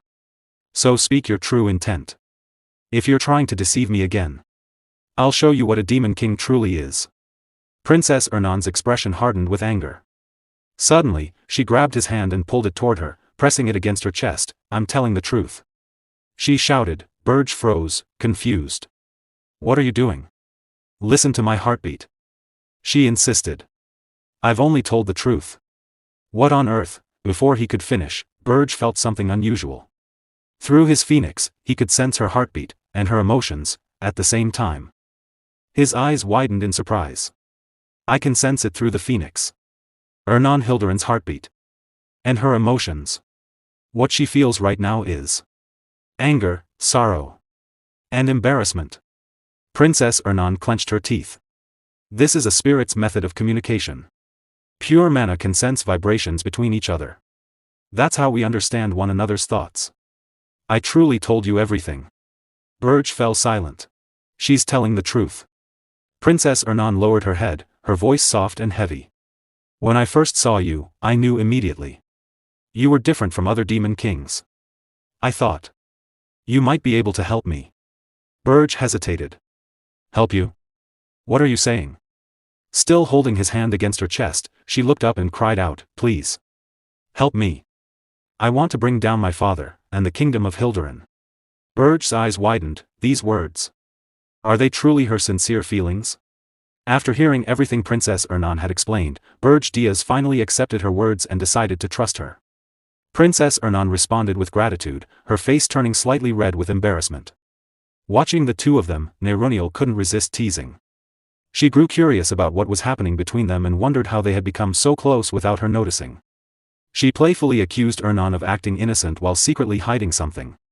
Berge was left shocked by her reaction, while Ernan, flustered and shy, tried to explain that it was nothing like that and that it was simply the spirit's method of communication. Neroniel, however, continued teasing with a chuckle, implying that such communication involved more than just words. She clearly enjoyed the moment. Bringing the focus back, Berge calmly acknowledged that he understood Ernan's seriousness.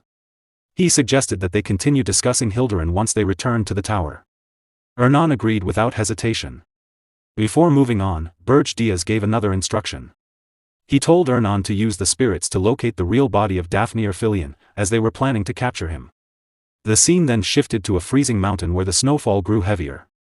In this harsh environment, Daphne, known as the hero, reflected on his cloning magic. His ability allowed multiple clones to share power among themselves.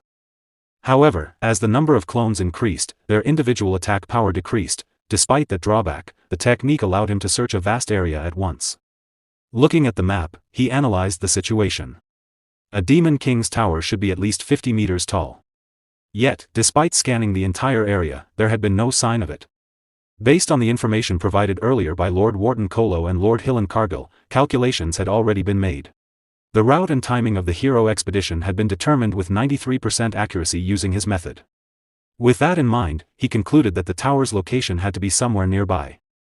He carefully scanned the surroundings, convinced it should be within reach. The Demon King was also somewhere close, yet nothing could be seen. The absence of any trace left him deeply unsettled. Suddenly, a warning alarm rang from his map. In that moment, he realized something was terribly wrong. His clones, which were capable of avoiding even high-level monsters, were being destroyed in large numbers. As the situation escalated, Berge Diaz's demons moved swiftly across the battlefield and began eliminating the hero's clones one after another. After completing their task, they reported that they had destroyed the clones and noted that, for a 10-star hero, the opponent did not seem particularly strong.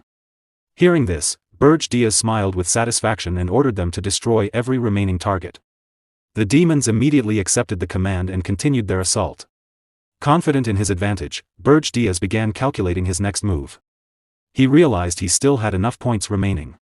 He planned to eliminate all the clones and turn Daphne Erphilion into his subordinate.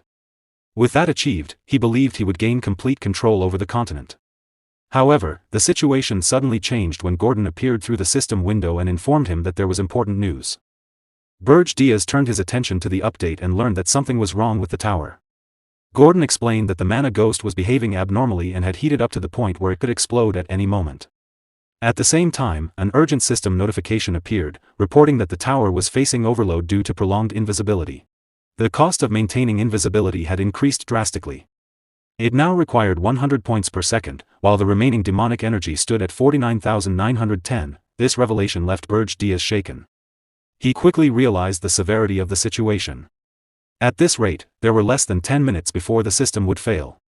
If he could not capture Daphne Erphilion within that time, the tower's position would be exposed and the hero expedition would begin. As the pressure mounted, Gordon added another update. The area outside the tower was now filled with an overwhelming number of clones surrounding them from all sides. Meanwhile, the hero continued scanning his surroundings from every direction.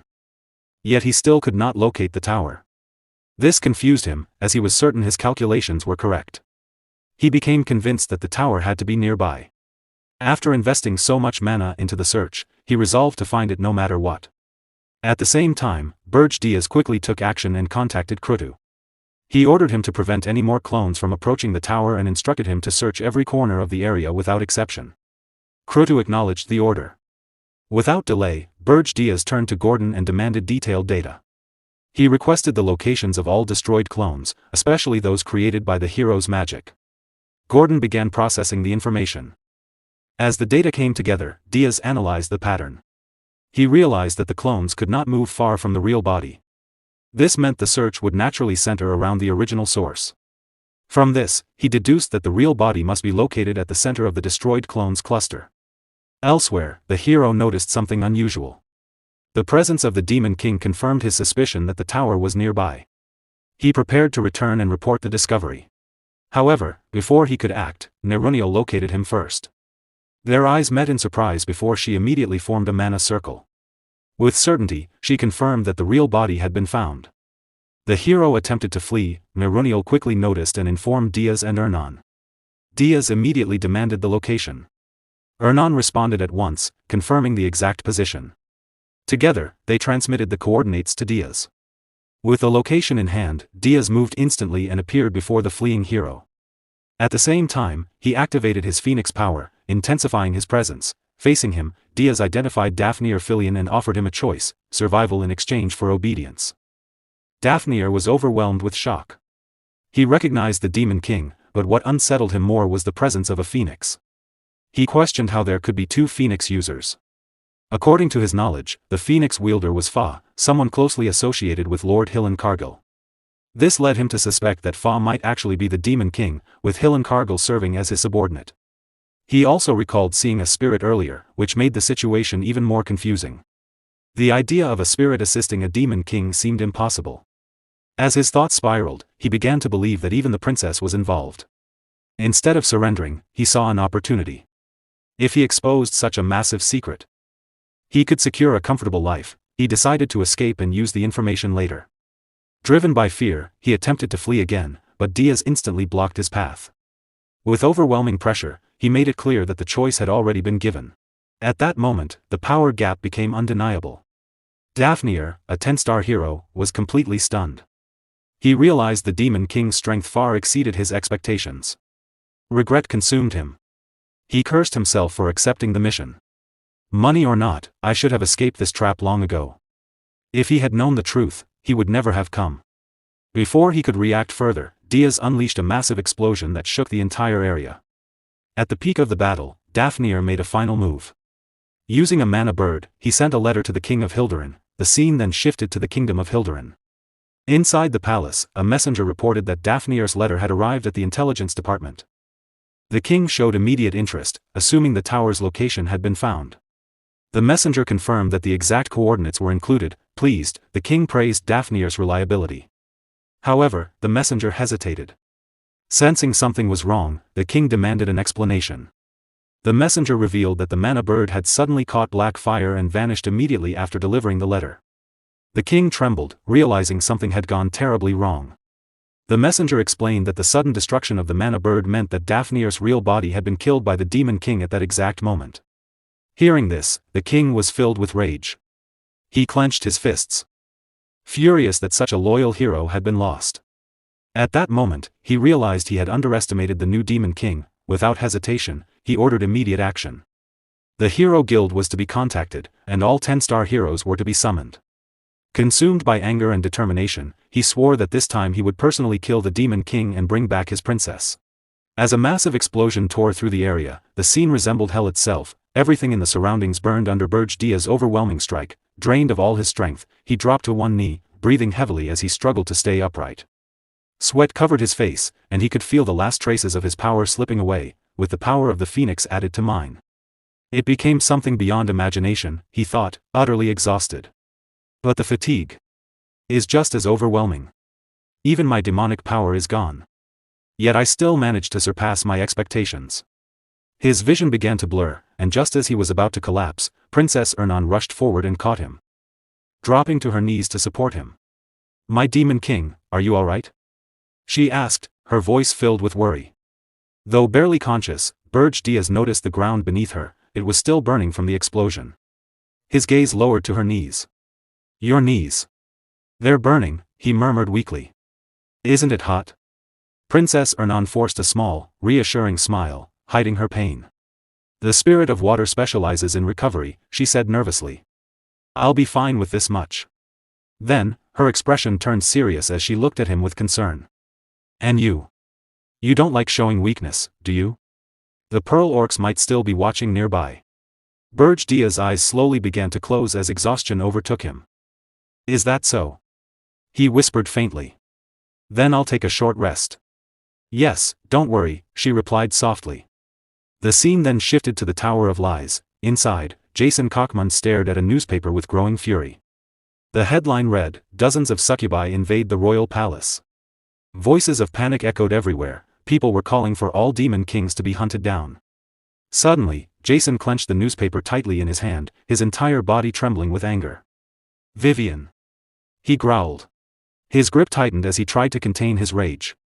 I clearly told you not to send your vassal troops outside the tower, he said through clenched teeth. I told you to be careful. On the other side, Vivian Blunt stood proudly, swirling a glass of wine in her hand. With a casual wave, she looked at Jason Kochmund and spoke calmly. Do I really have to obey just because you say so? I am the queen. I am the one who gives orders. Did you call me here just for this? Jason frowned, his expression tense. Because of your actions, the human's wariness has increased. This is exactly the situation I wanted to avoid. Vivian tilted her head slightly, unfazed. Aren't you worrying too much? They're just heroes, after all. Jason blinked in confusion. What? Taking a sip of her wine, Vivian smiled confidently. Heroes are prey to us demon kings. The fact that my subordinates encountered one in the royal palace was simply bad luck. Jason stared at her for a moment, clearly troubled. He ran a hand over his face and let out a deep sigh. Archduke. Why did you send down such a scatterbrain nympho? Vivian's eyes widened in outrage. What? Did you just call me a scatterbrain nympho? She slammed her foot onto the table, standing tall as she waved her wine glass, her voice rising with pride and anger. Correct yourself right now. I am the succubus queen. I'm not just a nympho, I'm the ultimate nympho. This is a matter of pride. Jason looked at her with a strange mix of curiosity and disbelief. Then, lowering his head slightly, he let out a quiet chuckle. Vivian. In this dimension.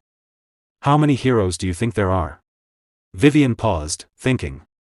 In the dimension I conquered, there were about 10. Are there around 50 in Arian, since they say there are many? Making such a fuss over such a small number is really. Jason burst into laughter. So you really haven't heard anything from the Archduke? Well, if you had, you wouldn't have even considered coming to this dimension. Vivian frowned, confused. There are 4,732 heroes, Jason continued calmly. That's the current number registered in the Hero Guild. Vivian's confident expression shattered. She nervously played with her hair, forcing a laugh. Why, you're joking, right? There's a limit to jokes. There can't possibly be that many heroes in one dimension. Jason smiled faintly. If this were a dimension with limits, the previous Demon Kings would have conquered it long ago. I'm telling you, it wasn't bad luck. In this world, encountering a hero is an everyday occurrence. Vivian's face paled, fear creeping into her expression. That can't be true. The Archduke promised. Her memories resurfaced. The Archduke had once said to her, Vivian Blunt, you are a Demon King who has already conquered a dimension. As the queen of your race, conquering Arian should not be difficult for you. If you complete this conquest, I promise you the position of the next Archduke. Of course. Keep an eye on Berge Diaz as well. I'll be looking forward to your performance. Do not disappoint me. I understand. Vivian had replied proudly at the time. The scene returned to the present. Jason smiled knowingly. Let me guess. He promised you the position of Archduke, didn't he? And gave you secret orders to monitor Berge Diaz as well? Vivian's eyes widened in shock. How did you? Jason raised a single finger. Because it's a method I use as well. A faint purple aura began to gather around his fingertip as demonic energy flowed through it. And what I mean by that, he continued coldly, is using them as disposable informants. And discarding them afterward. Vivian's voice trembled. Disposable. With a simple downward motion of his finger, an invisible force slammed her onto the table. Her head struck the surface with a sharp impact, her eyes widening in shock as she was forced down, completely overwhelmed by his power. Jason Cockman stared at Vivian Blunt with dark, cold eyes, his full killing intent pressing down on her. His voice was calm, but merciless. In short. You've been abandoned, you foolish succubus queen. Vivian froze, unable to respond. From now on, with that meager brain of yours, do not think, he continued. Do not attempt anything resembling independent thought.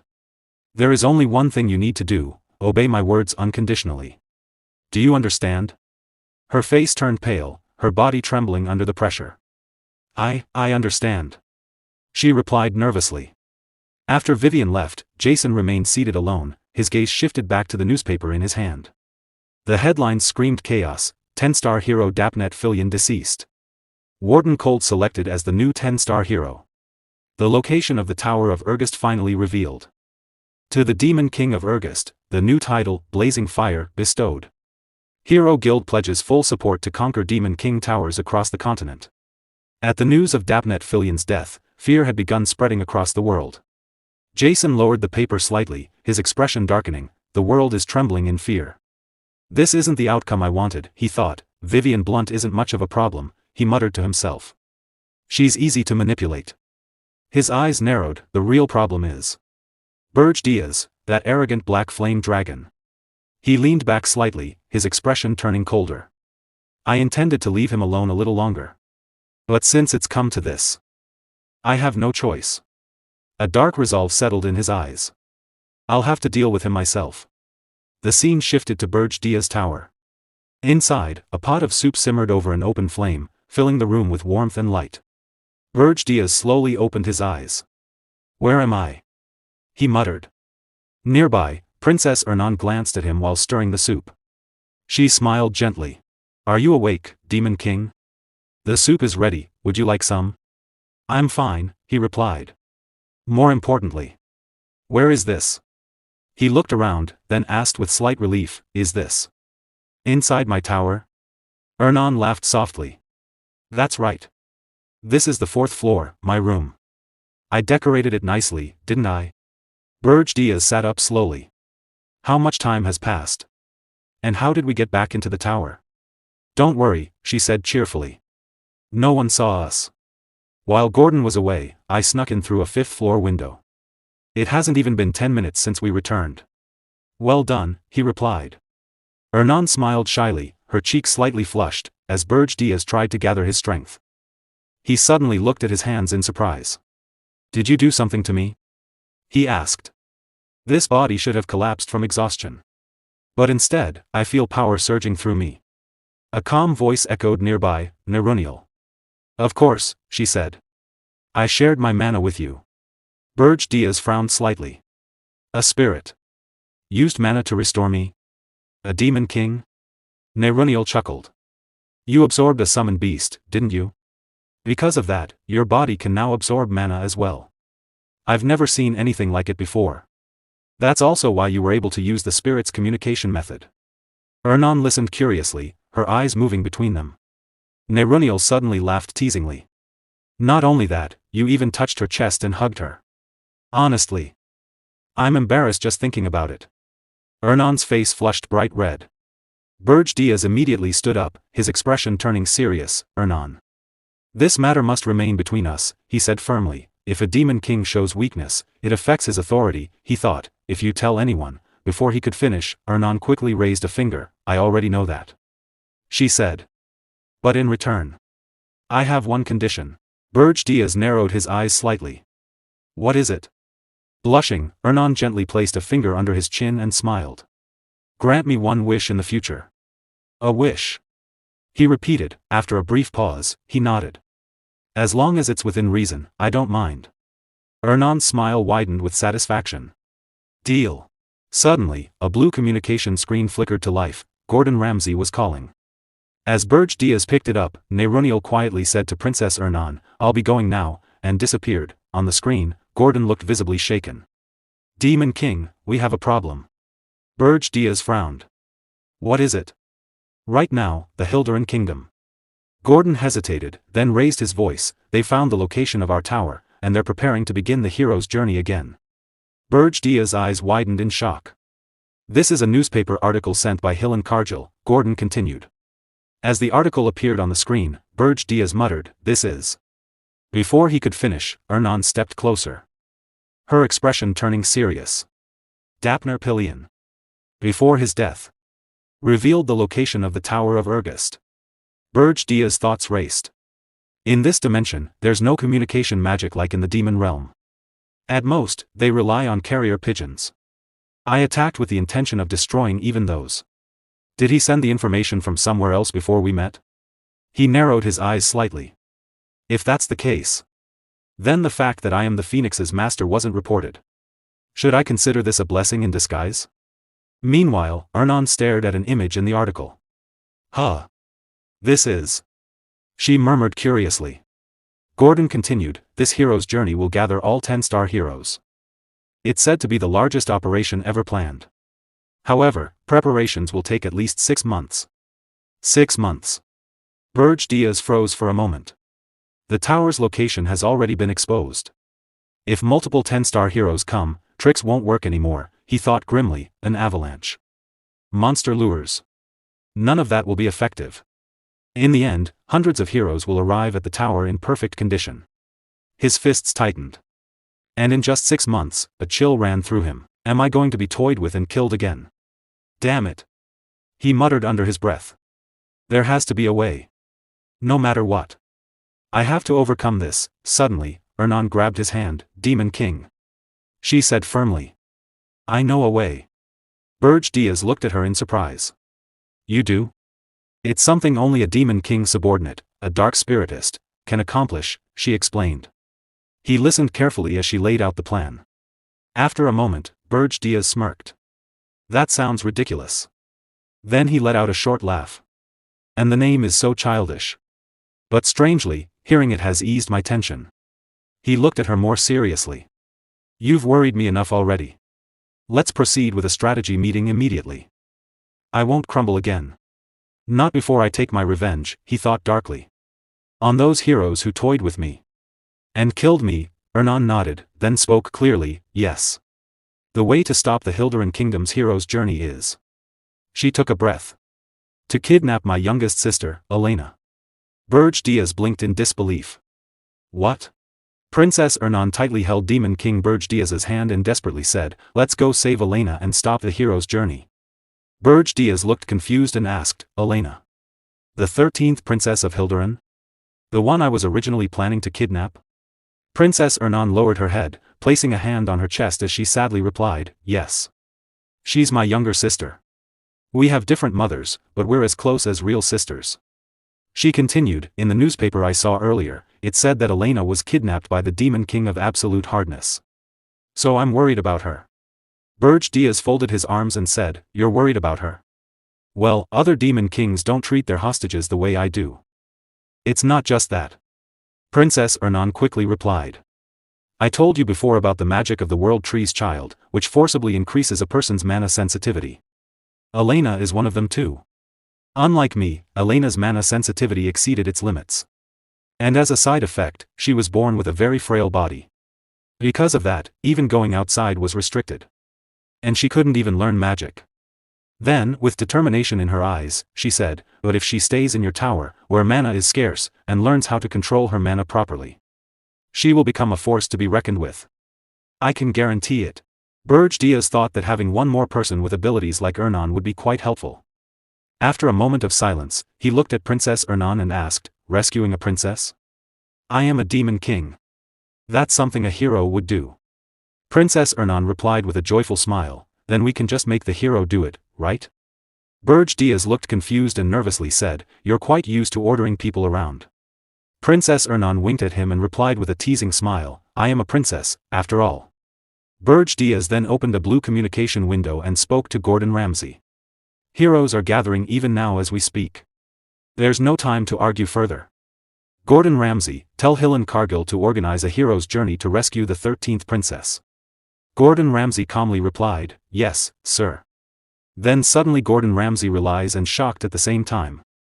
What? Rescuing another princess. The scene shifted to the Tower of Absolute Hardness, inside the Demon King's chamber.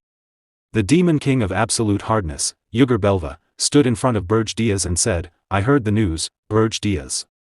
I heard that a hero's journey is going to invade your tower again.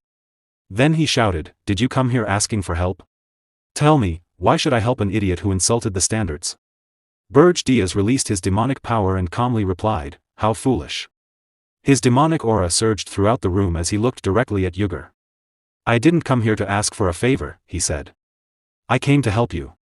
Yugur Belva nervously stepped back in shock. What? Berge Diaz continued. A hero's journey is targeting this tower. Yugur Belva once again asked in disbelief, what? Berge Diaz sighed before speaking. Move the 13th princess you kidnapped to the first floor. Then the hero's journey will simply rescue the princess and leave. Yugur Belva angrily shouted, nonsense. I haven't heard any news about a new hero's journey. Berge Diaz replied coldly, I suppose that's the limit of a Titan's intelligence network. Yugur narrowed his eyes in anger. Why you? Just because I'm listening to you. Suddenly, he activated Titan magic, Gigantification level 3. His massive fist swung toward Berge Diaz as he roared, you're getting far too cocky, you piece of trash who insulted the standards. But Berge Diaz remained calm. Standing still with his arms folded. The 3rd Prince of Gianna, the 7th Princess of the Velos Dukedom, the 4th Prince of Machiel, and the 6th Princess of Candaria. At those words, Yugur Belva's fist stopped midair. Berge Diaz calmly continued, they were all pushed out of the line of succession or lacked the resources to launch a hero's journey. Even if you kidnapped them, no heroes would come. Sweat formed on Yugur's face.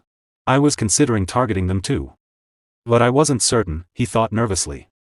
Then, filled with curiosity, he asked, how do you know all that? Berge Diaz thought to himself, because those are the princes and princesses you kidnapped in your previous life, but instead, he simply smiled and replied, does it matter how I know? Isn't the safety of your tower what's truly important? Yugur Belva stared at him suspiciously. If the information about a hero's journey coming for the 13th princess is false. Berge Diaz turned around with a smirk. It doesn't matter. Keeping one hostage on the first floor won't cause you any harm. Yugur fell silent for a moment before asking. Why are you trying to help me? What do you want? Berge Diaz smirked inwardly, he took the bait. What do I want? He muttered. Then he thought to himself, in this dimension, Aryan, you can't survive against endless heroes through brute force alone. Yuger must already realize that deep down. He knows he isn't smart enough to stop the heroes here. That's why he lives in fear, only kidnapping people who won't trigger a hero's journey. It's no different from before my regression. Berge smiled faintly before speaking aloud, what I want is simple. Berge thought to himself, Yuger, that big foolish coward, will soon try to cling to that man in order to survive in this dimension. The one who will become Yuger Belva's guiding light, Jason Kochmund. Then, while stepping forward, Berge calmly said, I don't want anything. It's just. I believe a great demon king deserves to live longer. Yuger Belva looked at him in confusion but said nothing. As Berge walked away alongside Gordon Ramsay, he thought to himself, I'll take on that role instead. I'll bring Yuger to my side. And neutralize one of Jason's future pieces. The scene shifted to the base of the Golden Moon Merchant Guild. At the teleportation circle station, Berge appeared in his pale-haired hero form. Hillen and Cargill were already waiting for him alongside the other heroes. Yuger's side has been settled, Berge thought. So next is. Then he spoke, are the preparations for the hero's journey complete? Hillen Cargill smiled and replied, yes, just as you ordered. We can depart at any time. Archmage Rosal coldly added, I only took charge of the tower raid map because Hillen and Cargill asked me to. I've climbed the Tower of Absolute Hardness several times before. Suddenly, the leader of the Scarlet Hawk Mercenary Guild shouted excitedly. The Scarlet Hawk Mercenary Guild is fully assembled. We'll show you the true power of our guild. Some of the mercenaries whispered among themselves. The benefactor is here. He'll give us another reward too, right? Berge glanced around and thought, this should be enough. We're only going to the first floor anyway. Then he spoke again. Granada. Amon Katrashu. What happened to the elf slaves? The Black Knight, Amon, smiled and replied, there are 33 elf slaves rescued from across the continent. Granada added, every one of them swore loyalty to me of their own free will. Merchant Jettison smirked and said, they wouldn't have even been able to negotiate properly without me. I wonder if there'll be a bonus? Berge tossed a bag of gold coins toward Jettison. Good work. I'll see you all shortly. Jettison caught the bag with a grin. Thank you very much. The surrounding mercenaries watched with shining eyes, clearly tempted by the sight of the gold. Berge then declared, the hero's journey departs now. We will rescue the 13th princess of Hilderan. The other heroes shouted in unison, yes, sir. The scene then shifted to the underground warehouse of the Golden Moon Merchant Guild. Berge stood beside Granada while a group of elves stood before them.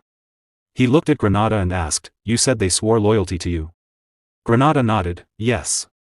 They swore it upon the World Tree. One of the elf girls smiled gently and said, since you saved us from a lifetime of disgrace.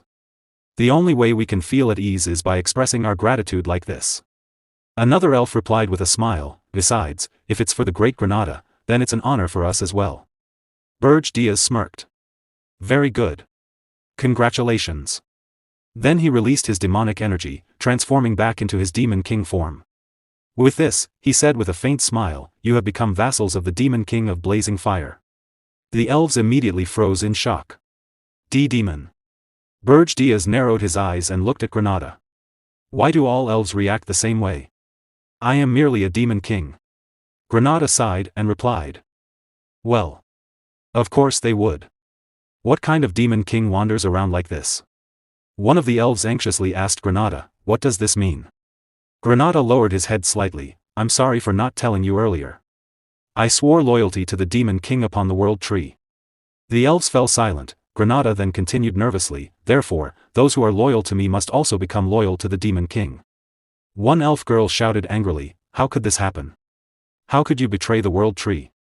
Granada suddenly shouted back, it is all for revenge against humanity. I can never forget the humiliation I suffered. The elves became silent once more, revenge. Against humans. Painful memories resurfaced in their minds. One memory showed a human holding an elf in chains while smirking cruelly. I've never liked the pretty faces of elves. The terrified elf begged, please. Don't do this. I'm begging you. Another memory appeared. A human mocked an elf while tearing away her clothes. A mere slave wearing clothes? Look at her trembling from the cold. Those memories filled the elves with rage. They clenched their fists tightly. Those bastards. They did the same thing to me. Me too. They treated me the same way. Soon, the entire room erupted with furious voices. I support Granada. I agree. Me too. Let's take revenge on humanity. Meanwhile, Berge silently observed them. Even pure elves can fall this far. Once they witnessed the ugliness of humanity. Then, through a blue communication window, he spoke to Gordon Ramsay. I'll send you the information on the elves. Create routes to infiltrate these girls into human society. Gordon Ramsay calmly replied, understood. Berge narrowed his eyes thoughtfully. In 6 months, the 10-star heroes will gather in one place to kill me. Before that happens, I must recruit new talent to strengthen my tower. And expand my influence so I can secure more allies. Creating chaos within human society to delay the heroes' journeys is also an important task. There are only 6 months left until all the 10-star heroes gather. A cold smile appeared on his face. No matter what, I will survive. Inside the Tower of Absolute Hardness, the heroes had already defeated all the monsters on the first floor. The ruined battlefield was covered with the corpses of monsters, while blood stained the ground and their bodies. After killing the last monster, Hillen Cargill sheathed his sword while the others followed behind him. The mercenary guild leader looked around and muttered, the Tower of Absolute Hardness isn't much after all, is it? Maybe I should quit being a mercenary and just climb towers instead. Granada silently stepped forward while Rosal Charnt carefully observed the surroundings. She calmly said, the first floor only has weak monsters. Hillen Cargill replied, still. You must not let your guard down. Suddenly, one of the heroes shouted, Hillen Cargill. We found her. Hearing that, Hillen quickly turned toward the voice. Inside a small iron prison, Elena Hildurin lay unconscious. She was the 13th princess of the Kingdom of Hildurin. Granada immediately carried Elena in his arms. Hillen Cargill then said, now that we've found the princess, let's head back. I'll stay at the rear, so please take the princess and leave first. Granada nodded. Understood. As Granada and the others prepared to leave the tower, Rosal Charnt suddenly spoke while walking beside them. It's strange. Why would the Demon King of Absolute Hardness leave a hostage on the first floor? It's almost as if he wanted us to take her without causing any trouble. Hearing those words, Hillen Cargill felt nervous. He let out a small laugh and replied, like the others said, maybe the Demon King is afraid of you. Fortunately, our members barely suffered any injuries. We rescued the princess, so let's return for now. Rosal Charnt stared at him silently for a moment before speaking again, Hillen Cargill. You've changed a little. Hillen nervously smiled. What? How have I changed? Rosal Charnt answered coldly, you seem calmer now. Back when you were part of my assault unit. Hillen suddenly remembered the past, when he used to argue fiercely with Rosal Charnt. Stopping at only the first floor. We should at least reach the Demon King's room. Rosal continued, the old Hillen Cargill would have insisted on climbing all the way to the Demon King's chamber, even if it meant risking everything, all for the sake of fame and popularity. But now. She narrowed her eyes slightly, you somehow seem more composed. Hillen looked at her with confusion before laughing nervously again, it must be your imagination. Did I seem too relaxed because the Demon King already told me the whole plan? Rosal Charnt smiled faintly. Whether I'm overthinking it or not, it's not a bad change. The scene shifted to the Kingdom of Hildurin, where the sounds of celebration echoed through the silent night inside the royal castle. After the successful rescue of Princess Elena, the Kingdom of Hildurin arranged a magnificent banquet to celebrate the heroes' victory. Inside the grand banquet hall, nobles and heroes gathered together under the dazzling lights of the palace. At the highest seat of the royal hall sat the King of Hildurin alongside Hillen Cargill and Rosal Charnt. The king proudly spoke, if the prestige of the Hildurin royal family had been tarnished, the morale of the hero's future journey could have fallen as well. He then looked directly at Hillen Cargill and continued. You, who prevented such a disaster, have earned my highest praise. In the name of the King of Hildurin, I commend your hard work. Truly, you are the hero of Hildurin. Hillen Cargill smiled joyfully and bowed his head. You flatter me, your majesty. He then gestured toward Rosal Charnt. This mission was completed successfully thanks to Rosal Charnt's support. With her assistance, I was able to finish everything without difficulty. Rosal Charnt looked slightly surprised by his words. The King of Hildurin nodded with satisfaction, you are humble as well. You set an example for everyone here. Hillen bowed once again. I am overwhelmed by your majesty's praise. After a brief pause, he looked around and asked, but your majesty, I do not see Princess Elena. The king calmly replied, she is currently resting in her chambers. Security around her has been strengthened, so there is no need to worry about her safety. I understand, Hillen replied. The king of Hilderan silently observed Hillen Cargill for a moment. He seems unusually interested in the 13th princess. Could he have developed feelings for her? The king thought to himself, a faint smile appeared on his face. If I were to marry the two of them, Hillen Cargill would belong completely to the Hilderan royal family. The 13th princess may be more useful than I originally thought. The king then rose from his throne and lifted his wine glass high into the air. Everyone, raise your glasses and remember this glorious day. His voice echoed throughout the grand hall. Hilderan's hero, Hillen Cargill, conquered the atrocious tower of absolute hardness and rescued my beloved daughter, Princess Elena. Tonight, celebrate to your heart's content. This banquet is my gift to all of you heroes. The entire hall erupted with cheers as everyone raised their glasses proudly. The king of Hilderan shouted loudly, no one shall ever look down upon Hilderan. The kingdom of Hilderan stands proudly beneath the heavens. The heroes and nobles answered together with thunderous voices, Hilderan shall prosper forever. Long live Hilderan. Long live the king. Suddenly, a spirit rushed toward the kingdom of Hilderan under the cover of the night. It swiftly entered the annex tower separated from the king's main palace and searched for Princess Elena Hilderan's location. After finding her, the spirit quickly returned to Princess Ernan and reported everything to her. Princess Ernan, wearing a facial recognition jamming mask, smiled brightly while holding the small spirit in her hands. All the heroes capable of sensing demonic energy are busy enjoying the celebration at the castle, she said excitedly. Now is our chance. Beside her stood Berge Diaz, who was also wearing a facial recognition jamming mask. As they advanced through the tower, Berge silently knocked out the guards one by one with precise strikes.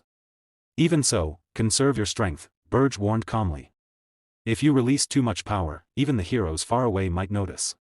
Princess Ernan nodded obediently, all right. The two of them soon reached the lower floors of the annex tower. However, several royal guards spotted them from above. Intruders! One of the guards shouted. Ring the bell immediately. Berge Diaz and Princess Ernan both looked upward. One of the royal guards was already rushing toward the warning bell with a hammer in hand. Suddenly, Princess Ernan's spirit appeared directly in front of him. The guard froze in panic at the unexpected sight. Princess Ernan pointed her finger toward him with a playful smile. I won't let you underestimate me. At her command, the spirit transformed into a massive surge of water. The surrounding guards, along with the warning bell itself, were swallowed by the flowing water. One of the surviving guards tightened his grip on his large sword and shouted nervously, a water spirit. Who the hell are you people? Meanwhile, the guards trapped inside the water cried desperately, save us. Princess Ernan happily waved her hand, almost blushing with excitement, I've been waiting for someone to ask that. She declared proudly. I am one of the 4 heavenly kings serving the Demon King of blazing fire. I am the Dark Spiritist. Hearing her dramatic introduction, Berge Diaz felt awkward for a moment. She's way too excited about this. Did she get herself kidnapped just so she could make introductions like this? He thought silently. Princess Ernan then pointed toward Berge Diaz and continued, and this person is from Ergest. Before she could finish speaking, Berge instantly leapt upward and vanished from his position. Princess Ernan stared at the empty space in shock. Meanwhile, Berge Diaz landed on the middle floor while muttering to himself, being looked down on is annoying. Let's finish this quickly. Below him, Princess Ernan teared up and shouted angrily, I was still introducing you, Demon King. The royal guards raised their weapons in confusion. The Demon King and one of the 4 heavenly kings. One of them shouted. You came here to kidnap the princess? Another guard glared fiercely at Berge Diaz. To think you walked through the front gate. You've got guts. Berge Diaz calmly landed on the middle floor and looked toward the windows. You thought I wouldn't notice the powerful defensive magic cast around them? He said coldly. One of the guards pointed his sword toward Berge and shouted, how foolish. It's almost like you're admitting you must kidnap her quietly to avoid being discovered by the heroes. The guard smirked confidently. He can't use demonic energy right now. Show the Demon King of blazing fire the terror of the Hilderan royal guards.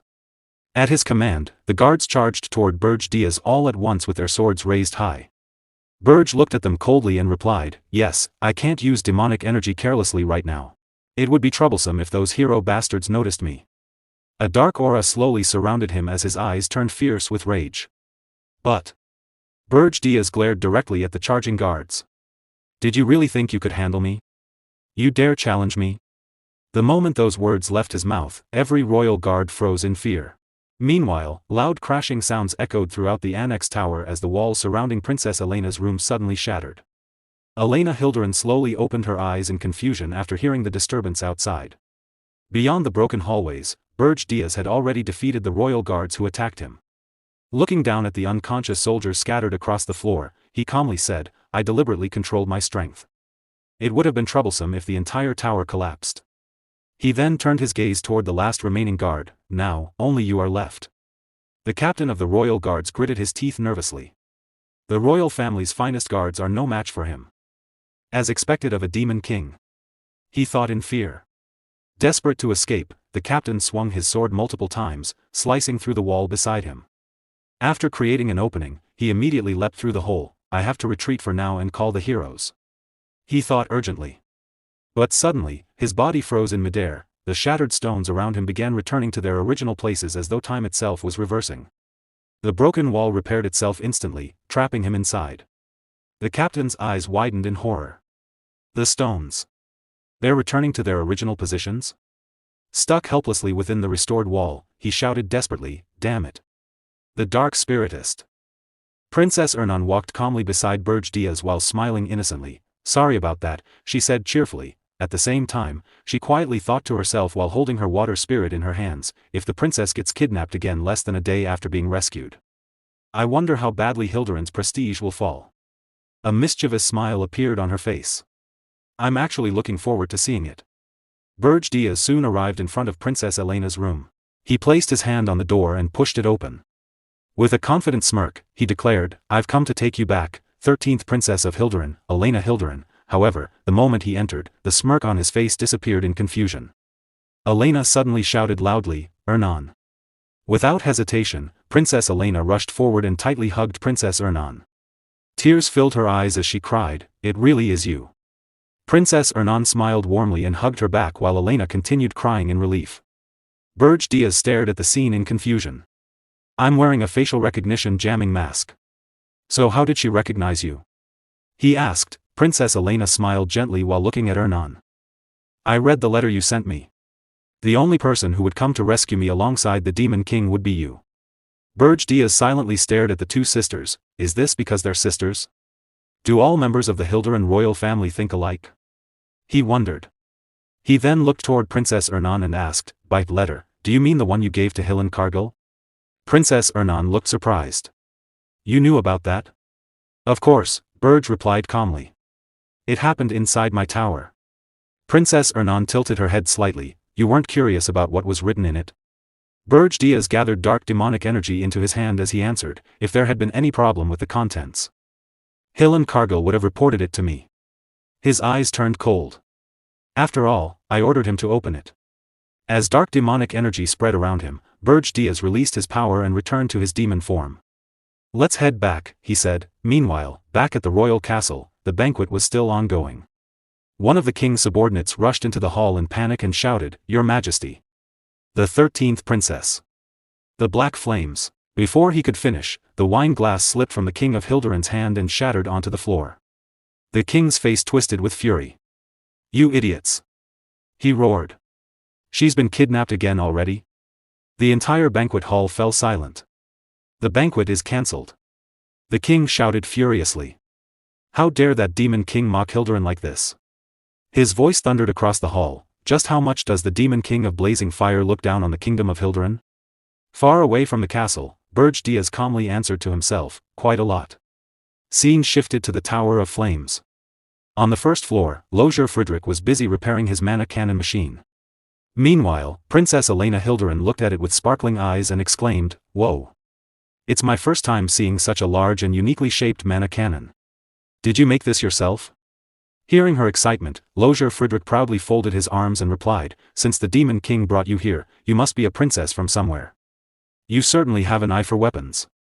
"That's right, I am the blacksmith of the first floor. This masterpiece was created by me, the great Lozier Friedrich." Princess Elena smiled brightly. "Wow! That's amazing. Could I try making one later too?" Lozier Friedrich burst into laughter. "How bold. Very well then. I shall appoint you as my assistant any time. Princess Elena looked overjoyed after hearing that. At that moment, Princess Keat arrived and spoke calmly, "Lozier, please repair the practice scarecrow." However, she stopped after noticing Elena. "And who is this?" Princess Elena stared at her in surprise before blushing slightly. "Why is the knight here so pretty? I can even tell you have a strong body through the armor." Hearing such direct praise, Princess Keat immediately blushed. She grabbed Princess Ernan by the shoulder and whispered nervously, "What is this? This child is way too good at socializing. She's dangerous." Princess Ernan laughed awkwardly before replying, "She's my younger sister, Elena." Princess Keat's eyes widened in shock. "What? Your sister?" Ernan nodded calmly. "And Elena is always sincere. Ever since she was born, she spent most of her life lying in bed inside her room. The world she knew only came from books, so she's finally experiencing everything in person. Even then, she's not the kind of child who lies just to impress others." Princess Keat turned even redder and quietly muttered, "Then, am I really that pretty?" Nearby, Gordon Ramsay shouted in frustration toward Berge, "This isn't right. Dwarves, elves, heroes, and princess knights are already one thing. But now even a child is living in the Demon King's tower." Berge glanced at him calmly. "I'm not asking you to raise her. That's not the problem here." Gordon Ramsay snapped back. "If word gets out that the Demon King is taking care of a child, the dignity of the Demon King, who should be feared, will be ruined. There's no place for you in this tower, princess." However, Princess Elena simply walked toward him with a cheerful smile. "Are you Adjutant Gordon?" Gordon Ramsay clicked his tongue angrily. "Don't talk to me, 13th Princess of Hilderan." But Elena bowed respectfully and said warmly, "I heard from my sister that you always prepare delicious meals and manage the tower. She said you're the one who works the hardest behind the scenes. Thank you for always taking care of my sister." For a brief moment, Gordon Ramsay froze completely. His body trembled slightly as he struggled to maintain his composure. "It's nothing," he muttered awkwardly. Watching the scene unfold, both Lozier Frederick and Princess Keat quietly blushed in amusement. Princess Elena then happily ran back toward Princess Ernan and exclaimed, "I think the Demon King's tower suits me perfectly. There are no scary monsters, it's clean, and everyone here is so kind. My body doesn't even hurt anymore." Princess Ernan laughed softly. "Right?" Meanwhile, Berge watched everything in silence before muttering to himself, "Everyone already likes her." A faint smirk appeared on his face, "She'd better be at least this useful. Now I wonder what kind of sweet words she'll use to charm me." Hearing that, Princess Ernan shouted from nearby, "I told you she genuinely means everything she says." Berge ignored the comment and asked instead, "What exactly did your sister write about me in her letters?" The moment he asked that question, Princess Ernan instantly blushed and fell silent. Even Elena became nervous. "In the letters?" Elena whispered. She looked toward Ernan, only to see her face turning even redder. Elena quickly hid behind her sister and nervously said, I don't know anything." The Demon King stared at them in confusion. "What's with that reaction?" After a brief pause, he folded his arms and continued, "By the way, didn't you say the 13th princess was so sick she couldn't even get out of bed?" Princess Ernan smiled gently while looking at Elena. "It's thanks to the Demon King's tower." Berge narrowed his eyes slightly. "What do you mean?" "Elena's illness is mana overload," Ernan explained. "Her innate mana is just as massive as mine, but her body is too weak to handle it. However, demonic energy naturally depletes mana, just like how a spirit blossom loses its mana when contaminated by demon energy." She gently held Elena's hand as she continued, "That's why she constantly coughed blood back in the kingdom. Her mana was being depleted inside Ygor's tower." Berge nodded in understanding.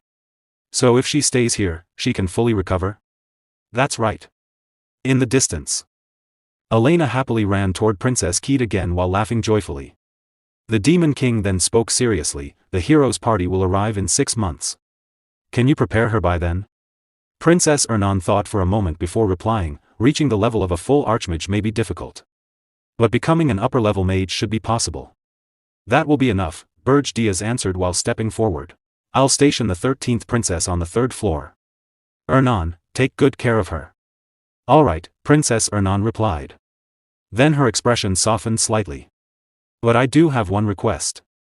Berge stopped and looked back at her. "Please don't let Elena participate directly in combat," Ernan said quietly. "She's still too young to witness bloodshed."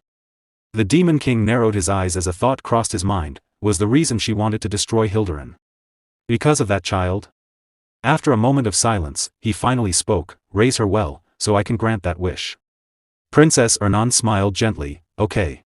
At the 5th floor of the Tower of Flames, inside the strategy meeting room, Gordon Ramsay and Berge Diaz arrived together. Gordon Ramsay looked around the room in curiosity and asked, "Demon King, this place is..." Before he could finish speaking, Berge Diaz calmly replied, "I expanded it using the points gained from kidnapping the 13th princess. Until now, I didn't have the luxury to create something like this, so I handled all business directly from the throne room." As he placed his hand on the magical control system he had created, a large blue projection screen appeared above them. "But if we are going to face the heroes of the 10 stars in the future, we'll need a far more organized system." He then sat down in his chair and looked toward Gordon Ramsay. "I'll delegate the management authority of this room to you. If more facilities or rooms are needed in the future, feel free to expand them at your own discretion." Gordon Ramsay immediately placed a hand over his chest and responded respectfully, "Yes, sir. Thank you very much." Meanwhile, Berge Diaz quietly organized his thoughts. To reliably stop the hero's journey, 2 things are necessary. First, we must strengthen the tower. Second, we must delay the gathering of the heroes of the 10 stars for as long as possible. He then turned toward Gordon Ramsay and asked, "How is the plan to spread the elves progressing?" While checking the information displayed on the system screen, Gordon Ramsay replied, "It's proceeding smoothly. Through the Golden Moon Merchant Guild, the elves are being distributed to clients all across the continent." Suddenly, a blue communication screen flickered to life. Pearl Orcs appeared on the screen with a serious expression. "Demon King, there's a problem." Hearing those words, both Berge Diaz and Gordon Ramsay immediately became alert. Scene shifted to the Akan Kingdom. Inside the royal palace, voices echoed throughout the halls. "The princess has disappeared again. Was she kidnapped? That's impossible." One of the king's subordinates hurried into the throne room while holding a letter in his hands. He immediately presented it to the king and said, "A letter like this was found in the princess's room." As the king read the letter, his hands began to tremble. "Our Princess Lavinia has once again." His expression darkened as he continued reading silently. "She went to gather chimera ingredients. But if she's heading toward a cold mountain she has never visited before, then there's only one place she could have gone." Suddenly, the king rose from his throne and shouted, "Send a search party to the Regressed Mountains immediately. Bring Lavinia back safely at all costs." "Yes, sire." The subordinate answered loudly before rushing out. The scene then shifted to the Regressed Mountains. Countless chimera monsters rampaged through the snowy mountains, slaughtering every creature that crossed their path. One enormous chimera carried a freshly hunted beast in its jaws while the others continued hunting across the region. Atop one of the giant chimeras sat Lavinia Akan. Her body was covered in a layer of frost as she quietly muttered, "Orcs. Ingredients."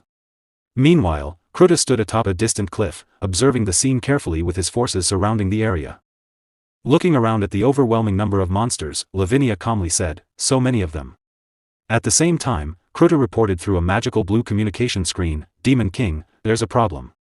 A human mage leading monsters has invaded our tribe's territory. She's approaching the tower. We've surrounded her, but it's difficult to stop her." The moment Berge Diaz saw Lavinia's face appear on the screen, his eyes widened in shock. "That's Lavinia Akan?" Nearby, Gordon Ramsay spoke seriously, "I investigated her before. Lavinia is Arian's only chimera creator. But aren't chimera creators fairly common even in the demonic realm?" Berge Diaz immediately grew tense. "No, she's completely different from the chimera creators of the demonic realm." A dark expression appeared on his face as memories from before the regression resurfaced in his mind. "I witnessed her power with my own eyes before the regression. She single-handedly led an entire chimera army during an invasion and kidnapped almost all of my vassals. The tower nearly collapsed because of her. That's how Lavinia Akan earned the title of the solo hero's journeyer." His expression became even more serious. "But her period of full-scale activity shouldn't begin for another 3 years. Did killing Draxon cause Lavinia to be released early and start moving sooner than expected?" Berge Diaz suddenly stood up from his seat. "Lavinia will never stop until she obtains the ingredients she wants. She's the type of princess who would even target the Demon King's flesh if she isn't satisfied." Gordon Ramsay frowned deeply. "Even so, why come to Regressed of all places? Lavinia Akan is the 3rd princess of Akan and one of the highest-ranked successors to the throne. If we kill or kidnap her, the Akan kingdom will mobilize its entire army against us. Facing Hilderan's hero's journey alone is already overwhelming. If the Akan kingdom joins the war as well, we'll never win. Berge Diaz clenched his fist tightly and fell silent for a moment before speaking in a tense voice, Krutu, I'll handle this personally. Lure her as far away from the tower as possible. Under no circumstances are you to engage in a full-scale battle. Yes, sir, Krutu replied immediately. Berge Diaz then turned toward Gordon Ramsay. You will assist from here. Understood, Gordon answered. As Berge Diaz stepped forward to leave, a disturbing thought suddenly crossed his mind. An untouchable princess invading the Demon King's territory. His footsteps slowly came to a stop. It's exactly like what happened right before Draxon died. A look of fear spread across his face as his eyes widened in realization. Back then, I sent the dwarf princess toward Draxon. He froze completely. Wait. The tension in his expression deepened. This situation is far too similar. For the first time in a long while, genuine fear appeared in Berge Diaz's eyes. Could it be? Someone intentionally sent Lavinia Akan here in order to destroy me? Berge Diaz immediately rushed toward the battlefield. Krutu, retreat to the east for now. He commanded. Yes, sir. Krutu replied. As he moved at full speed, a troubling realization dawned on him. Lavinia Akan would never have come to Urgest without reliable information. There had to be someone behind everything, a mastermind who had deliberately lured her there. The only person Berge Diaz could think of was Jason Cockmund. The possibility that Jason was truly the mastermind filled Berge Diaz with rage. He refused to sit back and tolerate it. Clenching his jaw, he increased his speed. At the same time, on the battlefield, Kruta walked alone toward the deadly Chimera army. He steeled himself for the coming battle, fully prepared to sacrifice his own life. After confirming that his subordinates had escaped safely, a wave of relief washed over his heart. He believed that even without him, the tribe would continue to survive as long as everyone remained united.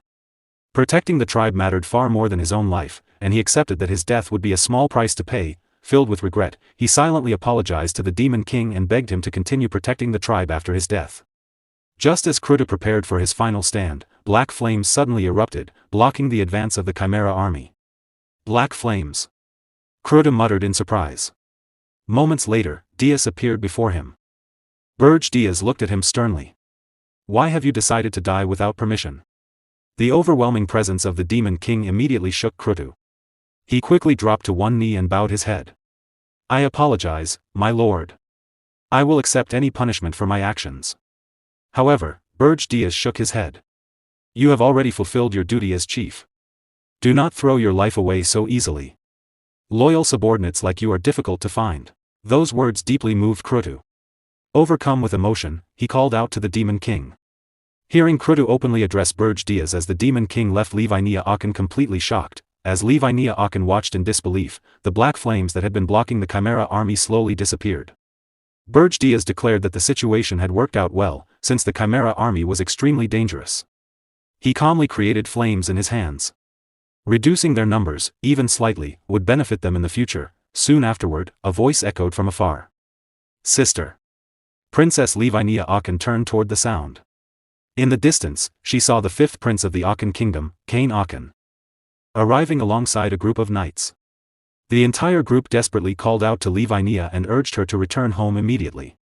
At the same time, Berge Diaz turned his attention toward the Chimera army. He noticed the approaching knights and muttered, did they come to find Lavinia? As the fifth prince Kane Akan pointed toward the blizzard, he shouted, I see chimeras. Sister must be there. Berge Diaz made it clear that he had no intention of becoming an enemy of the Akan kingdom.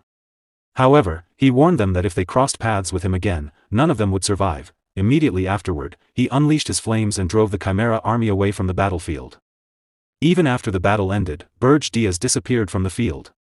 Lavinia Akan continued staring at the spot where the Demon King had stood, her eyes filled with shock and curiosity. The truth she had discovered only deepened her obsession. Meanwhile, Kane Akan instructed the knights to follow the source of the mysterious light, believing his sister would be there. However, when they arrived at the location, they found only a doll lying on the ground. A message written on the doll warned them not to search for her. The sight instantly frustrated Kane. He complained that his sister always disappeared without warning. One of the knights reminded him that they had already ventured too deeply into the dangerous lands of Urgest and advised that they should return immediately. Cain accepted the advice and reasoned that there was no way his sister could have been defeated by ordinary monsters. He also confirmed that the Demon King of Blazing Fire had not kidnapped her. As the situation in Ergest calmed slightly, the scene shifted toward the tower. Livinia Aachen stood in front of the tower with her chimera. While reflecting on everything, Berge Diaz thought about Livinia Aachen once again. He understood that she would never return home until she obtained what she truly desired. He remembered that even before the regression, Livinia had been obsessed with chimera materials, to the point that she had once targeted the Demon King's flesh itself. While Berge Diaz remained lost in thought, Gordon approached him with a report. The Aachen scouts have already left, he informed him. Berge Diaz immediately began analyzing the situation. He concluded that Livinia Aachen had not descended the mountain separately after meeting the search party. Instead, her obsession with chimera materials had likely driven her to intentionally avoid them. He further reasoned that if the Aachen kingdom discovered the princess was heading toward the tower, the entire search force would eventually arrive there as well. Understanding the implications, Gordon calmly pointed out that if the chimera princess disappeared forever within the dangerous lands of Ergest, nobody would ever know the truth. A faint smirk appeared on Berge Diaz's face as he agreed with Gordon's conclusion. He explained that if such an event occurred, the Aachen kingdom would have no justification to invade by blaming him. Hearing this, Gordon revealed a cold smile. Believing the opportunity had finally arrived, he suggested launching an all-out attack immediately. Berge Diaz realized that this was truly the only chance to deal with Livinia Aachen once and for all. Even so, an uneasy feeling continued to linger deep inside him. Despite the discomfort, he decided to handle the matter personally. Without hesitation, Berge Diaz stepped out of the tower alone. The moment he emerged, he found Livinia Aachen waiting calmly atop a chimera. However, the chimera itself was abnormal. Every one of its eyes was connected to Jason's vision, allowing him to observe the entire situation from afar. Watching everything unfold through the chimera's eyes, Jason Kochman smirked. He immediately realized that Berge Diaz had personally come outside to prevent anyone from discovering what existed inside the tower. Jason acknowledged that Berge Diaz was far more cautious than he had originally expected.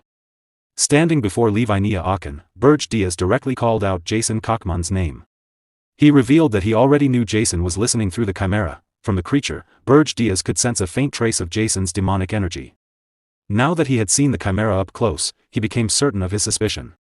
He concluded that Jason had personally provided a body infused with his own demonic energy to create this chimera. Jason admitted that Berge Diaz's observation skills were impressive. However, he mockingly questioned what Berge Diaz could possibly do while surrounded by an entire chimera army.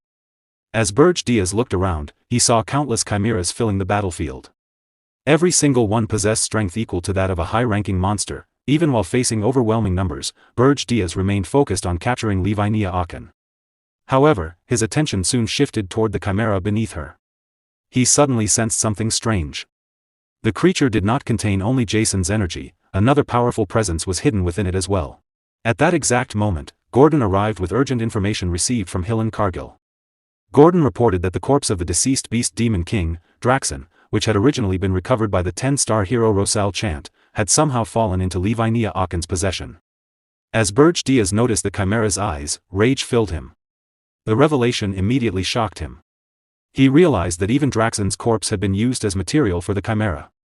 Seeing Berge Diaz's reaction, Jason grinned with satisfaction. He confirmed that Diaz's assumption was correct. Although only temporary, the chimera could replicate the incredible speed Draxon had possessed while alive. Jason then explained the deeper problem. Demon Kings normally strengthened themselves using demonic energy points. However, Berge Diaz had converted most of those points into money instead of using them to increase his own strength. Because of that decision, the current Berge Diaz had barely grown stronger at all. Under such conditions, defeating both the chimera and Princess Livinia Aachen would not be easy. Jason's confidence only continued to grow. He revealed that he had also planted eyes and ears on several other chimeras. While Berge Diaz remained distracted playing this dangerous game with Livinia, even a single chimera successfully entering the tower would allow Jason to completely understand its internal layout. With that information, Jason would be able to create the perfect strategy to conquer the tower. Just as heroes normally prepare strategies to defeat demon kings, Jason, filled with arrogance, demanded to know what the Demon King of Blazing Fire, Berge Diaz, planned to do now. Surprisingly, Berge Diaz began to smirk. Internally, he admitted that Jason Kochman had completely outplayed him. For the first time, Berge Diaz realized that he had ended up in the same position Draxon once faced. Once the battle began, there would be no turning back. Accepting the situation fully, Berge Diaz decided that everything would now depend on an all-or-nothing gamble. With complete calmness, Diaz removed his jacket and stepped forward. He called out Lavinia Akin's name directly. The sight instantly terrified Gordon. He desperately shouted toward Diaz, warning him that revealing himself in front of the chimeras was far too dangerous, even for a demon king. At the same time, Jason grew suspicious of Diaz's actions. He began wondering what exactly Diaz was planning. Ignoring everyone else, Berge Diaz spoke directly to Lavinia Akin and proposed a deal. Curious, Lavinia asked what kind of deal he meant. Diaz offered her a shocking condition. He demanded that she cancel her deal with the Demon King of Lies. In exchange, he promised to give her one of his own horns. He even swore upon the standards of a demon king to prove that he was serious. The offer completely surprised Lavinia Akin. Unable to hide her shock and excitement, she immediately questioned whether he truly intended to give her one of his horns. Princess Lavinia Akin's expression immediately softened after hearing his proposal. She quickly presented the contract to Demon King Berge Diaz. Berge Diaz looked confused at first, but after reading the contract, he nervously replied, "Sure." Once the deal was finalized, all the eyes connected to Jason Kochmund were destroyed by Demon King Flam. Meanwhile, Princess Lavinia Akin sat atop her beast and stretched out her hand. "Give me the horn." Berge Diaz turned around and began walking forward. "I know," he replied. "But this place isn't very dignified. Let's go inside first." Lavinia narrowed her eyes, clearly annoyed. Seeing her reaction, Berge smiled. "Don't worry. You don't need a contract. I swear on a demon king's honor." Although she continued staring at him suspiciously, she relaxed slightly and followed him into the tower. Elsewhere, Jason Kochmund placed a hand on his forehead and burst into laughter. Ha ha ha. As he laughed, he thought to himself, he swore on a demon king's honor? Him? The one who thinks honor and standards are complete garbage? I can't believe that line actually worked. He got me. Standing before a massive blue screen through which he had been monitoring everything before his vision was cut off by Berge Diaz, Jason's smile slowly faded. "You're the first person to cause me this much trouble." His expression turned cold and dark. "However, I still have my next move." He smirked. "Let's see how long you can hold out, Berge Diaz." The scene shifted back to Berge Diaz's tower. As Princess Lavinia Akin entered the first floor alongside Berge Diaz, Lozier Friedrich was busy repairing a mana machine. He looked up in surprise. Nearby, Princess Keed was attempting to repair her practice dummy. She froze in shock upon seeing the unexpected guest. Princess Ernan, who was fixing her younger sister Elena's hair, was equally surprised. Ignoring their reactions, Lavinia continued following Berge while glancing around the tower. After a moment, she nervously asked, "This place is strange. Where are the materials?" Berge looked at her awkwardly. "Are you already looking for monster materials? I never said I'd give you anything except the horn." Behind them, Keed quietly whispered to Ernan, "That's Princess Lavinia, right? I'm not imagining things." Ernan nodded, "That's definitely Princess Lavinia." Princess Elena Hilderin tilted her head curiously. "What brings her here?" Lozier Friedrich scratched his head. "Well, isn't it obvious?" The scene shifted again to the 5th floor, the Demon King's chamber. Berge Diaz sat casually upon his throne while Princess Lavinia stood before him. Without warning, he tossed a horn toward her. "Here. Take it."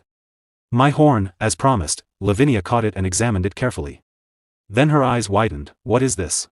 She waved it angrily. "Not this one. Give me a real Demon King's horn." "You swore." Berge smirked. "Too bad. I don't care about a Demon King's honor. Besides, I can't give a human my actual horn. It's the pride of a black flame dragon." Lavinia's anger exploded. Immediately, she summoned her beast and released a massive surge of energy. The creature roared while numerous summoned beasts appeared around her. "Die." At that moment, Gordon Ramsay suddenly appeared in front of her with his sword drawn. "Demon King. It's dangerous." Berge calmly waved him off. "It's fine, Gordon." Then he looked at Lavinia. "Don't be so angry. It isn't my horn, but I placed power inside it that's just as strong." Lavinia paused. Feeling the energy radiating from the horn, her expression changed. Berge continued, "Phoenix Flame. A power comparable to that of a Demon King. It should be perfect as a chimera material." Lavinia's eyes widened in surprise. Without hesitation, she sent her chimera beast back through its portal and rushed toward Berge. "Give me more. More." Berge watched her excited reaction and thought, "I'm glad she likes it." Then he took out Armani's orb and held it in his hand. "I can't keep giving these away for free. If you really want more, swallow this." Lavinia grabbed the orb without even asking what it was and swallowed it immediately. At that moment, she officially became one of Berge Diaz's vassals. She raised her hand again, more flames. Berge stared at her speechlessly. She really is out of her mind. Still, he nodded. Fine. I'll give you more. Lavinia beamed with happiness. As she received additional horns infused with phoenix flame, she cheerfully greeted the Demon King's subordinates, who welcomed her into the tower. Watching the scene, Berge thought, with this, Lavinia Aachen has become my vassal. I finally have a force capable of dealing with the overwhelming numbers of the hero's journey. His eyes narrowed. Now I only need to prepare for the 10 stars. Suddenly, a blue screen appeared before him. It was Krotu. Demon King, I've erased all traces of the Chimera's movements. Berge nodded. Good work, Krotu. He leaned back on his throne. Now the Aachen Palace won't even dream that Princess Lavinia is hiding inside my tower. After a brief pause, he considered the remaining risks, still, just in case. He called for Lavinia Aachen. There was one more task he wanted her to do. The scene shifted to the Aachen kingdom. Inside the royal palace, hurried voices echoed through the halls, Your Majesty. A letter has arrived from Princess Lavinia. The king quickly accepted the letter. His hands trembled slightly as he opened it and began reading. After finishing the letter, he remained silent. One of his subordinates stepped forward and knelt respectfully. Your Majesty, shouldn't we send another search party? The king continued staring at the letter before answering nervously. No. He lowered the letter slightly. They couldn't even bring back the 5th prince. A faint smile appeared on his face as he looked at Lavinia's words. Since she's so happy, I'll leave her be for a while. He sighed heavily. If Princess Lavinia turns Ergest into a wasteland, then I will take responsibility. The subordinate lowered his head. Understood, Your Majesty. The scene shifted once more, this time to the Tower of Frost. Inside the frozen tower, Reina Soldian casually floated a piece of candy in the air using demonic energy. Without touching it, she guided it toward her mouth while speaking. So, in other words. She glanced at the blue screen before her. Berge Diaz helped you. On the screen appeared Yugur Belva. Yes, he replied. He discovered that the hero's journey was coming and warned me in advance. He also provided valuable information. The Demon King of Winter slowly ate the candy. So you're saying Berge Diaz is trustworthy? More trustworthy than Jason? She crossed her arms. If it's useful information you're talking about, hasn't Jason been providing that for much longer? Yugur Belva nodded, of course. Jason Kochmund has given us information that helped us survive in Arian. He paused. But somehow, I can't completely trust him. His expression darkened. It's difficult to explain why. Reina raised an eyebrow. May I enlighten you? Yugur looked at her curiously. Reina continued, You, I, and Draxen Doldov have survived in Arian for decades with Jason's assistance. Her eyes narrowed. But every new Demon King falls to the hero's journey within 3 years. She leaned back in her chair. Take the Demon King of Lust, for example. He was defeated by the hero Hillen Cargill. A cold smile appeared on her face. Jason could have saved those new Demon Kings if he truly wanted to. Silence filled the room. After a moment, Yugur finally spoke. Does that mean? His voice grew heavier. Jason killed Draxen, he clenched his fists. Then what should we do now? Reina calmly replied, If you're a Demon King, think and judge for yourself. Yugur nodded slowly. You're right. Reina continued, but don't misunderstand me. She looked toward the icy window. I don't trust Berge Diaz either. Yugur remained silent for a few seconds before speaking again. Then the person who killed Draxen. Reina gritted her teeth. There is a way to find out. Her expression became unpleasant. I hate having to ask that vulgar woman for help. She sighed. But there is no other choice. The scene shifted to Berfet. High above the city, Vivian arrived using her demonic wings.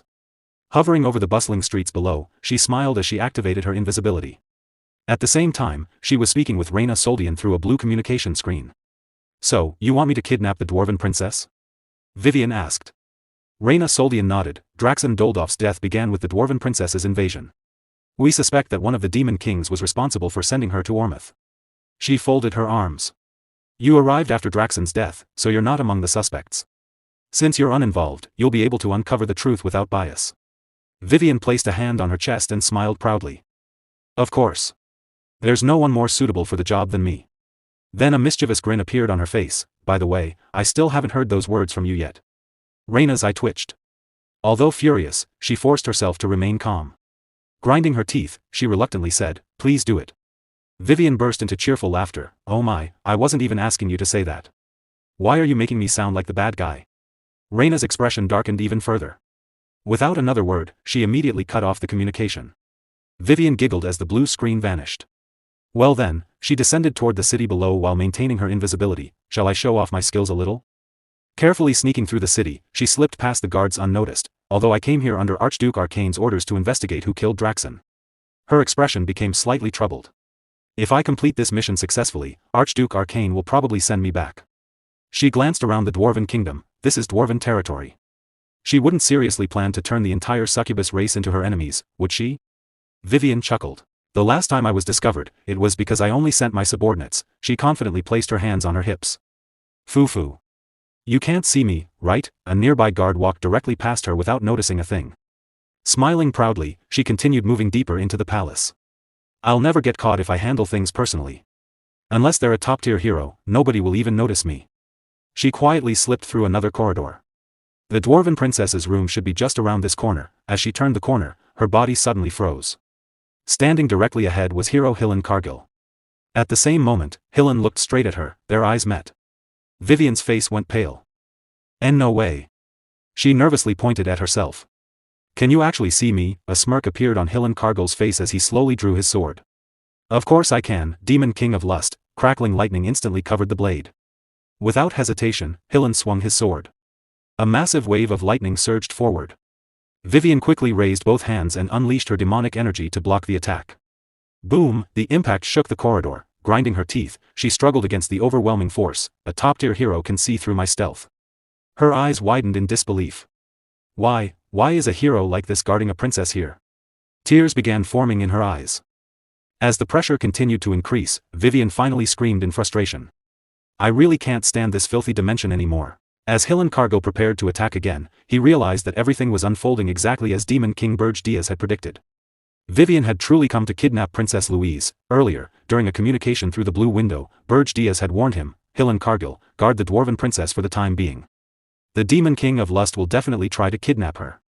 Trusting the Demon King's words completely, Hillen thought, if I continue believing in the Demon King, I will become even greater. Raising his sword high into the air, he channeled lightning through the blade. Thunder crackled around him as he shouted, I will defeat you and add another achievement to my name. Demon King of Lust. Vivian froze for a moment before quickly dodging Hillen's attack. Retreating at full speed, he gritted his teeth in frustration. You think I'd be defeated in a place like this? Using his incredible speed, Vivian rushed into Princess Louise's room and looked around frantically. Dwarven princess. Where are you? Suddenly, a voice came from behind him. Why are you looking for me? Vivian's eyes widened in shock. Princess Louise stood behind him, holding a massive axe engulfed in flames. Before he could react, she swung it toward him. Startled, Vivian quickly created a barrier to block the attack. Boom! Princess Louise gritted her teeth and slammed her axe against the barrier with tremendous force. This is a princess. Vivian muttered in disbelief. Another voice echoed from behind him. Then what did you think she was? A prince? Hillen Cargill charged forward with his sword raised. This is your grave, Demon King of Lust. Vivian turned and saw the hero rushing toward him. Fear and frustration appeared on his face. With tears forming in his eyes, he raised two trembling fingers and shouted. A hero is guarding the princess, and the princess is charging at me with an axe. What is this? What is wrong with this dimension? Seeing no other option, Vivian unleashed a blinding flash of light. The brilliant light filled the room instantly. It's so annoying, he shouted. Even Princess Louise was forced to cover her face. Hillen gritted his teeth as he shielded his eyes. Suddenly, Hillen sensed a movement. Don't even think about escaping. He swung his sword toward the disturbance. A small spray of blood appeared in the air. The attack had wounded Vivian, but it wasn't enough to stop him. He had already shifted his position and escaped through the room gate. By the time the light faded, both Hillen and Princess Louise could only watch as he disappeared. Hillen calmly placed his sword on his back. She ran away. Princess Louise immediately turned toward him in anger. What? She ran away? Is that all you have to say right now? He came here to kidnap me. You should have caught him and killed him. Guards. Is anyone there? Go after the Demon King immediately. While listening to her complaints, Hillen suddenly noticed something. His eyes widened. This is... Without wasting any time, he opened the blue window and contacted Demon King Berge. Demon King, the Demon King of Lust came exactly as you predicted. The scene shifted to Berge Tower.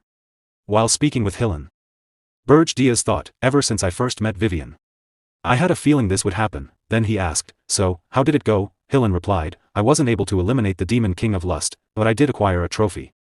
Berge Diaz raised an eyebrow. A trophy? Yes. Hillen smiled faintly. I'll send it to the tower. He held up the object he had found. It's the Demon King of Lust's tail. The scene shifted to the Eastern Triangle Strait, within the domain of the Sea King. Massive waves crashed violently across the ocean as thunder roared through the dark sky. Standing amidst the raging sea was the master of the Eastern Sea, the monstrous Crudalord, a calamity-grade monster. Facing him was a lone figure standing atop a massive rock rising from the ocean. Holding his sword casually in one hand was Pallav Didrod, one of the 10-star heroes. Waving his hand provocatively, Pallav shouted, "Why are you already scared? You're supposed to be a calamity-grade monster. Put up more of a fight. We're only getting started." Suddenly, his expression changed. Wait. Oh no. Watch out. A gigantic fireball descended from the heavens. The Crudalord Master's eyes widened in panic as he looked up at the blazing sphere falling toward him. Before he could react, the enormous fireball crashed down upon him, engulfing him in flames and crushing him beneath its overwhelming force. At the center of the inferno appeared another figure, holding two massive spears. It was Rosal Charnt, another 10-star hero. A glowing magic circle materialized beneath him as he teleported into the battlefield.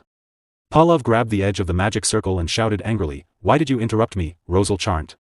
I was right in the middle of a fight." Stepping forward calmly, Rosal replied, "An order has been issued. All 10-star heroes have been summoned. We're heading to Regressed." Pallav clicked his tongue. What a pain. Huh? Regressed? His eyes suddenly lit up with excitement. Isn't that place crawling with calamity-grade monsters? Rosal frowned. Don't get your hopes up, you battle maniac. We're only going there to capture the Demon King, he sighed before continuing.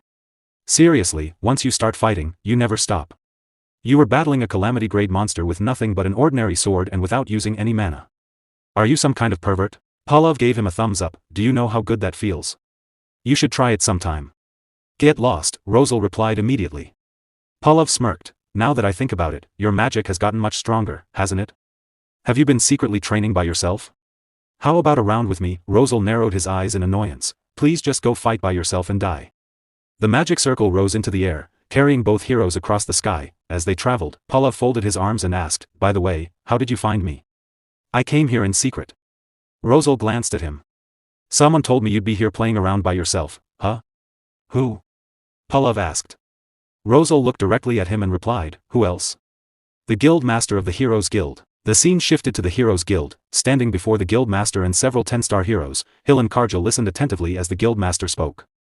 "Hillen Kargil, you defeated 2 Demon Kings and protected Princess Berfet from the Demon King's kidnapping attempt. Your recent achievements have been truly outstanding." Hillen bowed respectfully, "Thank you." The Guild Master nodded before continuing. "In recognition of your achievements, the Heroes Guild shall appoint you as an Argon." Hillen's eyes widened. Argons were individuals who, alongside the Guild Master and the 4 elders, determined the future direction of the Heroes Guild. Their influence was so great that even kings sought to establish friendly relations with them. It was a position that wielded immense authority. Hearing this, Hillen felt a surge of excitement. I finally did it. An ordinary boy from a small countryside village had come this far. Just a little further, and then I'll, gripping the hilt of his sword, he declared proudly, as hero Hillen Kargil, I will faithfully fulfill my duties as an Argon. Inside, however, he was overwhelmed with excitement. Now I can become the greatest hero in history. Suddenly, the doors of the guild hall swung open. When did that greenhorn become such a big shot? A familiar voice echoed through the hall. Hillen quickly turned around. Sir Pallav Didrod. Lady Rosal Charnt. Pallav stepped forward and casually draped an arm around Hillen's shoulders. It's been a while.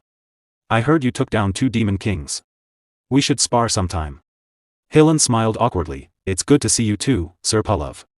As for sparring, that's a bit. Before he could finish, the Guild Master interrupted. You finally arrived, Pallav Didrod and Rosal Charnt. A blue communication window floated before him. To issue a grave mission, I have gathered you here today. Pallav immediately pointed at him and shouted. You ruined my fun. This better be a proper mission. Otherwise, you're a dead man. Hillen broke into a cold sweat. Sir Pallav, how can you say that to the Guild Master? The Guild Master ignored the outburst and replied calmly, Do not worry, Pallav Didrod.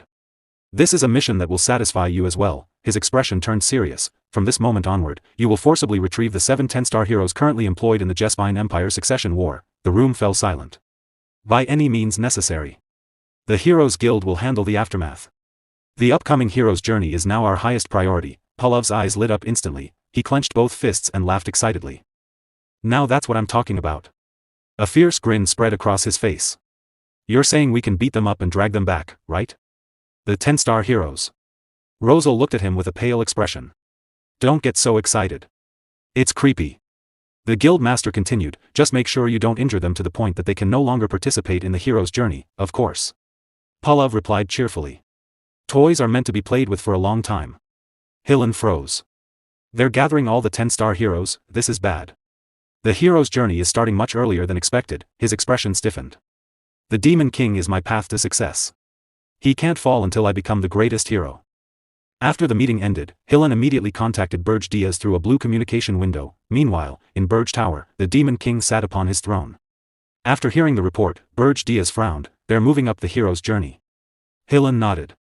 If they successfully bring back the heroes participating in the Jespine Empire's succession war, the hero's journey will begin immediately. Berge Diaz looked puzzled.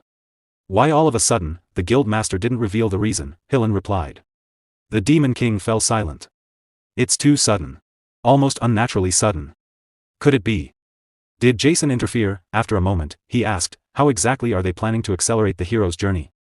They intend to intervene in the Jespine Empire's succession war. Berge Diaz raised an eyebrow.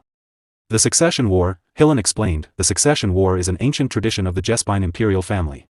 The position of the next emperor is decided through a deadly competition among the princes and princesses. He continued, when the emperor assigns important tasks for the empire, the princes and princesses recruit mercenaries and heroes to help complete them. The competition consists of 5 stages, and the entire succession war usually lasts around 6 months. Berge Diaz nodded slowly, 6 months. In that case, the 10-star heroes are currently involved in that war? Yes, Hillen answered. 7 of the 10-star heroes have been hired as mercenaries by the imperial candidates. His expression darkened. However, if Pallav Didrad intervenes, everything could change. What normally takes months could end in a single month, perhaps even a few weeks. Hillen took a deep breath. If that happens, all of the 10-star heroes may gather much sooner than expected. Berge Diaz immediately rose from his throne. Whether Jason interfered or not. I don't have time to sit around and wonder. I need to make my move right now. Stepping forward, Berge Diaz opened a blue communication window and contacted Lozier Friedrich. Lozier, it's time to move to the next stage. Build a golem. Lozier's eyes widened in surprise. A golem? You mean one of the ancient weapons? Berge Diaz nodded. You said that magitech is essential for creating a golem. As he spoke, memories from his previous life surfaced in his mind. I fought against them before. Without another word, Berge Diaz opened another communication window, this time connecting to Princess Lavinia Aachen. Lavinia, help Lozier with the construction of the golem. The princess blinked in confusion. Me?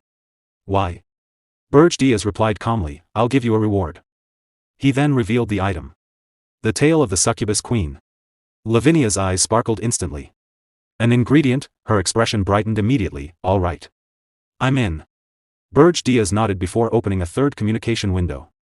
Ernan, how is Elena doing? Princess Ernan answered respectfully. Fortunately, her mana has almost completely stabilized. I'll begin teaching her the basics of magic starting tomorrow. Good. Keep it up. Yes, sir. After ending the call, Berge Diaz took a deep breath. A crimson aura surrounded his body as he transformed into his phoenix form. Brilliant flames flickered around him as majestic wings unfolded from his back. Walking toward the tower window. He gazed into the distance. Gordon, I'll go by us some time. He turned slightly toward the loyal butler. I'll leave the tower in your hands for the time being. Gordon looked at him with concern and curiosity. Demon King, where are you going? His eyes widened as a realization struck him. Don't tell me. Berge Diaz smiled faintly. Yes. His fiery wings spread wide. I will personally participate in the Jespine Empire's succession war. The scene shifted to Utara Island, a territory of the Jespine Empire. Recently, a massive outbreak of undead monsters had occurred across Utara Island, leaving the innocent citizens of the Empire trembling in fear. As the final task of the succession war, the princes had been ordered to subjugate the Black Mage of Utara Island. The Black Mage was a high-ranking monster with the attributes of darkness and cold. His current location remained unknown. Suddenly, chilling cries echoed through the air. It was the Black Mage's undead army. They're the undead monsters, one of the first prince's subordinates shouted. Protect the first prince. The first prince sat calmly upon a throne carried by his guards as they advanced through the battlefield. Around him, his vassals cheered and charged into battle, slaughtering the undead. Meanwhile, the prince simply crossed one leg over the other and said coldly, the path to the throne is paved with blood. Since this is the final task, throw in as many vassals as necessary. Yes, sir, his subordinate replied immediately. Standing beside him was Naya Diaprin, the third star among the heroes of the 10 stars and a loyal retainer of the first prince. Holding her magical spear firmly, she spoke with concern. Your Highness, even if this is the final task, at this rate, there will be no vassals left. Rufus Jespine, the first prince of the Jespine Empire, narrowed his eyes and turned towards Naya. Resting his cheek against one hand, he replied coldly, you may be a famous hero, but in the end, you are still a subject of the Empire. Are you daring to oppose my orders? Naya lowered her head slightly. No, Your Highness, she replied. Somewhere on Utara Island, the sounds of a fierce battle echoed across the battlefield. Brother, please spare me. I'll give up my claim to the throne, so please, the princess cried in terror. The second prince gently placed a hand on her cheek and smiled. Don't say such sad things. How could I possibly harm my own sister with my own hands? The princess sat trembling on the ground, fear written across her face as tears streamed down her cheeks. Her clothes were stained with blood, and the bodies of all her loyal vassals lay scattered around her, having been slaughtered by the second prince's forces. Suddenly, one of the second prince's vassals stepped forward and drove his blade into her back. The princess froze. Blood spilled from her mouth before she collapsed to the ground. Floyen Jespine, the second prince of the Jespine Empire, watched the scene unfold with a smirk. After having his own sister killed, he coldly muttered, there's no need for me to dirty my own hands, is there? After all, I am destined to become a noble emperor. Still wearing a smug smile, he turned towards Ralph Schmitz, the 6th star among the heroes of the 10 stars and one of his most trusted retainers. Since this is the final task, I should do some cleaning in advance. Find the other heirs. Ralph Schmitz, who had been standing silently behind him, thought for a moment before bowing his head. Yes, sir, he replied. Elsewhere on Utara Island, the undead army was being struck from every direction by a barrage of powerful punches. The undead had completely surrounded the 4th princess and her hero. Standing back to back, the two fought side by side, covering each other's blind spots while crushing the undead horde. The 4th princess glanced at her companion and smiled. What a splendid display of power, perfectly befitting the dignity of a monarch. Your stance is excellent as well. As expected of one of the 10 stars, you truly are different. You flatter me, Your Highness, the hero replied. The 4th princess laughed as she shattered another undead monster with a single punch. No, all citizens of the Empire should possess a magnificent physique like yours. The current generation is far too weak. Hearing those words, the hero felt somewhat uneasy. Tiran Jespine, the 4th princess of the Jespine Empire, continued laughing as she charged through the battlefield. When I become empress, I'll begin by purging my frail siblings. Then only the strong will remain, and the empire will prosper. Isn't that right? The 5th star of the 10 stars, Jillian Ain't, who served the 4th princess, hesitated for a moment before replying awkwardly, You're absolutely right, Your Highness. 2 hours after the subjugation of the Black Mage had begun, the number of remaining heirs had fallen from 17 to 15. Elsewhere on Utara Island, the roars of an undead army echoed across the land. Thousands of undead creatures surged forward. Please. Stop chasing me. Noah Jespine, the 17th prince of the Jespine Empire, cried as he ran desperately while clutching several artifacts. The undead horde relentlessly pursued him. My vassals were all wiped out by the undead, and the heroes I hired abandoned me and ran away. Noah thought in panic. All I have left are the artifacts my brothers and sisters gave me after I failed the previous task, and I don't even know how to use them. He gritted his teeth as tears streamed down his face. Suddenly, his foot caught on a root protruding from the ground. Ah! He stumbled and crashed onto the dirt. The artifacts scattered around him. His body trembled as he forced himself onto his hands and knees. I can't fall here. The undead army continued drawing closer. Images of his siblings flashed through his mind. 1st brother. 2nd brother. 4th sister. His expression darkened. If any of them become emperor, a bloodbath will sweep across the empire. He remembered the final words of the vassals who had sacrificed their lives for him. 17th prince, please protect the empire. Even now, tears continued to fall. He clenched his fist and reached towards one of the fallen artifacts. An emperor is someone who protects everyone. Suddenly, he sensed a terrifying presence before him. Noah slowly looked up. The entire undead army stood directly in front of him. The monsters roared as one. Fear consumed him. Is this the end? Closing his eyes, Noah accepted his fate. I'm sorry, everyone. I can't go on. Suddenly, a bolt of heavenly lightning descended from the sky. Boom. The thunderous strike annihilated countless undead monsters. Thankfully, it seems I wasn't too late. Noah slowly opened his eyes. Standing before him was Hillen Kargil, one of the heroes of the 10 stars. Holding a blade crackling with lightning. Are you injured anywhere, Prince Noah? Hillen asked. Noah stared at him in disbelief. Why, you're one of the 10 stars. Sir Hillen Kargil? Then Noah felt another overwhelming presence. His gaze shifted skyward. A majestic phoenix soared above the battlefield. Standing atop the phoenix was Berge Diaz. Raising one hand, Berge condensed an enormous sphere of blazing flames. Noah could only stare in astonishment. If you're willing to hire us, Berge said calmly, we may be able to help you. Noah froze for a moment before tears burst from his eyes. I'll hire you. I'll hire you both, Berge smirked. Contract established. With a wave of his hand, he hurled the gigantic fireball into the undead horde. Boom. A massive explosion engulfed the battlefield, reducing every last undead creature to ashes. 10 minutes earlier. Somewhere else on Utara Island. There is only one objective, Berge Diaz said to Hillen Kargil. We must prevent the 10 stars from participating in the hero's journey. To do that, we need to keep them occupied. We'll stall for time so that the succession war doesn't end prematurely. The details are exactly as I explained earlier. Hillen nodded before speaking.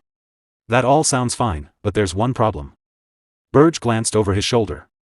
Pallav Disrod. He'll eliminate all of the 10 stars before the succession war ends. We'll have to deal with him before that happens, Berge replied calmly. First, however, we'll need an employer if we wish to participate without consequences. Hillen thought for a moment. There's a suitable candidate. The 17th prince, Noah Jespine. Berge remained silent. He's far down the line of succession, so he probably couldn't afford to hire any high-level heroes. More importantly. Hillen paused. He's a complete crybaby and a coward. Back in the present, Noah remained kneeling on the ground, tears pouring down his face. Thanks to you. I survived. Thank you so much. I really thought it was all over for me. He wiped his eyes. I absolutely must stop first brother, second brother, and fourth sister. But I don't have the money to hire famous heroes. His voice weakened. If, by any chance, you'd be willing to accept artifacts instead. Berge gently placed a hand on Noah's shoulder. We don't need money, Noah blinked in surprise. As long as you possess a sense of justice. Berge smiled warmly. Save the empire from those wicked princes and princesses. He looked directly into Noah's eyes. A true emperor is someone who protects everyone. Hope instantly returned to Noah's face. His eyes shone with renewed determination. From that moment onward, Berge Diaz, the Phoenix Master, became a retainer of the 17th prince. Likewise, Hillen Kargil, hero of the 10 stars, pledged himself to Noah Jespine. Berge then turned away with a faint smirk. Humans really are so easy to deceive, he thought. A demonic smile briefly crossed his face. Well then, Berge said, shall we go and stop them? Noah smiled brightly. Yes. Let's protect everyone. Standing nearby, Hillen lowered his head in guilt. Prince Noah. I'm truly sorry. The scene shifted once more. Elsewhere on Utara Island, Rosal Chant suddenly stopped in his tracks, his eyes widened. That aura. A look of shock appeared on his face, the phoenix's flame. Pallav Didrod smiled as he glanced towards the distant horizon. You felt it too, didn't you? He asked Rosal Chant. There's an interesting fellow on this island. Rosal's eyes shifted towards Pallav. At that moment, Pallav was casually holding the 10th star by the throat with a single hand, lifting him high into the air. The 6th prince watched in horror as he collapsed onto the ground, unable to believe what he was seeing. Pallav laughed. Rather than fighting these fledgling little stars, it would be far more entertaining to fight that guy. The battle had already ended, the 10th star and the 6th prince had both been eliminated after suffering a complete defeat at Pallav's hands. Rosal looked away towards the source of the strange aura. Leave it be, he said calmly. That's someone Hillen Kargil brought with him. Pallav raised an eyebrow. What? A look of surprise appeared on his face. He went out of his way to bring someone else when I'm already here. That's exactly what I'm saying, Rosal replied. Then he narrowed his eyes thoughtfully. What on earth is Hillen Kargil planning? Deep within the forests of Utara Island stood a hidden cave. Inside, the sound of dripping water echoed through the darkness. Hillen Kargil, Noah Jespine, and Berge Diaz slowly made their way deeper into the cavern. Noah looked around nervously. This place, his voice trembled with fear. Hillen remained silent. Berge, however, was deep in thought. In my previous life, I searched for powerful monsters that could become suitable vassals, he recalled. That was when I discovered this place. His eyes settled upon the figure standing in the darkness ahead, the Black Mage of Utara Island, a high-ranking monster. The moment the Black Mage noticed their presence, it released a deafening roar that shook the entire cavern. The undead monarch's crimson eyes glowed with hostility. Berge calmly stepped forward. Before Pallav eliminates all of the 10 stars, flames erupted around his body as he activated his phoenix form. Then, without hesitation, his appearance began to change. Dark energy surged throughout the cave. His phoenix flames vanished. In their place emerged a terrifying demonic aura. A sinister smile spread across his face. Berge Diaz had transformed into the Demon King. Holding his demonic robe in one hand, he gazed directly at the Black Mage. I will hide the Black Mage. His smile widened, and make sure the succession war never ends. The cave instantly fell silent. Noah's eyes widened in horror. Even Hilan Kargil froze, unable to hide his surprise. Noah shouted as he cried out, Demon King? He stumbled backwards in shock. The Black Mage itself fell silent. Its glowing eyes widened as it stared at the figure standing before it. For the first time, the mighty monster seemed genuinely startled. The Demon King stood there. The Demon King, Berge Diaz, stood before the Black Mage. The Black Mage raised his hand, channeling dark magic as his eyes glowed crimson with rage. I've been avoiding the Demon King's gaze to keep from becoming a vassal, but you still managed to find me in the end, he shouted. I refuse to serve under anyone, for I am the king of the undead. With a wave of his hand, countless undead skeletons emerged behind him. Berge Diaz remained completely unfazed. He simply released a burst of demonic energy. In an instant, every undead skeleton was obliterated. The Black Mage's jaw dropped in shock. Berge Diaz, his expression dark and emotionless, held demonic energy in one hand and coldly asked. So then, do you want to die? The Black Mage immediately fell to his knees, pressing his forehead against the ground. His entire body trembled with fear. I pledge my utmost loyalty, he cried. Berge Diaz withdrew his demonic energy and turned his gaze toward the 17th prince. Right. You need to stay alive if you want even the slightest chance. Acting tough will only get you killed for nothing.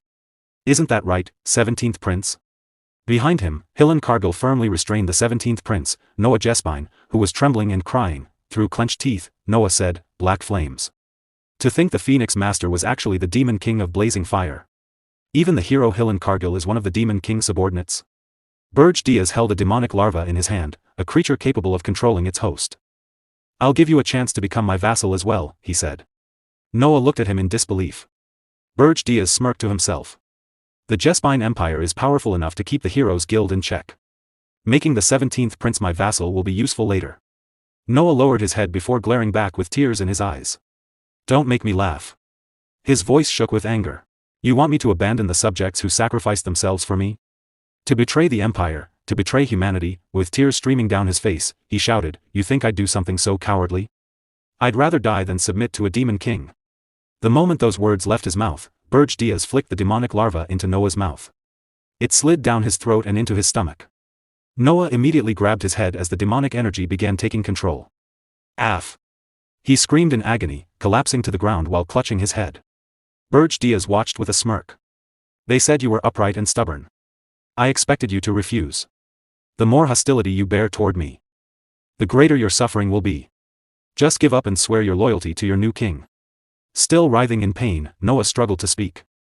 To a Demon King. I'd rather.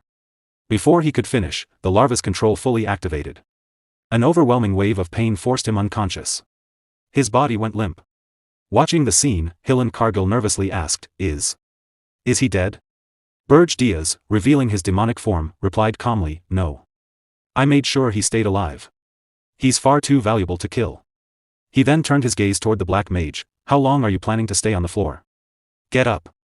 The Black Mage instantly stood up. Yes, sir. It's time to work, Berge Diaz said. Prepare for the heroes. The Black Mage blinked in confusion, pointing at himself, me? As demonic energy leaked throughout the surrounding area, it began attracting nearby heroes. After sensing the overwhelming demonic energy, the twin heroes, Bing and Bong, laughed. One of them grinned and said, this is definitely the demonic energy of a Black Mage. Leaking it everywhere like this, it's like they're begging to be caught. The other laughed in agreement. That's right, brother. Elite heroes like us can track a Black Mage's lair with just this much demonic energy. Behind them stood the Jespine Empire's 11th princess, Sierra Jespine. After following the trail of demonic energy, they finally discovered the Black Mage's hideout. Princess Sierra calmly said, so this really is the Black Mage's lair. It's home to a powerful high-ranking monster, so don't let your guard down. We need to subjugate it before anyone else notices. Let's move in. The three entered the cave. Standing before them was the Black Mage. The twin heroes immediately drew their swords. One of them laughed confidently. This is nothing for us brothers, the ones closest to becoming heroes of the 10 stars. It'll be an absolute piece of cake. The other hero smirked. It's just a mob monster that's not even one of the Demon King's subordinates. We'll butcher you in 10 seconds flat. Before they could make another move, their bodies suddenly froze in place. The Black Mage had cast a powerful spell. Dark demonic energy flowed through his crimson eyes as he smiled. How do you like that? My power has been enhanced by the Demon King's demonic energy. Right now, I surpass even calamity-grade monsters. At that moment, Berge Diaz stepped out from behind him. Don't overdo it, he said calmly. Just move them to the freezer. The black mage immediately bowed his head. Yes, sir. Soon afterward, more heroes, princes, and princesses were lured into the cave, frozen by the black mage's sealing magic, and carried into the freezing chamber by the undead. Watching the growing number of captives, Berge Diaz thought, with this, we've frozen a total of 3 princes and princesses. None of the heroes of the 10 stars have fallen for it yet. With the black mage's sealing magic enhanced by my demonic energy, even a hero of the 10 stars won't be a problem. Folding his arms, Berge Diaz turned to Hillen Cargill. If I keep luring them here and freezing them one by one, the succession war won't end anytime soon. The 10 stars won't be able to return to the Heroes Guild either. Standing behind him, Hillen Cargill replied, but they won't go down that easily. Berge Diaz glanced at him, I've already planned for that. Anyway, what's the situation outside? Hillen's expression turned grim. It's not good. The 10th star, Warden Kolo, has already been defeated by Pallav Disrod. Now only 6 of the 10 stars remain. Berge Diaz's eyes widened in shock. What? He frowned in disbelief, it hasn't even been half a day yet. Calling all 10 stars to assemble was merely a formality. If the King of Hilderan changes his mind, even if only 7 or 8 of the 10 stars gather, there's a chance he'll begin the hero's journey. He clenched his fist, if that happens, it's all over. Without another word, Berge Diaz transformed into his phoenix form and prepared to leave. I need more time. I'll deal with Pallav Disrod myself. Hillen Cargill quickly raised his hand in alarm. What? You're going to face him yourself? That man is a monster. Even you couldn't possibly defeat him, Demon King. Berge Diaz turned and looked at him. You seem quite certain of that, Hillen answered without hesitation, yes. If it were him, he could have subjugated the Demon King of Beasts all by himself. I'm telling you, it's impossible to defeat Pallav, the 1st star, in a one-on-one fight. The scene shifted to another battlefield, a shattered shield fell to the ground, broken into pieces. Holding one half of the ruined shield, Ralph Schmidt struggled to block the blade of Pallav Disrod. The immense pressure radiating from Pallav's sword crushed everything around them. Laughing, Pallav Disrod poured his purple aura into his blade as it slowly sliced through the edge of Ralph's shield. The strongest shield master, Ralph Schmitz. I've always wanted to fight you, he said excitedly. I heard that even a broken door becomes the ultimate shield in your hands, right? His grin widened. Then show me what you can do. Ralph narrowed his eyes as he desperately held the shield in place. The blade continued cutting through it inch by inch. The golden aura surrounding the shield became unstable as it reached its limit. Then, boom, a massive explosion erupted, shaking the entire island. Smoke engulfed the battlefield and rose high into the sky. As the dust settled, Ralph slowly raised both of his hands. I surrender. Pallav stared at him in disbelief. What? Ralph looked over his shoulder at the second prince. I apologize, Your Highness, but this is as far as I can go. I hope you can manage the rest on your own. The second prince remained silent, simply staring back at him. Pallav Disrod waved both hands in frustration. Wait a minute. Your power enhances shields. If you switch to another shield, you can keep fighting. Don't just give up. Ralph turned away and lowered his head. You're right. My ability grants extraordinary power to shields, but no shield in this world could stop you. He let out a quiet sigh, you're simply too strong. Pallav's expression changed from excitement to disbelief. Heroes of the 10 stars eliminated, 2, remaining heroes of the 10 stars, 5, as Pallav Disrod left the battlefield, Berge Diaz watched everything from a distance. A nervous expression appeared on his face, so that's Pallav Disrod. Just as Hillen Cargill warned me, he shattered Ralph Schmitz's shield, the very shield that even Draxon couldn't break. He's absurdly strong. Berge suddenly recalled his earlier conversation with Hillen Cargill. If there's a hero that powerful, Berge had asked, then why are the Demon Kings still alive? Hillen lowered his head before answering. Because the Demon King's towers are valuable resources for humanity. They produce rare materials and contain vast treasures. He continued, because of that, a hero cannot kill a Demon King without the Heroes Guild's permission. It's one of the Guild's absolute rules. Berge had looked genuinely shocked. What an arrogant rule. After a brief pause, he asked, then how can someone that powerful even exist? What is his true identity? Hillen's expression grew uneasy. No one knows. Berge frowned in confusion. Hillen continued, one day, he suddenly appeared, and with a single sword, he subjugated a calamity-grade monster entirely by himself. That is the very first recorded feat of Pallav Disrod, where he was born, how he was raised, or how he obtained such transcendent power. He slowly shook his head. No one knows. Hillen looked directly at Berge Diaz. So it's best to avoid clashing with him as much as possible. Back in the present, Berge Diaz, in his phoenix form, appeared behind Pallav Disrod. Sensing his presence, Pallav turned around. With a serious expression, Berge Diaz narrowed his eyes and asked, "Who is your employer?" Pallav Disrod looked at him calmly. "What a remarkable aura. You must be the phoenix we're after," Rosal Chant entrapped and said to Berge Diaz, "File, you came here with Hillen, didn't you? Then you should already know everything." She shrugged, "So let's focus on our own missions." Berge Diaz continued, "Your employers aren't the princes or princesses, they're the Heroes Guild itself." His eyes sharpened. "Making the heir of your choosing the next emperor. Is that your plan to control the empire?" Pallav remained silent. Berge Diaz smirked, "If a scandal like this were exposed to the world, do you really think the empire and the countless kingdoms would simply let the Heroes Guild get away with it?" Hearing those words, Rosal Chant narrowed his eyes. "File, you didn't come here under the Heroes Guild's orders. What do you really want?" Berge Diaz answered without hesitation. "Stop interfering here and leave. If you don't." His smile grew colder. "I'll expose this entire scandal to the whole continent." Pallav glanced at Rosal Chant. "It looks like we've been cornered." Rosal gritted his teeth in fury, "That bastard, Hillen Cargill. When I see him again, I won't let him get away with this." Watching their reactions, Berge Diaz thought, "It doesn't matter if my opponent is a monster, or a hero capable of killing a demon king alone. When I returned to Arian, I abandoned the idea of solving everything through brute force." A faint smile crossed his face. "I'll use the order that humans have built for themselves, and bind them with their own rules." Suddenly, the second prince spoke from behind him, "If that's the issue, then it's not a problem." Smiling, he raised his hand. "Isn't that right, you two?" Berge Diaz's eyes widened. The second prince, wasn't he eliminated along with Ralph? The second prince continued calmly, "I came here knowing everything. Those accusations are nothing more than lies." Pallav Disrod and Rosal Chant exchanged confused glances. Then Rosal smiled, "That is correct, Your Highness. Everything we did was carried out under the prince's orders." Berge Diaz frowned inwardly. They adapted to the situation surprisingly fast. Pallav suddenly burst into laughter. Now that this trivial problem has been settled. He cracked his knuckles as a dense purple aura surged around his body.